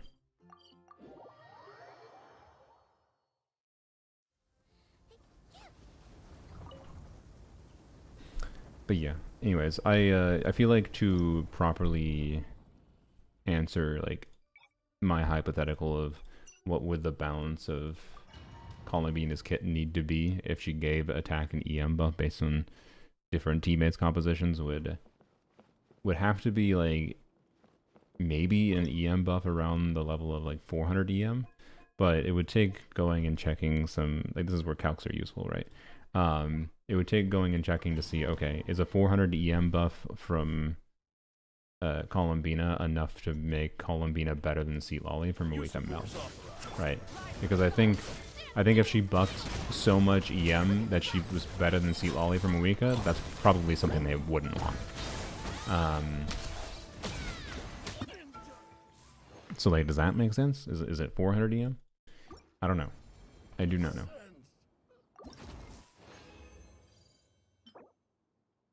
I already have a good EM circlet, but that's 5 stats, so I'll take it. Okay. I really would appreciate if the game would actually like give me more of the... I've gotten a whole bunch of good pieces in this set at this point. The only thing I don't have like a crit rate circlet with like crit damage. That's... I just don't think I've seen one at all. Like, there's pieces I want in this set too, don't get me wrong, still. I want options. but like, you can give me some damage stats in the other set, right? They probably make her application not work with Mav. In what way? But what the fuck could they do to make a... if they make her application not work with Moika, she's just a shit garbage character for other other characters too. So I don't know. Like, I'm not saying her application is going to be incredibly good necessarily, but I'd be surprised if it's worse than I know. And I haven't tried it personally, but I'm willing to bet I know works okay for Moika. I'm pretty sure you can get it to work, particularly with a C2 I know. Like, my assumption is Columbine will probably do more Hydra application than C2 I know. Alright, we will level this to mineral crit rate. We will level this to level 8. Bye-bye. I mean, maybe this is a Columbina piece. Who the fuck knows what her kit looks like, right? But I'm gonna say no. I'm gonna say no. Alright, let's go into poems only. How much more time is there for this? Oh. Today. Okay. I thought this ended like tomorrow or on Sunday. Okay. Cool, I guess.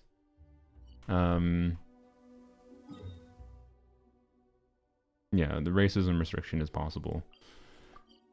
But I'd be fine with the racism restriction. If it's 2 non-cry units to get her full buffing potential, I think that's a less interesting restriction than Shielder. I'd much rather have Shielder Freena rather than non-cry racism Freena for the condition. but it's still fine. Like, I mean, it would mean I can still, like, do Dia and Nefa over Vape and get the full value from Columbina for Dia, right? So yeah, real question is, do I save these for Nefer? Or do I YOLO them? I think I don't save them. I think what I got is what I got from this domain, or from this Stygian. Which, I got decent pieces. I can't really complain that much. I just don't have really good artifacts in the DPS set, which is unfortunate. Polearms only has been the inverse. I've gotten garbage from the Silken Moon set, but good pieces from the DPS set, and that's fine, because I wanted more pieces in the DPS set there, but it's also funny. It's just like, just opposites. And opposites that are kind of ideals for me, I guess, right now, but I do want the DPS set too.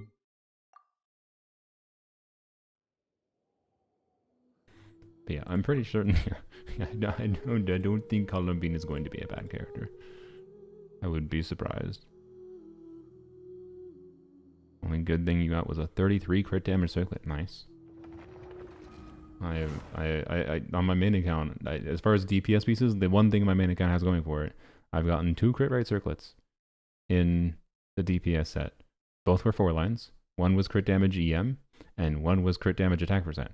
And both are rolled. They both rolled poopy, so that's cool. They both rolled really poopy.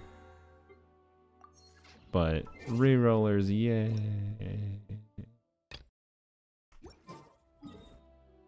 Oh no, overcapped.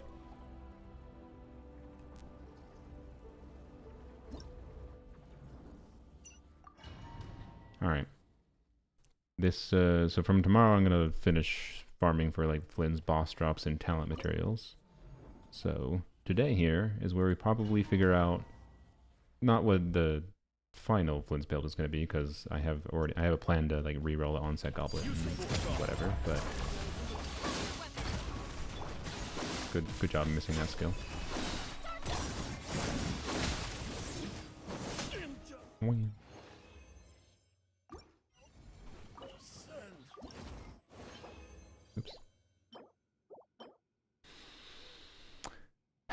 Shitty rolls. I'm gonna lock it on principle, but like, you know. And I already have a good feather. That's crit rate EM, so I don't know.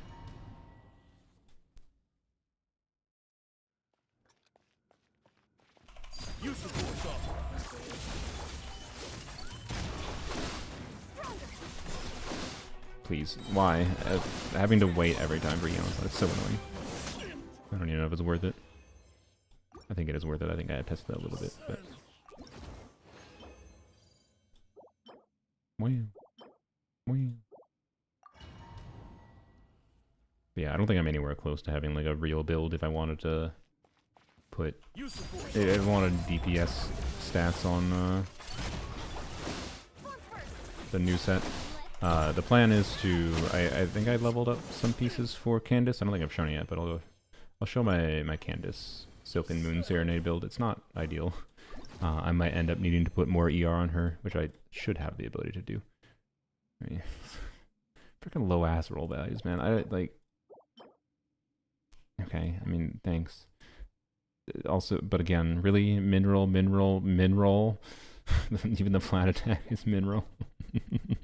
Like, what the frick the minerals, bro? I hate this stupid. It's fine. What was I saying? Yeah, anyways, I think I have enough resin, I think, to get the last like 60, 80, 140. I think I might spend the transient resin here. I don't know. I'm gonna lock this on principle because it has EM on that set, but like, bruh. Rat865 subscribe with Prime. Thank you. Appreciate it. Enjoy your ad free. And enjoy your emotes when I ever remember to actually add the emotes before I start streaming. I have the emotes, I just haven't put them in. I'm stupid, it's fine.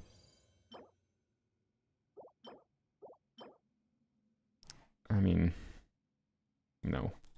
If I'm gonna consider using an ER timepiece on Flynn's, it has to be better than that. It has to be better than that. I might try some shenanigans with it, right? But I doubt I'll find it to be better. But it's worth considering. But just not that one.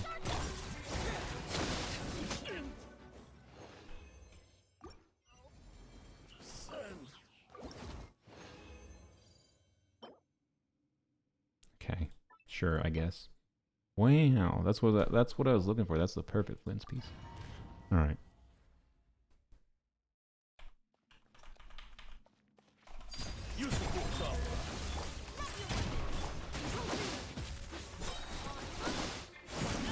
By the way, I've noticed in this team when farming this that it's kind of annoying to get Eons on buff properly if I want to like rotate from Eons on into Arlecchino with scroll buff, because alright, last ones from this. Beautiful. Glad I spent the transient. Oh my god. Oh. Oh. So worth. That was so so good. Oh boy. What if Columbina's death scaling indeed? Surely. Well then. What is it saying? I forgot what it's saying. Oh, yeah, scroll buff on Eonslon is kind of annoying this team. In Stygian at least, because in Abyss it's easy because I just burst on Shivers, right? But Stygian you get to wait 5 years before you get to burst, so oh well.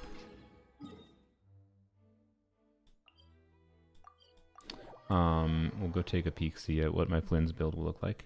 Clearly we didn't get any potential improvements today, but that's fine. Wait, right? What did we get?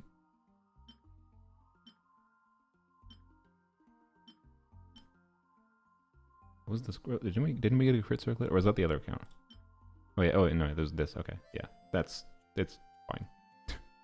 It's fine. We might level that up for Candace actually, because I think she has an off-piece. Well, no, it's not even relevant for Candace. I need ER. I need a crit circlet with. I need a crit rate circlet with ER for Candace. So it's we. I can give her more crit, but I don't need damage on Candace. I need ER.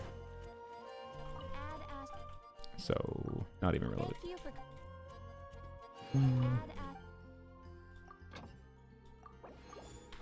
All right. Claim my garbage. What is this?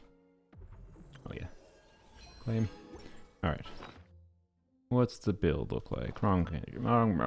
Let's go here. Catching. That's very good. That's very good. Yeah. So I think my plan, right, is to reroll. I don't know if I'm going to reroll this twice or if I might consider rerolling other pieces, but I will at least use the decree reroll to guarantee 4 crit rolls on this, and hopefully it doesn't troll me. This started with a max crit rate roll and min crit damage roll. So like, it's a good enough starting condition that, you know, it's just whether or not the actual upgrade rolls go higher or low roll. But even if it goes poorly, guaranteeing all crit rolls means I think this is a very compelling choice to then enable a off-piece circlet or off-piece flower, because my feather and my timepiece are very, very good.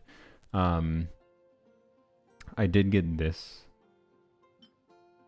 yesterday, I believe, so this is another option for me for pieces, and I like this option because a little bit more ER. And this is another potential reroll, but it is a 3-liner rather than a 4-liner, so like, I don't know, right? I don't know about that one. But yeah. Anyways,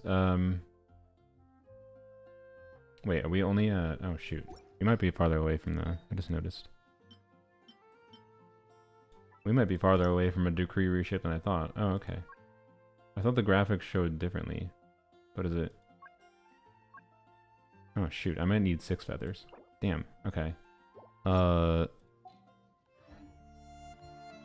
Yeah, no, my flynn's at a very decent spot already. Like, to be clear, if we go into Kaching, so she doesn't have any arrow ascension, so we'd have to add 38.4 crit damage, add either, whether I'm using Jade Spear or I'm using a Sig, it's the same amount of crit rates, 22.1 plus 37.3 plus 30, I'm at 89.4 crit rate, right? Which is the amount of crit rate I am more than happy with. If I feel like I need more crit rate, I can put this and we basically are at 100% crit rate, but, you know, I would prefer crit rate rolls on the flower. Oh, if I re-roll this piece, I prefer crit rate rolls, but I don't want to like default to re-rolling this before I know how potentially this would go. But this is farther away from the decree roll than I expected. So that actually makes deciding to what to re-roll a little bit weird. Is my vibe, but I don't know. So yeah, anyways, as far as playability goes, it has no problem. My Flynn's build is now 100% in like min-maxing territory. Not is it usable territory. It's extremely usable. But yeah, in my Nefa, by the way, I plan to keep on, I think, generally speaking, at least a Staff of Scarlet Sands build with tenacity, because I have a really good build balanced around that. She might not even need this much ER, but we'll see. Like, it's pretty much as ideal as a tenacity build can be, I think. Other than getting more attack percent substats, because we're using EM main stat, but I still have a pretty, well, I shouldn't say pretty good. The flower and feather not having any attack percent is a little unfortunate, so I don't know. There's improvements, but like relatively minor ones, all in all.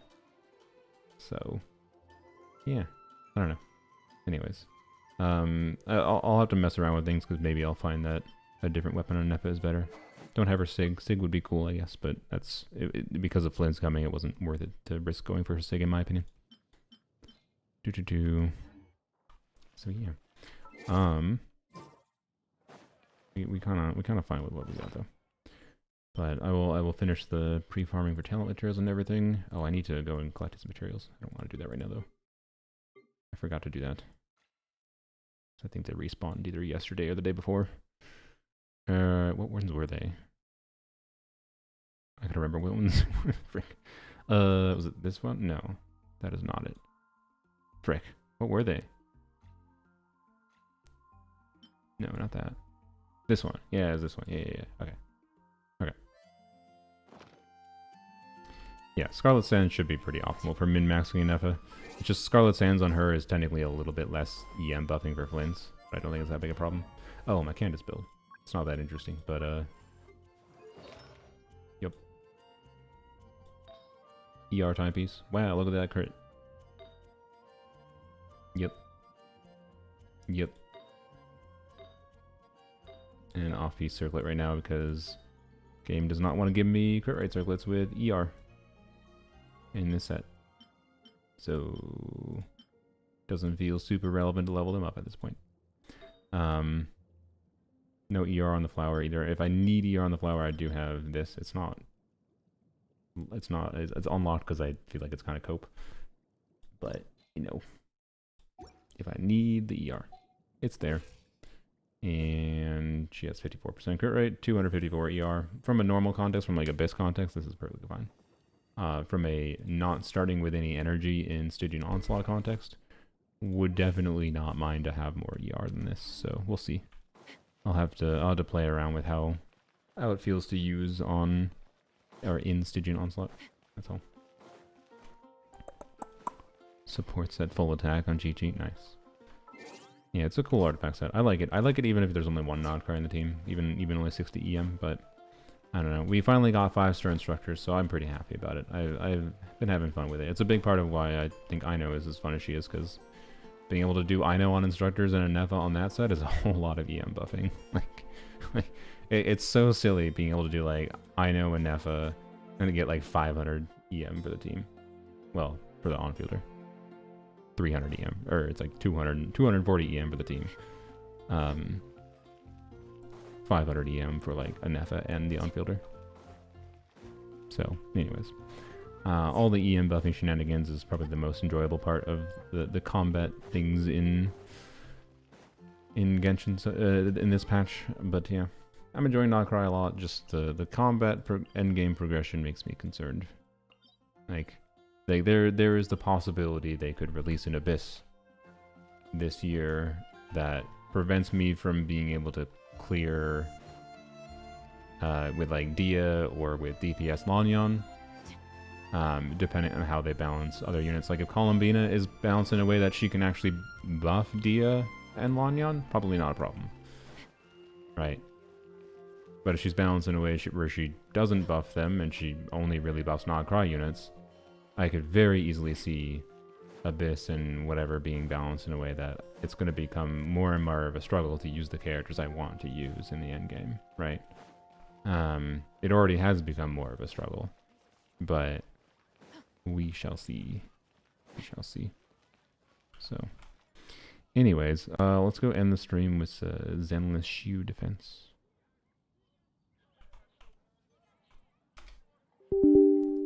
Oh, I forgot. No, don't launch through the launcher. Here, have a turtle. That's not a turtle.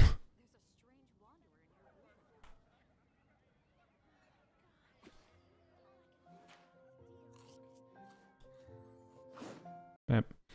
Alright. Boo-doo-boo-doo.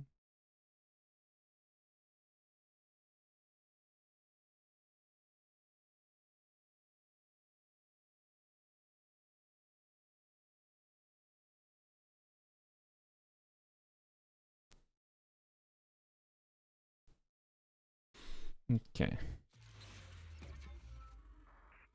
Zenless Zone 0.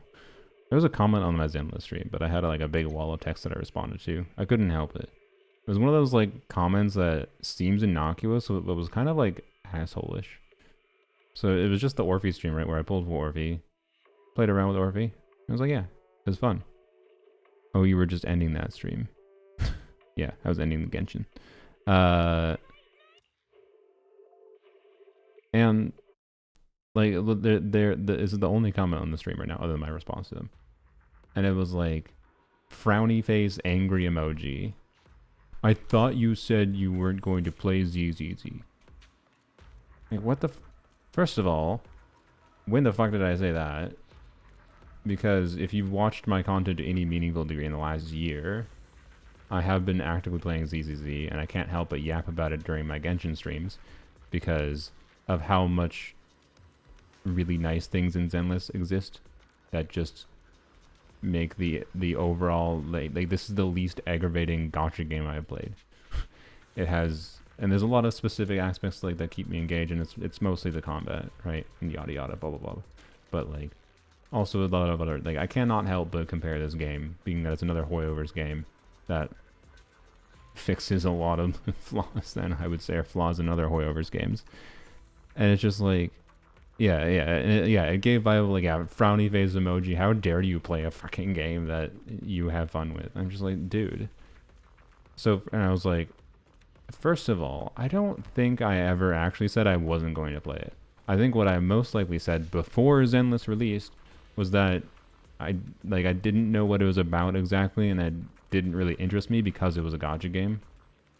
It's possible, depending on when someone asked that question during a live stream before or whatever, when it was released, that they're like, that I said, no, I'm probably not going to play it. Because I might have been in the mood of being like, no, I'm not going to play a new gacha game. That's what I tend to say a lot. Whenever someone asks, are you going to play insert new gacha game here? I'm like, well, it's a gacha game. So I have bias against it. But I also basically will never say I blanket am not going to play a game, and I try to like reserve any real thoughts about a game until I actually try it, right?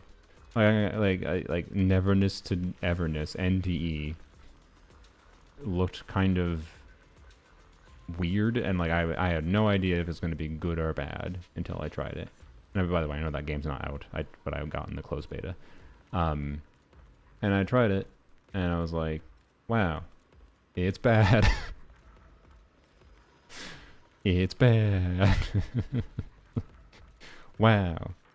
But Zenless I tried it, and I was like, oh, f me. It's a really good game. So, yep.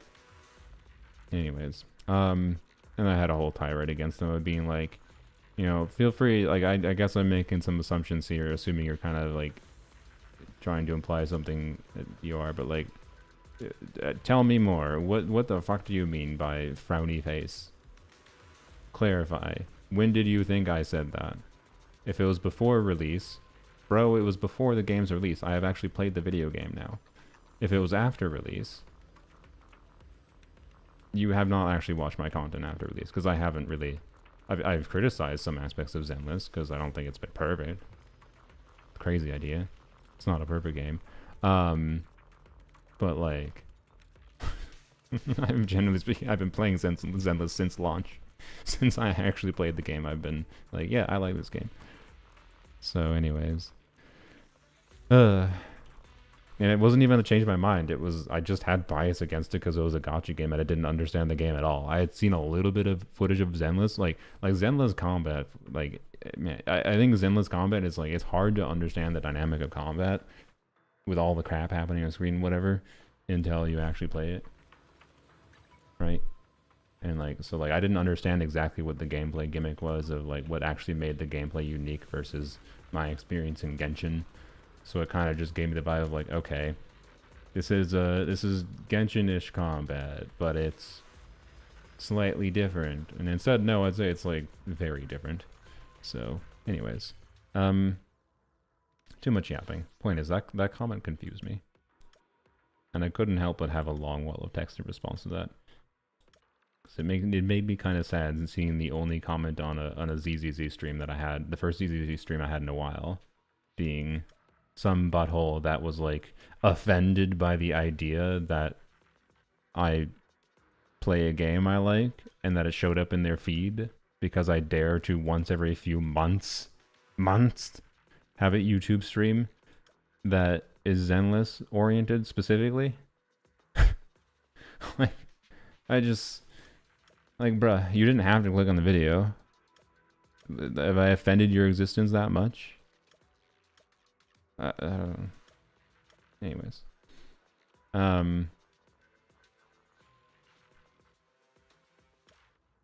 anywho's, what am I doing? There's no like event running, right? For no, okay.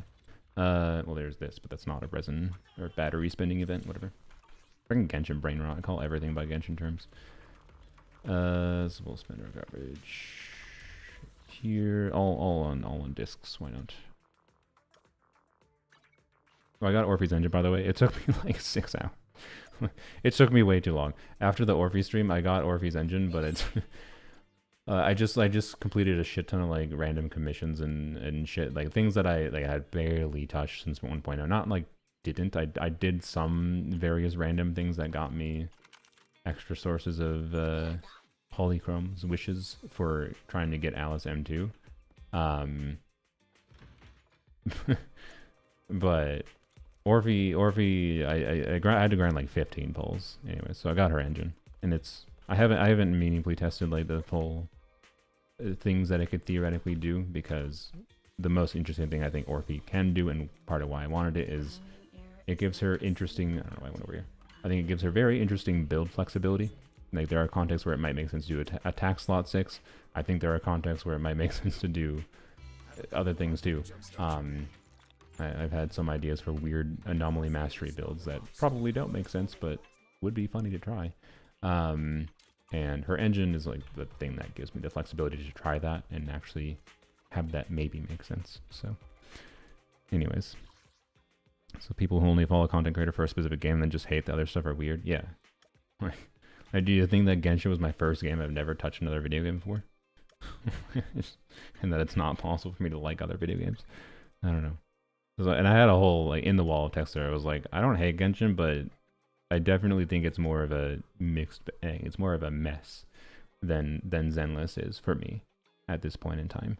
And like, but ultimately, like, it's not even like a like or dislike. It's like, I just criticize Genshin for certain things. I like a lot of, like, I still have fun playing Genshin, right?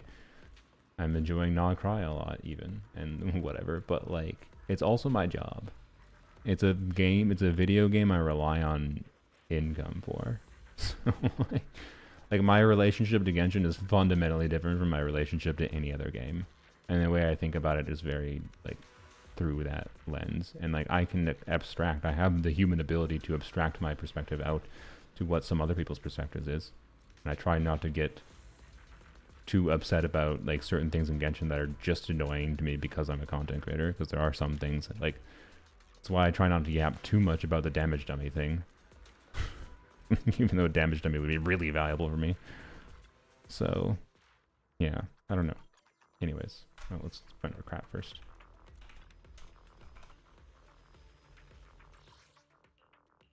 And Zenless has not been perfect too. I am very concerned about Zenless's direction, but with next patch, because it might be the most shill that Zenless has ever done as far as our whole content, our whole whole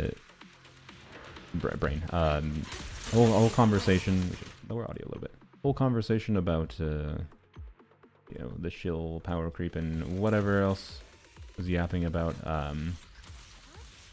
But you know, Orphe opinion was kind of funny.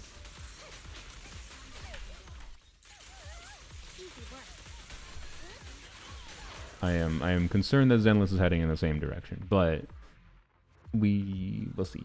Next patch is a sign of it, simply because they're releasing a boss that seems very shill towards a particular archetype, a new archetype of units in the game, rupture units, that I feel like don't really justify their place for being a separate class of units right now. But depending on how they actually balance that boss and how bad it feels to use non-rupture agents against it, will determine how much I'm actually concerned about that. Stygian Onslaught is even more shilly. Oh no, don't get me wrong. I think Stygian is about 10 times more shilly than anything in Zenless has been. Even Bringer with Miyabi. And that's by far the most shill boss that Zenless has had.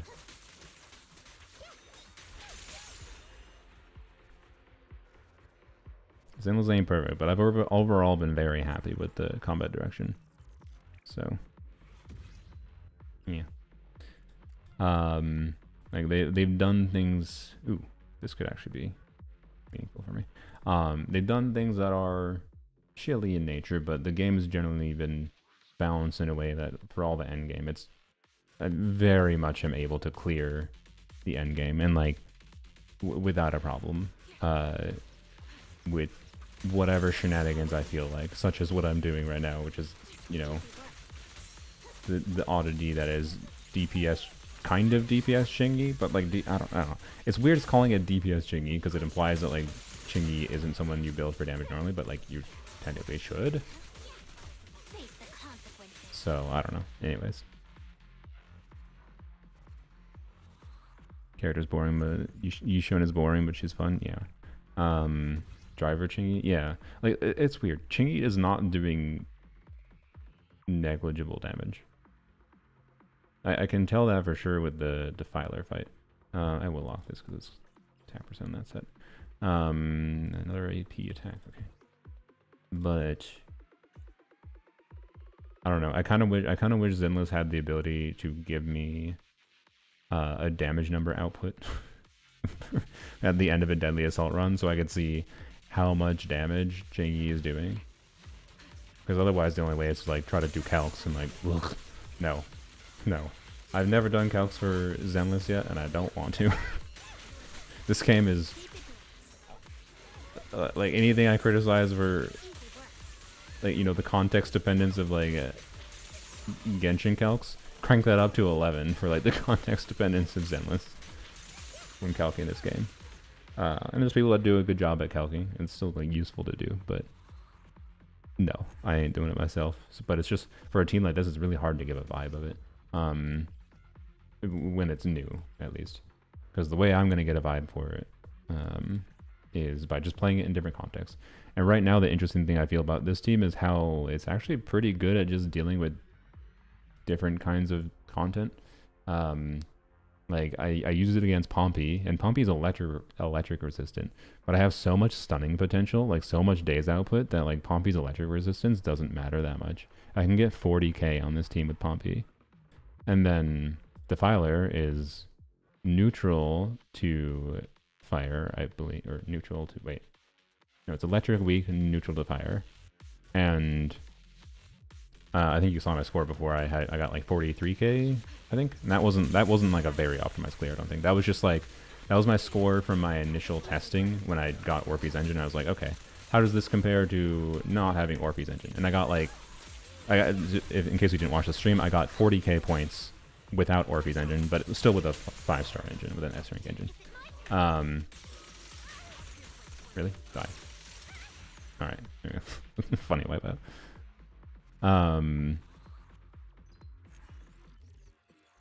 So yeah, you want to see the Pompey flare? Sure, I can do that. No, we should lock that. I'll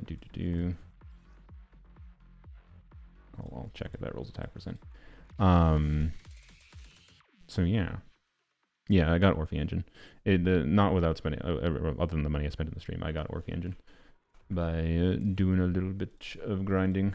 It took a little more time than I thought it would, but you know, it's fine. I didn't have to spend anything more, so I'm happy. Oh, that's fine. Okay. Shiyu Defense is new. Yeah. Okay, let's go. Bunny Screech. The audio's too low. Maybe it was good for when I was yapping, but now it's too low. The wrong button. Can I click the right button? There we go. There we go. No, God, can I press the right buttons? Good lord, my brain is not working. That's a bad sign for me getting the Dia video done. Check this, attack percent or trash. Okay, bye-bye. Crit rate or trash. Bye-bye. This piece, I was gonna say I don't know what stats are trash, but you know what? AP attack percent with ER main stat, I'll keep it, sure. This piece I do want to check. This piece I do want to check. Nope. Bye-bye. Okay. That piece is maybe worth considering keeping still, actually, but it's weird. It's weird. This piece. Flat attack, please? No. Okay.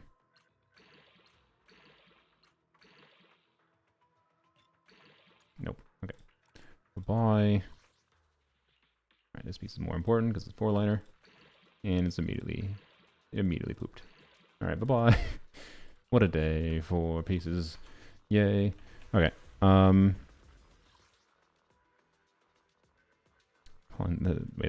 girls frontline, that they're called dolls? The characters in girls frontline are called dolls. That's a little weird. Interesting. Yeah, I haven't seen any of their designs, so I can't comment on that at all.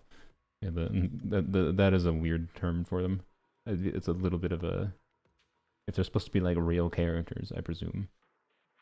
Dolls are inanimate objects. They are things of human projection almost. Like on a metaphorical level, it feels really weird to call things in your story that are meant to be like real people from within the framework of the world dolls. But also maybe there's some fricked up maybe there's some fucked up story with that makes it good. I don't know. I didn't need to actually go over here right now and do that.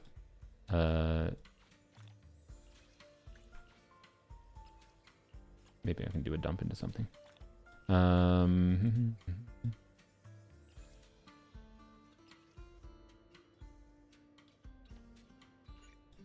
Yeah.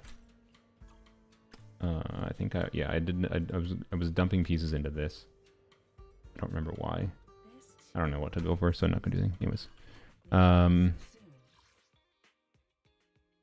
But yeah, okay, let's go. Anyways, enough, whatever's. Go do Shiyu quick, and then we can do Pompey. They are robots? Oh, okay. See, well, that's context that's important. If they're robots, that makes more sense. But are they treated like humans in the context of the story, though? Yeah, freaking Zenless and his red dots annoys me, by the way. Oh, yeah, that's why. Okay. Yeah. Electric, fire resistant. Wow, that's just rude considering my favorite Orphe team is an electric fire team. But oh well.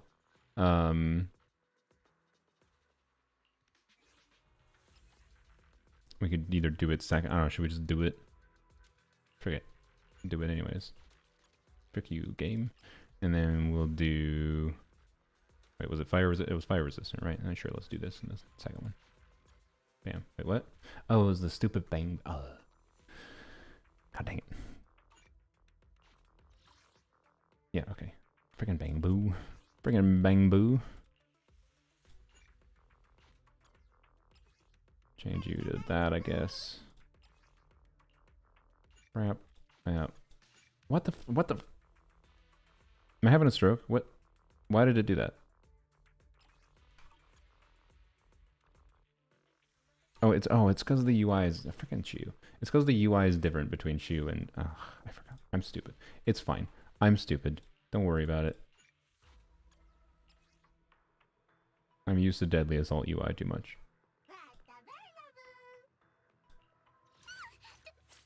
I don't know why the Shiyu UI is so much worse, but it is.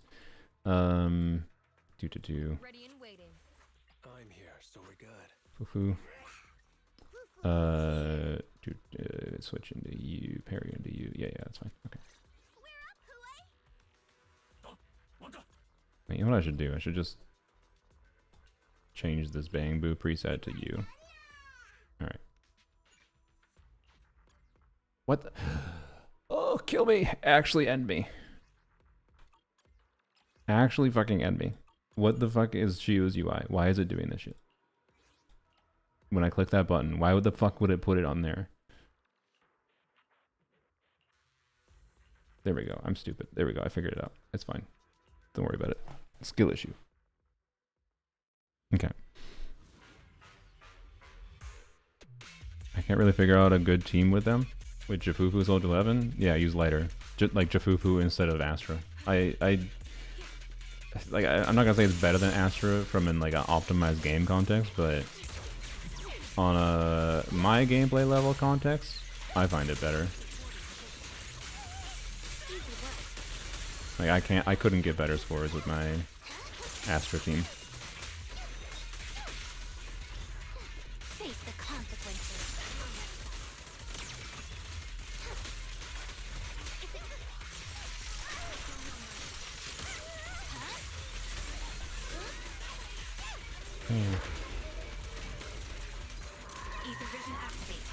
Yeah, we can do that.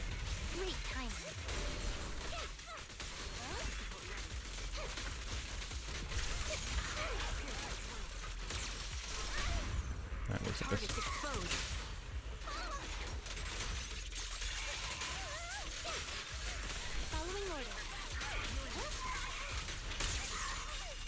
Oops, I didn't have max points, whatever. Crap. Wait. What if I don't have lighter? It's gonna be a bit different. Fortunately, lighter does a lot for buffing potential, and gives a lot of different stats that is lacking when you're doing the Jifufu Soldier 11 combo. So I have no idea how it's going to perform with Sanbi. Realistically, if you don't have lighter, you should do a support instead, though. You could do like Lucy, for example, would be the low investment option. Obviously, Astra should be better. Yuzaha theoretically should be better too, but Lucy would be what I would use from a lower investment level.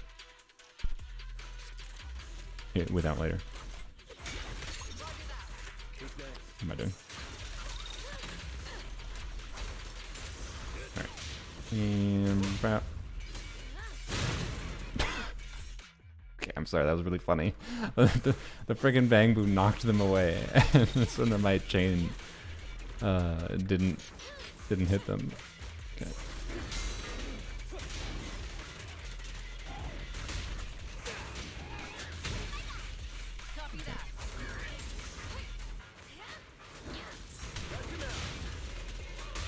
Oop.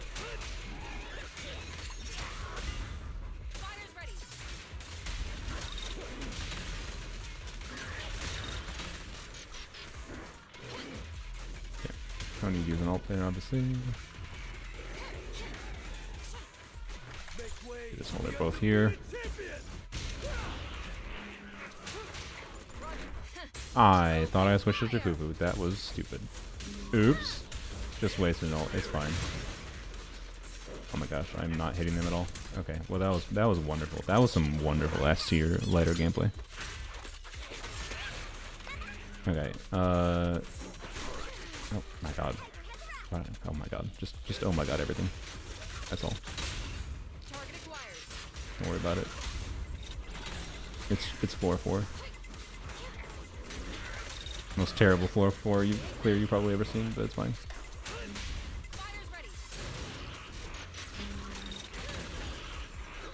Wow. Soldier 11 was upset at my gameplay. Old main fire team was lighter, Soldier 11 Caesar, yeah. It probably still works pretty decently. Ice Ether, Fire Fizz. Schwab.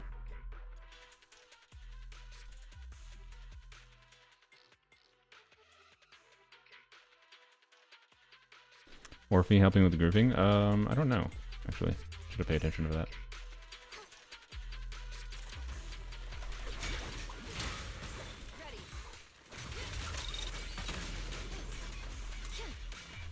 This.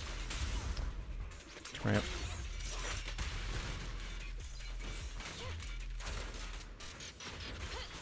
Well, I successfully ungrouped things there. I can definitely tell you Soldier 11 feels a lot worse. In Shiyu, with all the random mobs around. AoE is not her strength.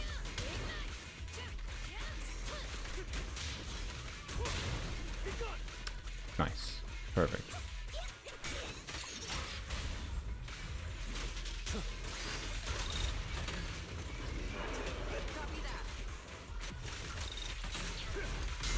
Okay. Bam. Lighter, unfortunately, lighter wears sunglasses indoors all the time, so it's actually destroyed his eyes. And he does not have the ability to see. That's why he punches there all the time, by the way. Oh, you're not a boss. See, freaking deadly assault habits. This is why I can never get used to Shiyu Defense. Am I gonna? Yeah, I did. Nice.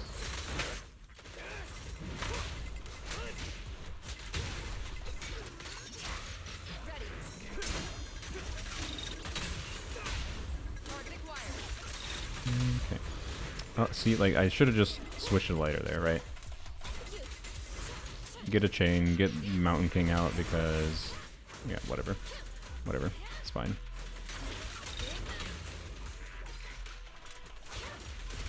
Okay, I'm just gonna attack you now. Hopefully that one will die from incidental damage. I'm... You bottle. Ow.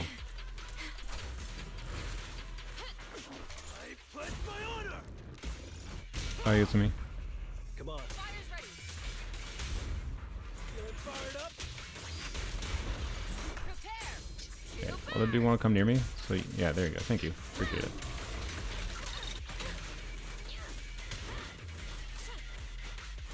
And Jafoo schmack. There we go. That took way too long. To be clear, they were neutral resistant.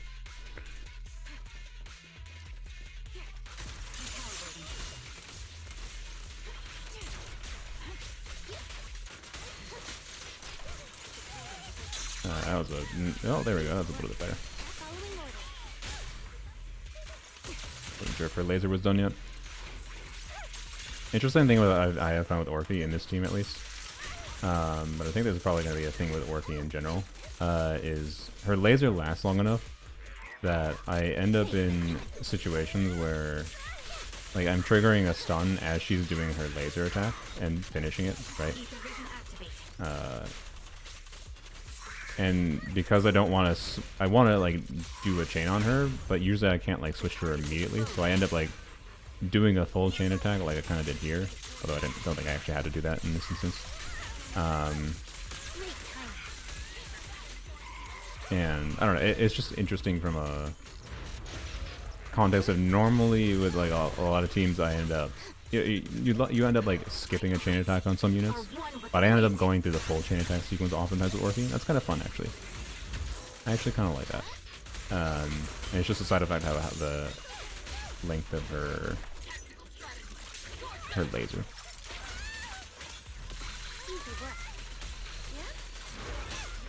Okay, like right there, I think her ult was still going. I probably could have swapped to her immediately, but alright, I'm gonna cancel there though. Yeah.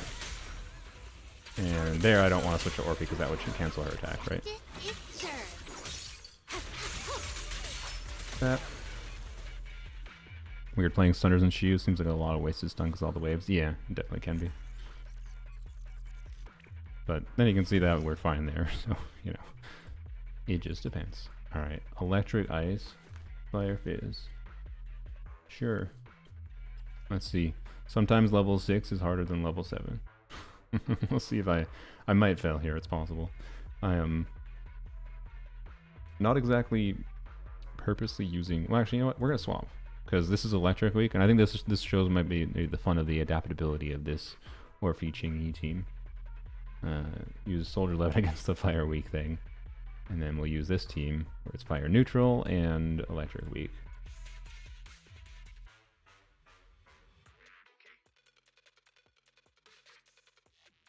Oh, I never changed my category in Twitch, did I? Whatever. Oh well. Stream's gonna end soon. Fine.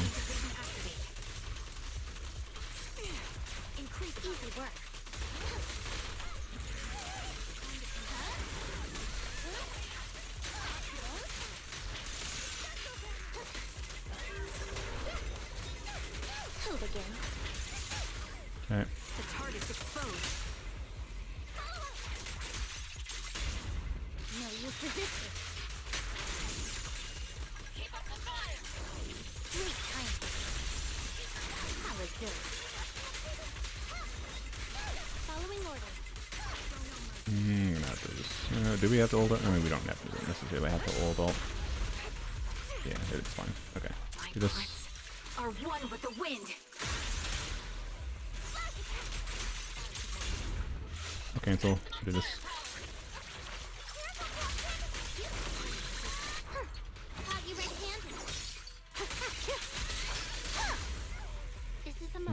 I think Orphe was still going there, but well, hey, it ended anyways. Doesn't matter. This feels like a very good Shiyu team. glad you noticed the hashtags. I never know how many people notice them. I just do them for fun though. Ow. Please. Oh, I didn't get. Oh, okay, that's so annoying. Whatever. There we go. Okay. Oh, I should have. Whatever. It's fine. I can do this. Wait, no, this is a boss enemy. I didn't have. I could have actually done proper cancel. God damn it.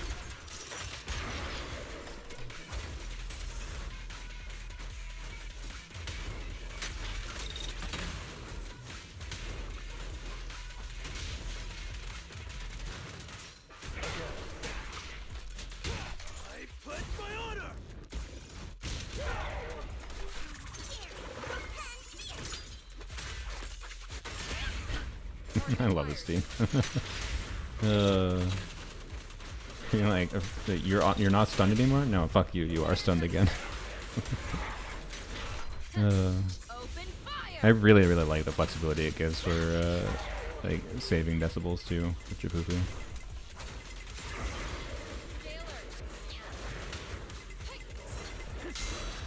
If I hadn't screwed up the first stun, it probably would have been dead. Alright.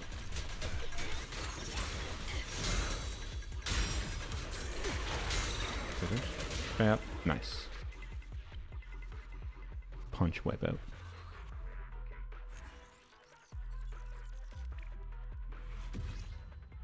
Alright, well that one was easy.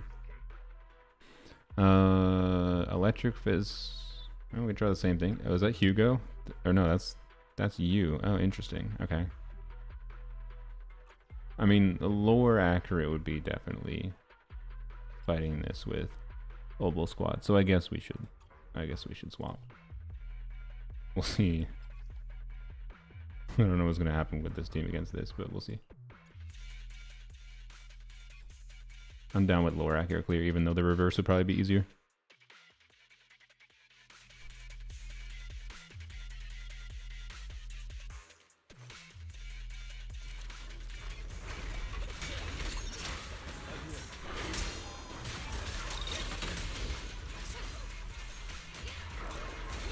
Come on, attack me again. Oh, okay, that's not what I meant. Bro, this enemy jumping back. I didn't get any. Ah, it's fine. Whatever. No, it's not really fine, but like, we'll see if it matters. I don't know.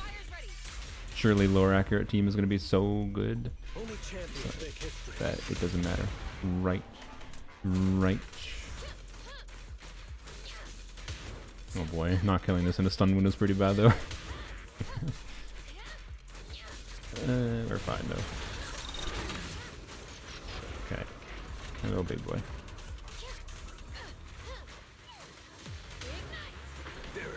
Whatever. Let's try to use a quick assist.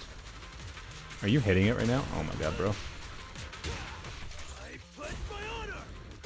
Maybe you can use the secondary skill. It's fine though. Yep.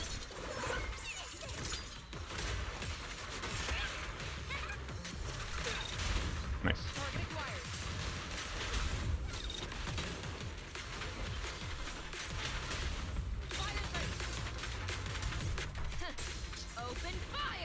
Hello, Resh.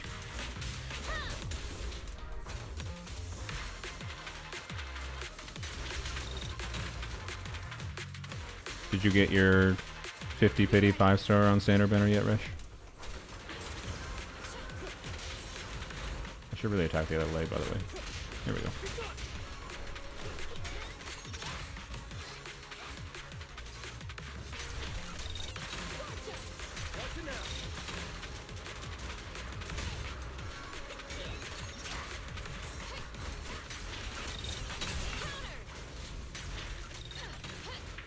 Does this have a second phase out of this? It's gonna be a little awkward if it does.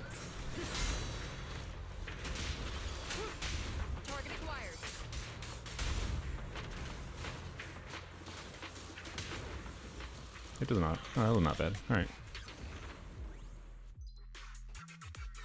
Taking the game slowly but surely. Alright, cool. And it's just you. I didn't get the full charge, whatever.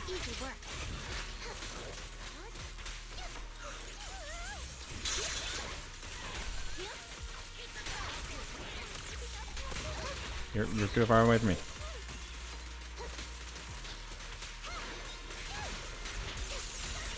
There we go, out of parry. Ether vision activate.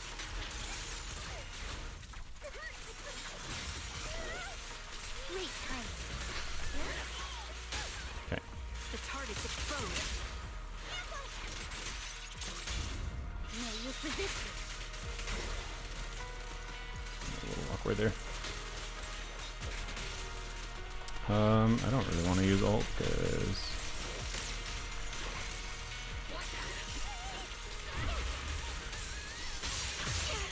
ow. My god, what are you doing? Easy work.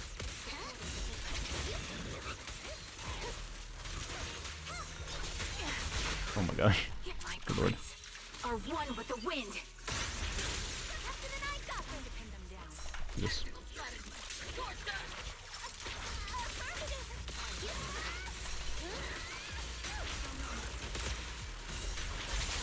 does saving the ult as much make sense? Probably not. Okay, do you get your buff? Do you do this?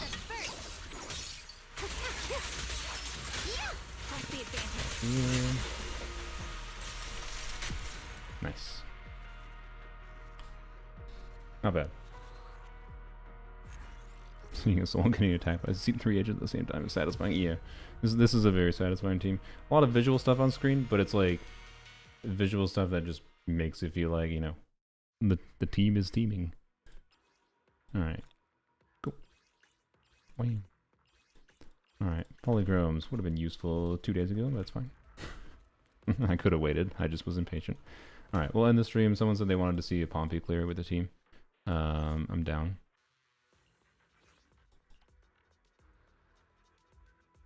No, frick. Gotta reset them all.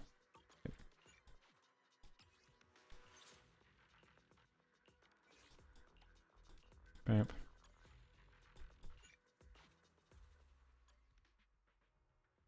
But yeah, my experience in Shiyu has generally been that I've been able to use, you know, not good teams or whatever. And I don't know. I don't enjoy Shiyu that I almost never come back to it. Deadly Assault is the mode I tend to come back to. Oh, good job.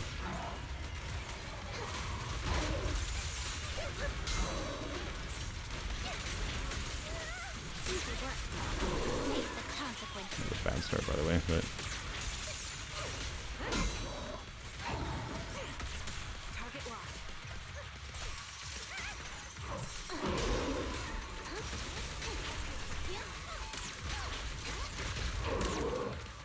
what the hell happened there? Why did I not get whatever?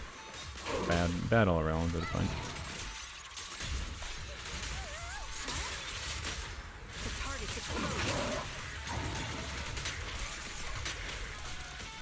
Please, I want to get ult. Here you go. Okay. We have a buff up still. Didn't really do that well though, considering that wasn't stunned anymore. Oopsies. My bullets are one with the wind.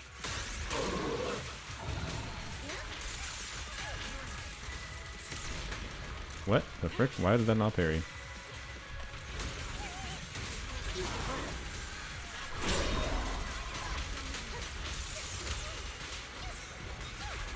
thought I was gonna freaking. God dang it! Oh my god. That was okay. I am playing this so badly. I do not think I'm gonna get 40k now. All right, we'll see.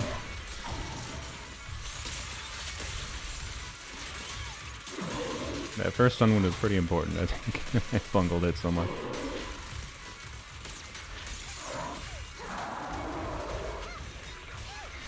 Oh, we didn't even land that.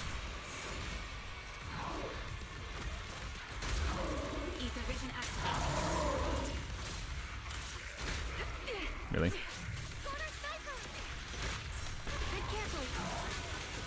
I don't know why I'm failing to get every single parry on the planet.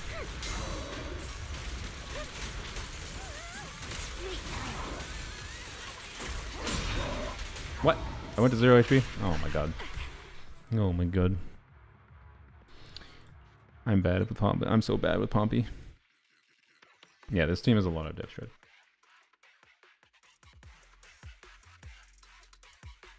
Well, the only universal depth shred. Well, okay, it's weird. So for Chingy is just getting Chingy M1 and Trigger Wenjin. But Trigger and Orphe are getting Orphe's Death Shred from her engine. Or sorry, from her passive, not her engine, on top of that. And then Orphe's damage also has the little bit of additional Death Shred from her engine. So Orphe is the one getting the most Death Shred for sure. Oh my god. How much is she getting? She's getting, I think it's 15, 25, 40, 70. So Orphe has 85 Def Ignore. Trigger has 70, and Chingy has 40.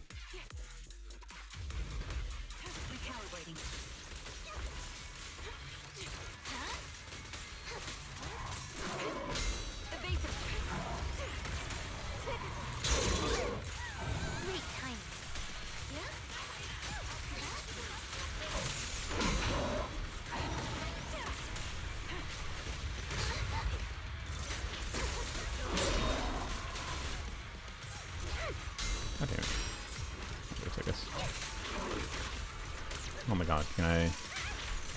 Okay, there we go. Do that. Hopefully it's done, I believe.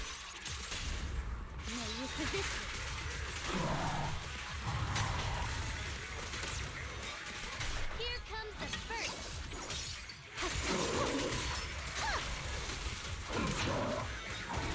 This bullet will reach its mark. Easy work. What the frick? Oh my god, what did I do there?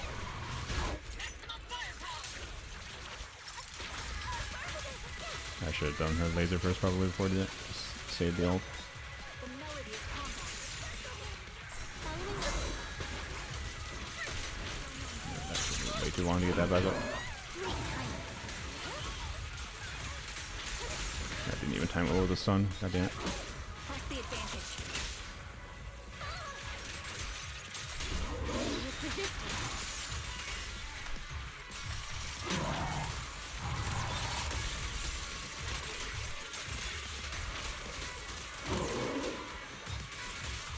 No use struggling.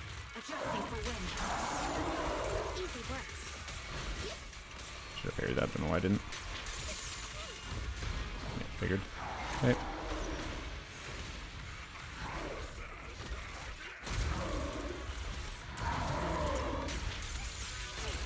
Target locked.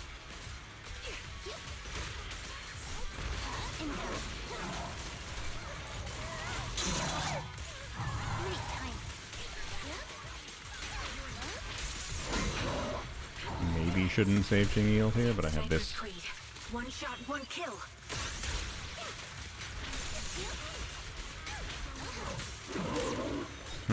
Staggered him. Then we can do this. Do this. Easy work. We don't have a buff going right now. And now. And ult probably before it's done, most of it will hit. Nice. Oh, we triggered a restun. That's funny. That was the fastest restun end I've ever seen. That was really funny. I'd actually never seen a stun triggered that close to the end of an initial stun. And then end the restun calc. Oh, that was really funny.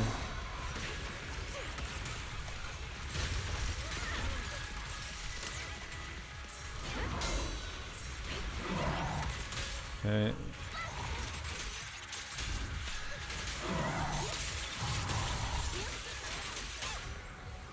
I'm gonna do this. My bullets are one with the wind. Okay. Reason you're not swap canceling with triggers EX special? And what? I don't know if I was how. No. There was one instance there though where I was purposely waiting for Pompey, I think, to do something. I think, but one of them I don't think there's any particular reason I didn't do it. So there you go. There's the 40k. Yeah, with OrVW engine, I do have it now. I was able to grind for it. So yeah, I don't know. I think it's cool, right? That this team, like, I can get 40k on this. I can get. I'm pretty sure I could optimize this, get up to like 45k. So I think it's kind of cool, right? This having this dual electric fire DPSing team. That, you know, we have a non-fire weak enemy, but it is electric weak. That gets 40k, and this is with it. This having so many stall mechanics, right? And then this thing is fire weak, but it's electric resistant, and I'm still able to get 40k. Like, I think it's pretty cool. I did try the team against Butcher, and I think I got like 30k. I don't remember how Butcher's HP compares, so this is like a true neutral context, right? So yeah, Sambi trigger Orphe comp is so satisfying to play. Yeah, I like Orphe enough, and I like this team. It's not that I want Sambi to replace Jing-Yi, but I think I would enjoy having Sambi as an option. I imagine with my... God damn it, why did I click on the notice page? I imagine with my investment, Sambi is potentially likely to be able to enable me to, like... I would hope. I would hope the difference of Sambi is, like, getting to the territory of killing Defiler, right? with the Sambi buffs at least. But we'll see when the frig she actually reruns. So I saw that the stream, by the way, for Zenless is on Monday, because apparently there are holidays and like a long holiday in China for the week after October 1st. So they're doing an early stream, which means we'll get to see. We'll see if the stupid rumor about Jafufu Vivian rerun is correct. Which Vivian rerun I think makes sense. Jafufu is a weird rerun to me. Like I get it because like release a unit that's intended as a rupture support with the rupture, the other new rupture at actual support and whatever instead of the stunner. Like, I get it, but I feel like a Yi Xuan rerun would have made more sense during the rupture shell patch, right? Because like I would have considered going for Yi Xuan, but not. I don't want Yihari, and I don't really like what they've done with Lucia's design. I'm probably going to pull a little bit on Lucia banner, unless Sambi reruns, just to get some Monato copies, because I think he seems fun. Monato Orphe seems to be Monato's best team, by the way, with Lighter, I believe, although Jafufu might work well. CZZ is crashing. I'm going to verify the files, so best of luck. I used to have minor problems with Zenless crashing. But not very often. But then my friend also definitely had problems, so I don't know. I haven't had any issues on my new computer so far. But yeah. You're worried that Yanagi and Miyabi are going to be fully countered? I mean, I don't think they are going to be. Like, we're going to occasionally get deadly assaults that are not very friendly to them, to be clear. But like, I don't know. There's enough there's enough ether ice weak things in the game.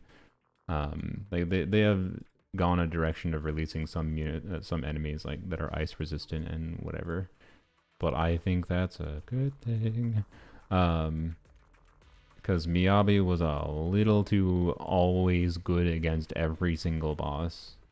I think diversifying boss lineups to incentivize different kinds of teams is a very good thing. I don't think you should be worried at all that Miyabi will go anywhere for you, especially because of the potential path you could go towards doing a mono ice Miyabi situation. But Yishuan would make more sense, but then Nidhari would not sell. Yeah, maybe that's their intent. But anyways, the fact that they did Ellen buffs, but then haven't done an Ellen rerun, and the fact that they're gonna do Sanbi buffs and apparently not have a Sanbi rerun. Like Sanbi was rumored to rerun. It was like, okay, yeah, it's been a while since Sanbi reran. They just reran Trigger. They just released Orphe. Like Sanbi run makes so much goddamn sense. So if Sanbi isn't rerunning, it's just like what? What? And like there's Shiyu Defense, by the way. There's Shiyu Defense buffs that are like electric weak target, or like electric targeted and like electric weak enemies in like the first part of the patch. And there's also like electric weak, like you could be like, oh well, it's just because they just released Seed, so of course they're gonna have some electric weak things. And like yeah, and like there's like yeah, so I don't know, but it's just like everything seems to line up being like it makes sense to rerun Zambi, not just because of her buffs, but also because she hasn't rerun at all yet. Like Ellen, at least they had the excuse that they had rerun Ellen. They reran Ellen already, but like they're buffing Zambi. They released the perfect unit to pair with her. Like Orphe is what Zambi was missing to make Zambi's whole kit make sense, and that's before her rework. And her rework just makes her quite really good and like as balanced as the other good units. So it's just, but no Jafufu because it's the Rupture Shell patch. So I don't know. Like I like Jafufu. Don't get me wrong. I like Jafufu. There is a chance that I will consider. What does Jafufu's M1 do? If Jafufu and Lucia are first half, do I pull for Jafufu in trying to get monitor copies, or do I go Lucia? It just depends if I want to protest Rupture or not, and protest their cringe-ass design of Lucia. And like, my intent is not to go to fully to pity necessarily. 12% crit rate might. It's fine. It's this decent. It would definitely be an upgrade for my Soldier 11 team. I guess if Jafufu is first off, I will lean towards wishing on Jafufu. I'd be fine with getting random additional Jafufu copies. What does M2 do? I hope M2 doesn't happen. But my luck and when I'm wishing on banners when it comes to Bindscapes, even if I'm not intentionally wanting it, I feel like it's just be like, oh, you want M3 Monoto? Here's 8 Jafufus. Okay. 3 points of momentum when any character activates an ultimate is kind of interesting. I don't think it's very good outside of Yushuan though. This is kind of meh. But more crit damage would bias towards attack slot 4 always being sensible on Soldier 11, whereas right now I think it depends on the Deadly Assault buff, so I don't know, I wouldn't mind that. I don't think I'm going to intentionally go for M2 though, or M1. Just would consider it in going for Monoto copies. So, but like, yeah, going for Lucia, to be clear, yeah, going for Lucia, even if I dislike the design and whatever, makes more sense because she is like the Rupture support, right? And if there is ever a Rupture unit that isn't Monoto, because Monoto, funnily enough, seems to be balanced in a way where Orphe Lighter is likely going to be his best team. Lucia very much may be a unit I will want for a future Rupture unit, right? If there's ever a Rupture unit, or I choose to get Yushuan. Like, I'm not against the idea of getting Yushuan. I've come around to her gameplay. Her gameplay nuance is interesting. I've tried her enough in Hollow Zero to know that I am interested in having her as an option. And I would probably feel like I would want Lucia for her, right? And like, so that's what's weird. It's like, I don't know. So, maybe. But I also kind of want to protest Rupture. I also kind of want to protest them. And Monoto doesn't count. Because Monoto's an A rank. And Monoto might be carried by the wheelchair anyways. Wheelchairs in Zenless I think are more fun than wheelchairs. Like, wheelchairs are like wheel rocket chairs or something. I don't know. But Lucia for Monoto, except the Monoto team that I want to play is lighter Orphe. So I don't give a shit about Lucia. Lucia for Monoto is my vibe right now, at least. I don't know. Anyways,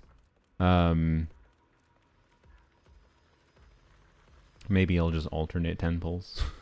I don't know. I'm not intending to spend money though, so it'll be whatever resources I get, and it's also going to depend on what units are in the next patch after the next patch. So because the typical beta experience, whatever. If I see a unit that it's coming out, what 2.4 is it? What is this version? This is 2.2, right? Yes, this is 2.2. So 2.4, whatever units are in 2.4, maybe I'll end up saving for those instead, right? I don't know. We shall see. So, yeah, Monoto and Yushuan are the only Rupture units in my eyes, yeah. I don't think Yidhari looks unfun, by the way. I don't know, I like Miyabi still. I don't feel like I need a nice Rupture unit. I also don't. I'm not particularly a fan of her design. I think her animations are also kind of, I think she might be interesting to play because, like, heavyweight attacker S rank unit is kind of interesting. She might feel very unique to play compared to other DPSs, and I think that's good. I think feel of play and just being a balanced character is perfectly fine. But, You weren't intending to spend for Orphe weapon either, that's true. But I was hoping to get less bone for Orphe. I was hoping to win a 50-50 for an M0 character for once, but no. Apparently I only win 50-50s for men.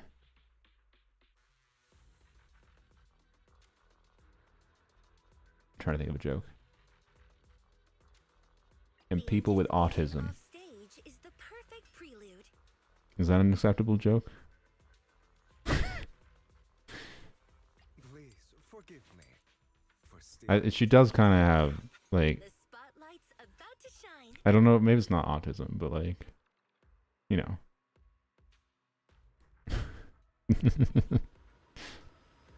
just in case anyone thinks I'm, like, making an asshole joke, it's like, I think obviously there's spectrums of autism, but I think some of my favorite people I've met in real life have been people with autism. I don't know. I like people whose brains work differently. That's all. So I attract gay people. That's another word for it. Yeah. Yeah, Tylenol. People who consume Tylenol. I wish you Yep. were fabulous. Mm-hmm. Mm-hmm. That's it.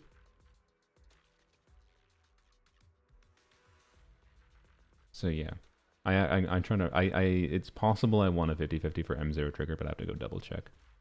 As far as I recall though, the only 50-50s I won for M0 characters are M0 Astra and M0 Hugo. Like Please forgive me uh, for stealing the moonlight.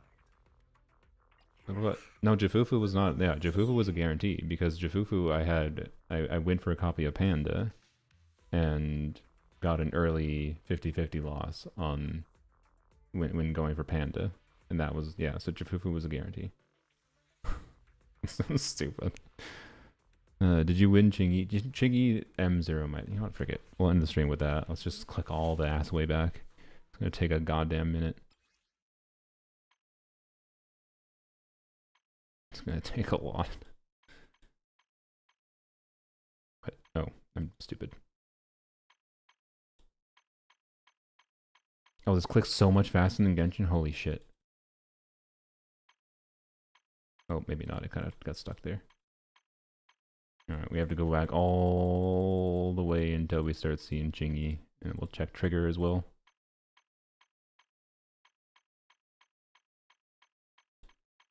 Yep. Yep. Here's the painful Alice M0 and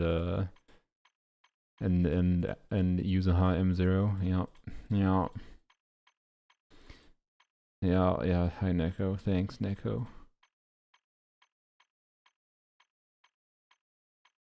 Hello, Yuzuha. You understand why this game managed to convince me to spend money, but it's fine. Apparently Zenless doesn't make much money. Supposedly, according to people who think gacha games must make $5 billion, otherwise they're garbage, apparently. Which is insane. There's people that are like, they'd be like, oh, Genshin didn't make 5 quadrillion damage from this banner, and Wuwa made $2 more? That was not $2, you know. $2 more? Genshin, dead game. And they just like, what? Why the fuck are you judging gacha games by the money they make from the banners? That is entirely the game dev's fucking problem to worry about, whether or not they're making enough money to justify the development costs. Right? That is not like something we should give a shit about at all, other than yep. Wait, Jafufu was super early? I totally forgot about that. Okay, so like, see, this is what's funny though, is like, wait, what? I'm so confused. Oh yeah, I remember. I had like 30 pity already. So I had like a little bit of pity already for whatever reason, wishing for Panda, and like the Kaleda was like a 40 pity or whatever, and then Jafufu was early. I remember that, yeah. And that's that. Yeah. I remember that. That's part of why I went for Jafufu engine, because I got super lucky with Jafufu. So like, this is what's weird. Is like, I haven't gotten like unlucky when you like factor out everything. I think factoring and whatever. It's just M0 characters specifically. I never win 50-50s with them, but I have weird conjunctions of getting earlies that like make things not that bad, right? Like the Jafufu. So like, and lighter was 50-50 loss. I know that. I don't know if it was early at all. Doesn't seem like it.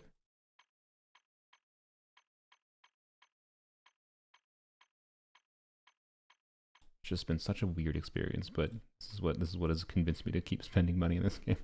Just one, being stupid monkey brain and liking engines, but two, just just the never being able to plan properly for things because I feel like I'm always going to lose M0 characters. I just have to assume it's 150. I just have to. Just trigger. Okay, finally we got to trigger. Yes, and Hugo was a 50 win. I knew that. And I know Astra was. So this was trigger M1, which I believe was not a win. And I only decided, and that was, I spent money for that because Lin Zero made his freaking like hour-long video about trigger and all the tech to do a trigger, which I still don't properly do, and even though I like the character.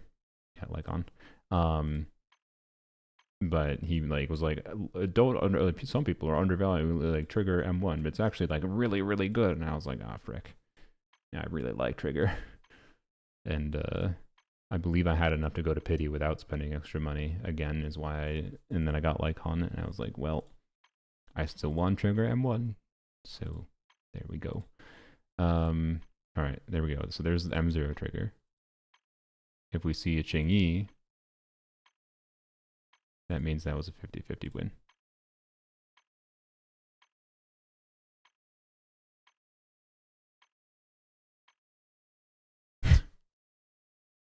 Nope. It was not.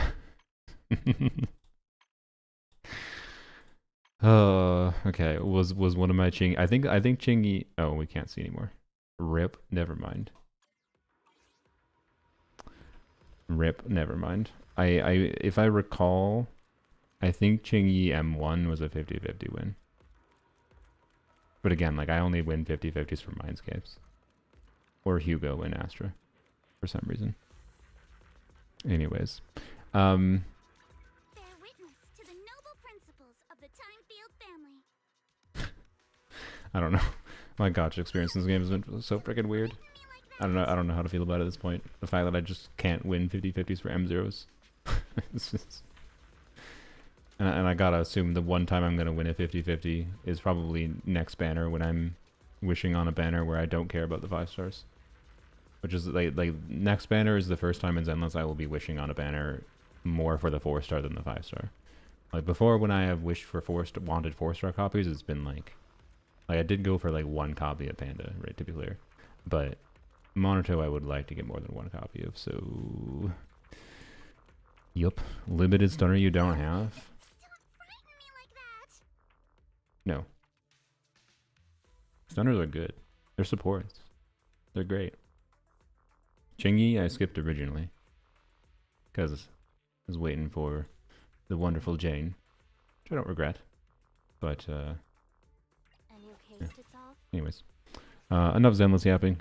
I spent longer in Zenless than I spent longer streaming in general than I intended to. But, yep. Stunners are great. I wish Pulchra was a little bit better. But, I don't know. I'll play with Pulchra. I'll probably consider trying to play around with Pulchra. If I get her M6 ever, but she's probably just going to be a bad version of every other stun I have. So, yep. Anyways, I do like stunners. They've done a good job making the stunners feel distinct from each other in different ways. But it is kind of at the point where I don't know what kind of stunner could release at this point that I feel like I would need. Because I have a lot of different role coverage for different kinds of stunners.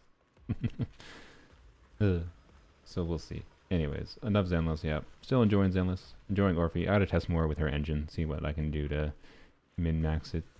With Orphe and her build. But gotta play around a little bit. I'm not late, am I? Any improvements I can make? I don't know.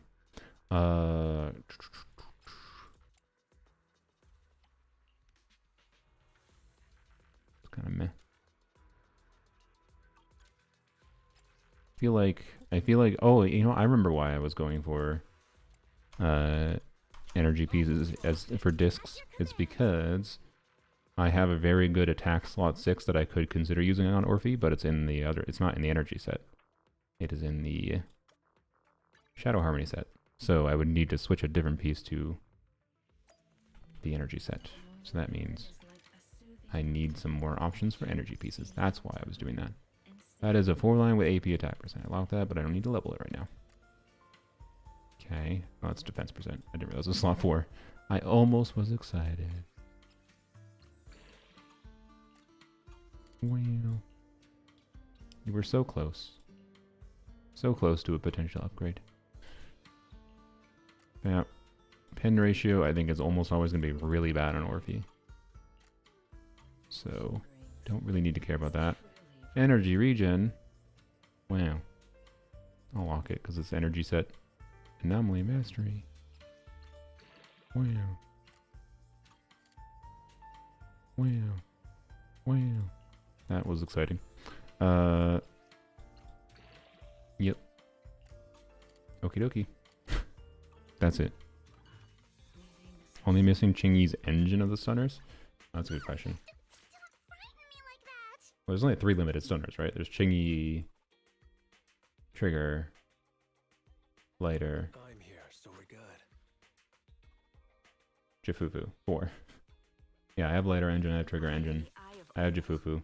And Jifufu engine I probably wouldn't have down for if I didn't get lucky with her, but I don't regret it because it was actually a more sizable increase to specifically the Soldier 11 team. This engine makes less of a difference, I think, for Yixuan, less of a relative difference for Yixuan than it does for specifically the Jifufu Lighter Soldier 11 team, but and enabled, getting max buff on her with more flexibility for her build, which is what I wanted as well. So I don't regret that. But yeah, haven't gotten Chingy's. Didn't get in the original banner because the reason being is on like a damage value, it's not really that much better than this engine. It's just a little bit more base attack functionally, but it has a little bit more base attack. And then it has the same amount of damage bonus basically, but it also gives the damage bonus to the other teammates. And then it gives a whack ton of impact, of course, because that's what it was made to do. Like it makes you stun like ridiculously fastly. Like Chingy with her engine is the fastest stunner in the game as far as I'm aware still. So like it'd be fun to have, but I don't actually think it would meaningfully increase Chingy's damage. And I also really like the energy regen on Ambi's weapon here. The energy regen I quite strongly feel when I have tested comparing this engine to higher base attack engines. Basically functionally just converts to more decibels and get better uptime on her ult. Has been my general experience. So I have quite liked having this on her. And because I've been doing the Chingy trigger combo like a ton, I don't really feel like I need the extra stunning speed that often, most likely. But that feeling of mine is a little bit different now. That like the Orphe trigger Chingy thing is now my favorite way to do DPS Chingy, because this opens up the team to be a little bit more distributed for its damage potential, because of Orphe's damage rate. So having Chingy engine that would increase Orphe's damage and also increase the stunning speed against non-electric resistant enemies. Or sorry, non-electric weak enemies. I don't know. I will consider it on rerun. So yeah, and it is an interesting generalist weapon. That's true as well, but not that useful for me considering I have all the other stun engines. I hadn't thought about that. It is amusing. It's amusing.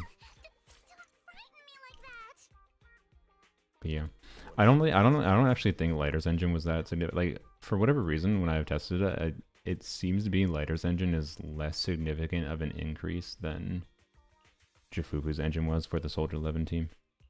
But it's still definitely an increase. And I don't really regret it, but it probably wasn't worth it. Anyways. I'm here, so we're good. I need to spend less money in this game. They've gotten enough money from me, but it's fine. I like the game. Oh well. Anyways, why am I yapping so much? Boy, if I don't get the Dia video out tomorrow, I apologize. This stream would be why. But it was fun. I don't think I'm going to go raid anyone because I am lazy. So, focus Aftershock kind of base attacks. Yeah. So, anyways, have a wonderful day. Bye-bye.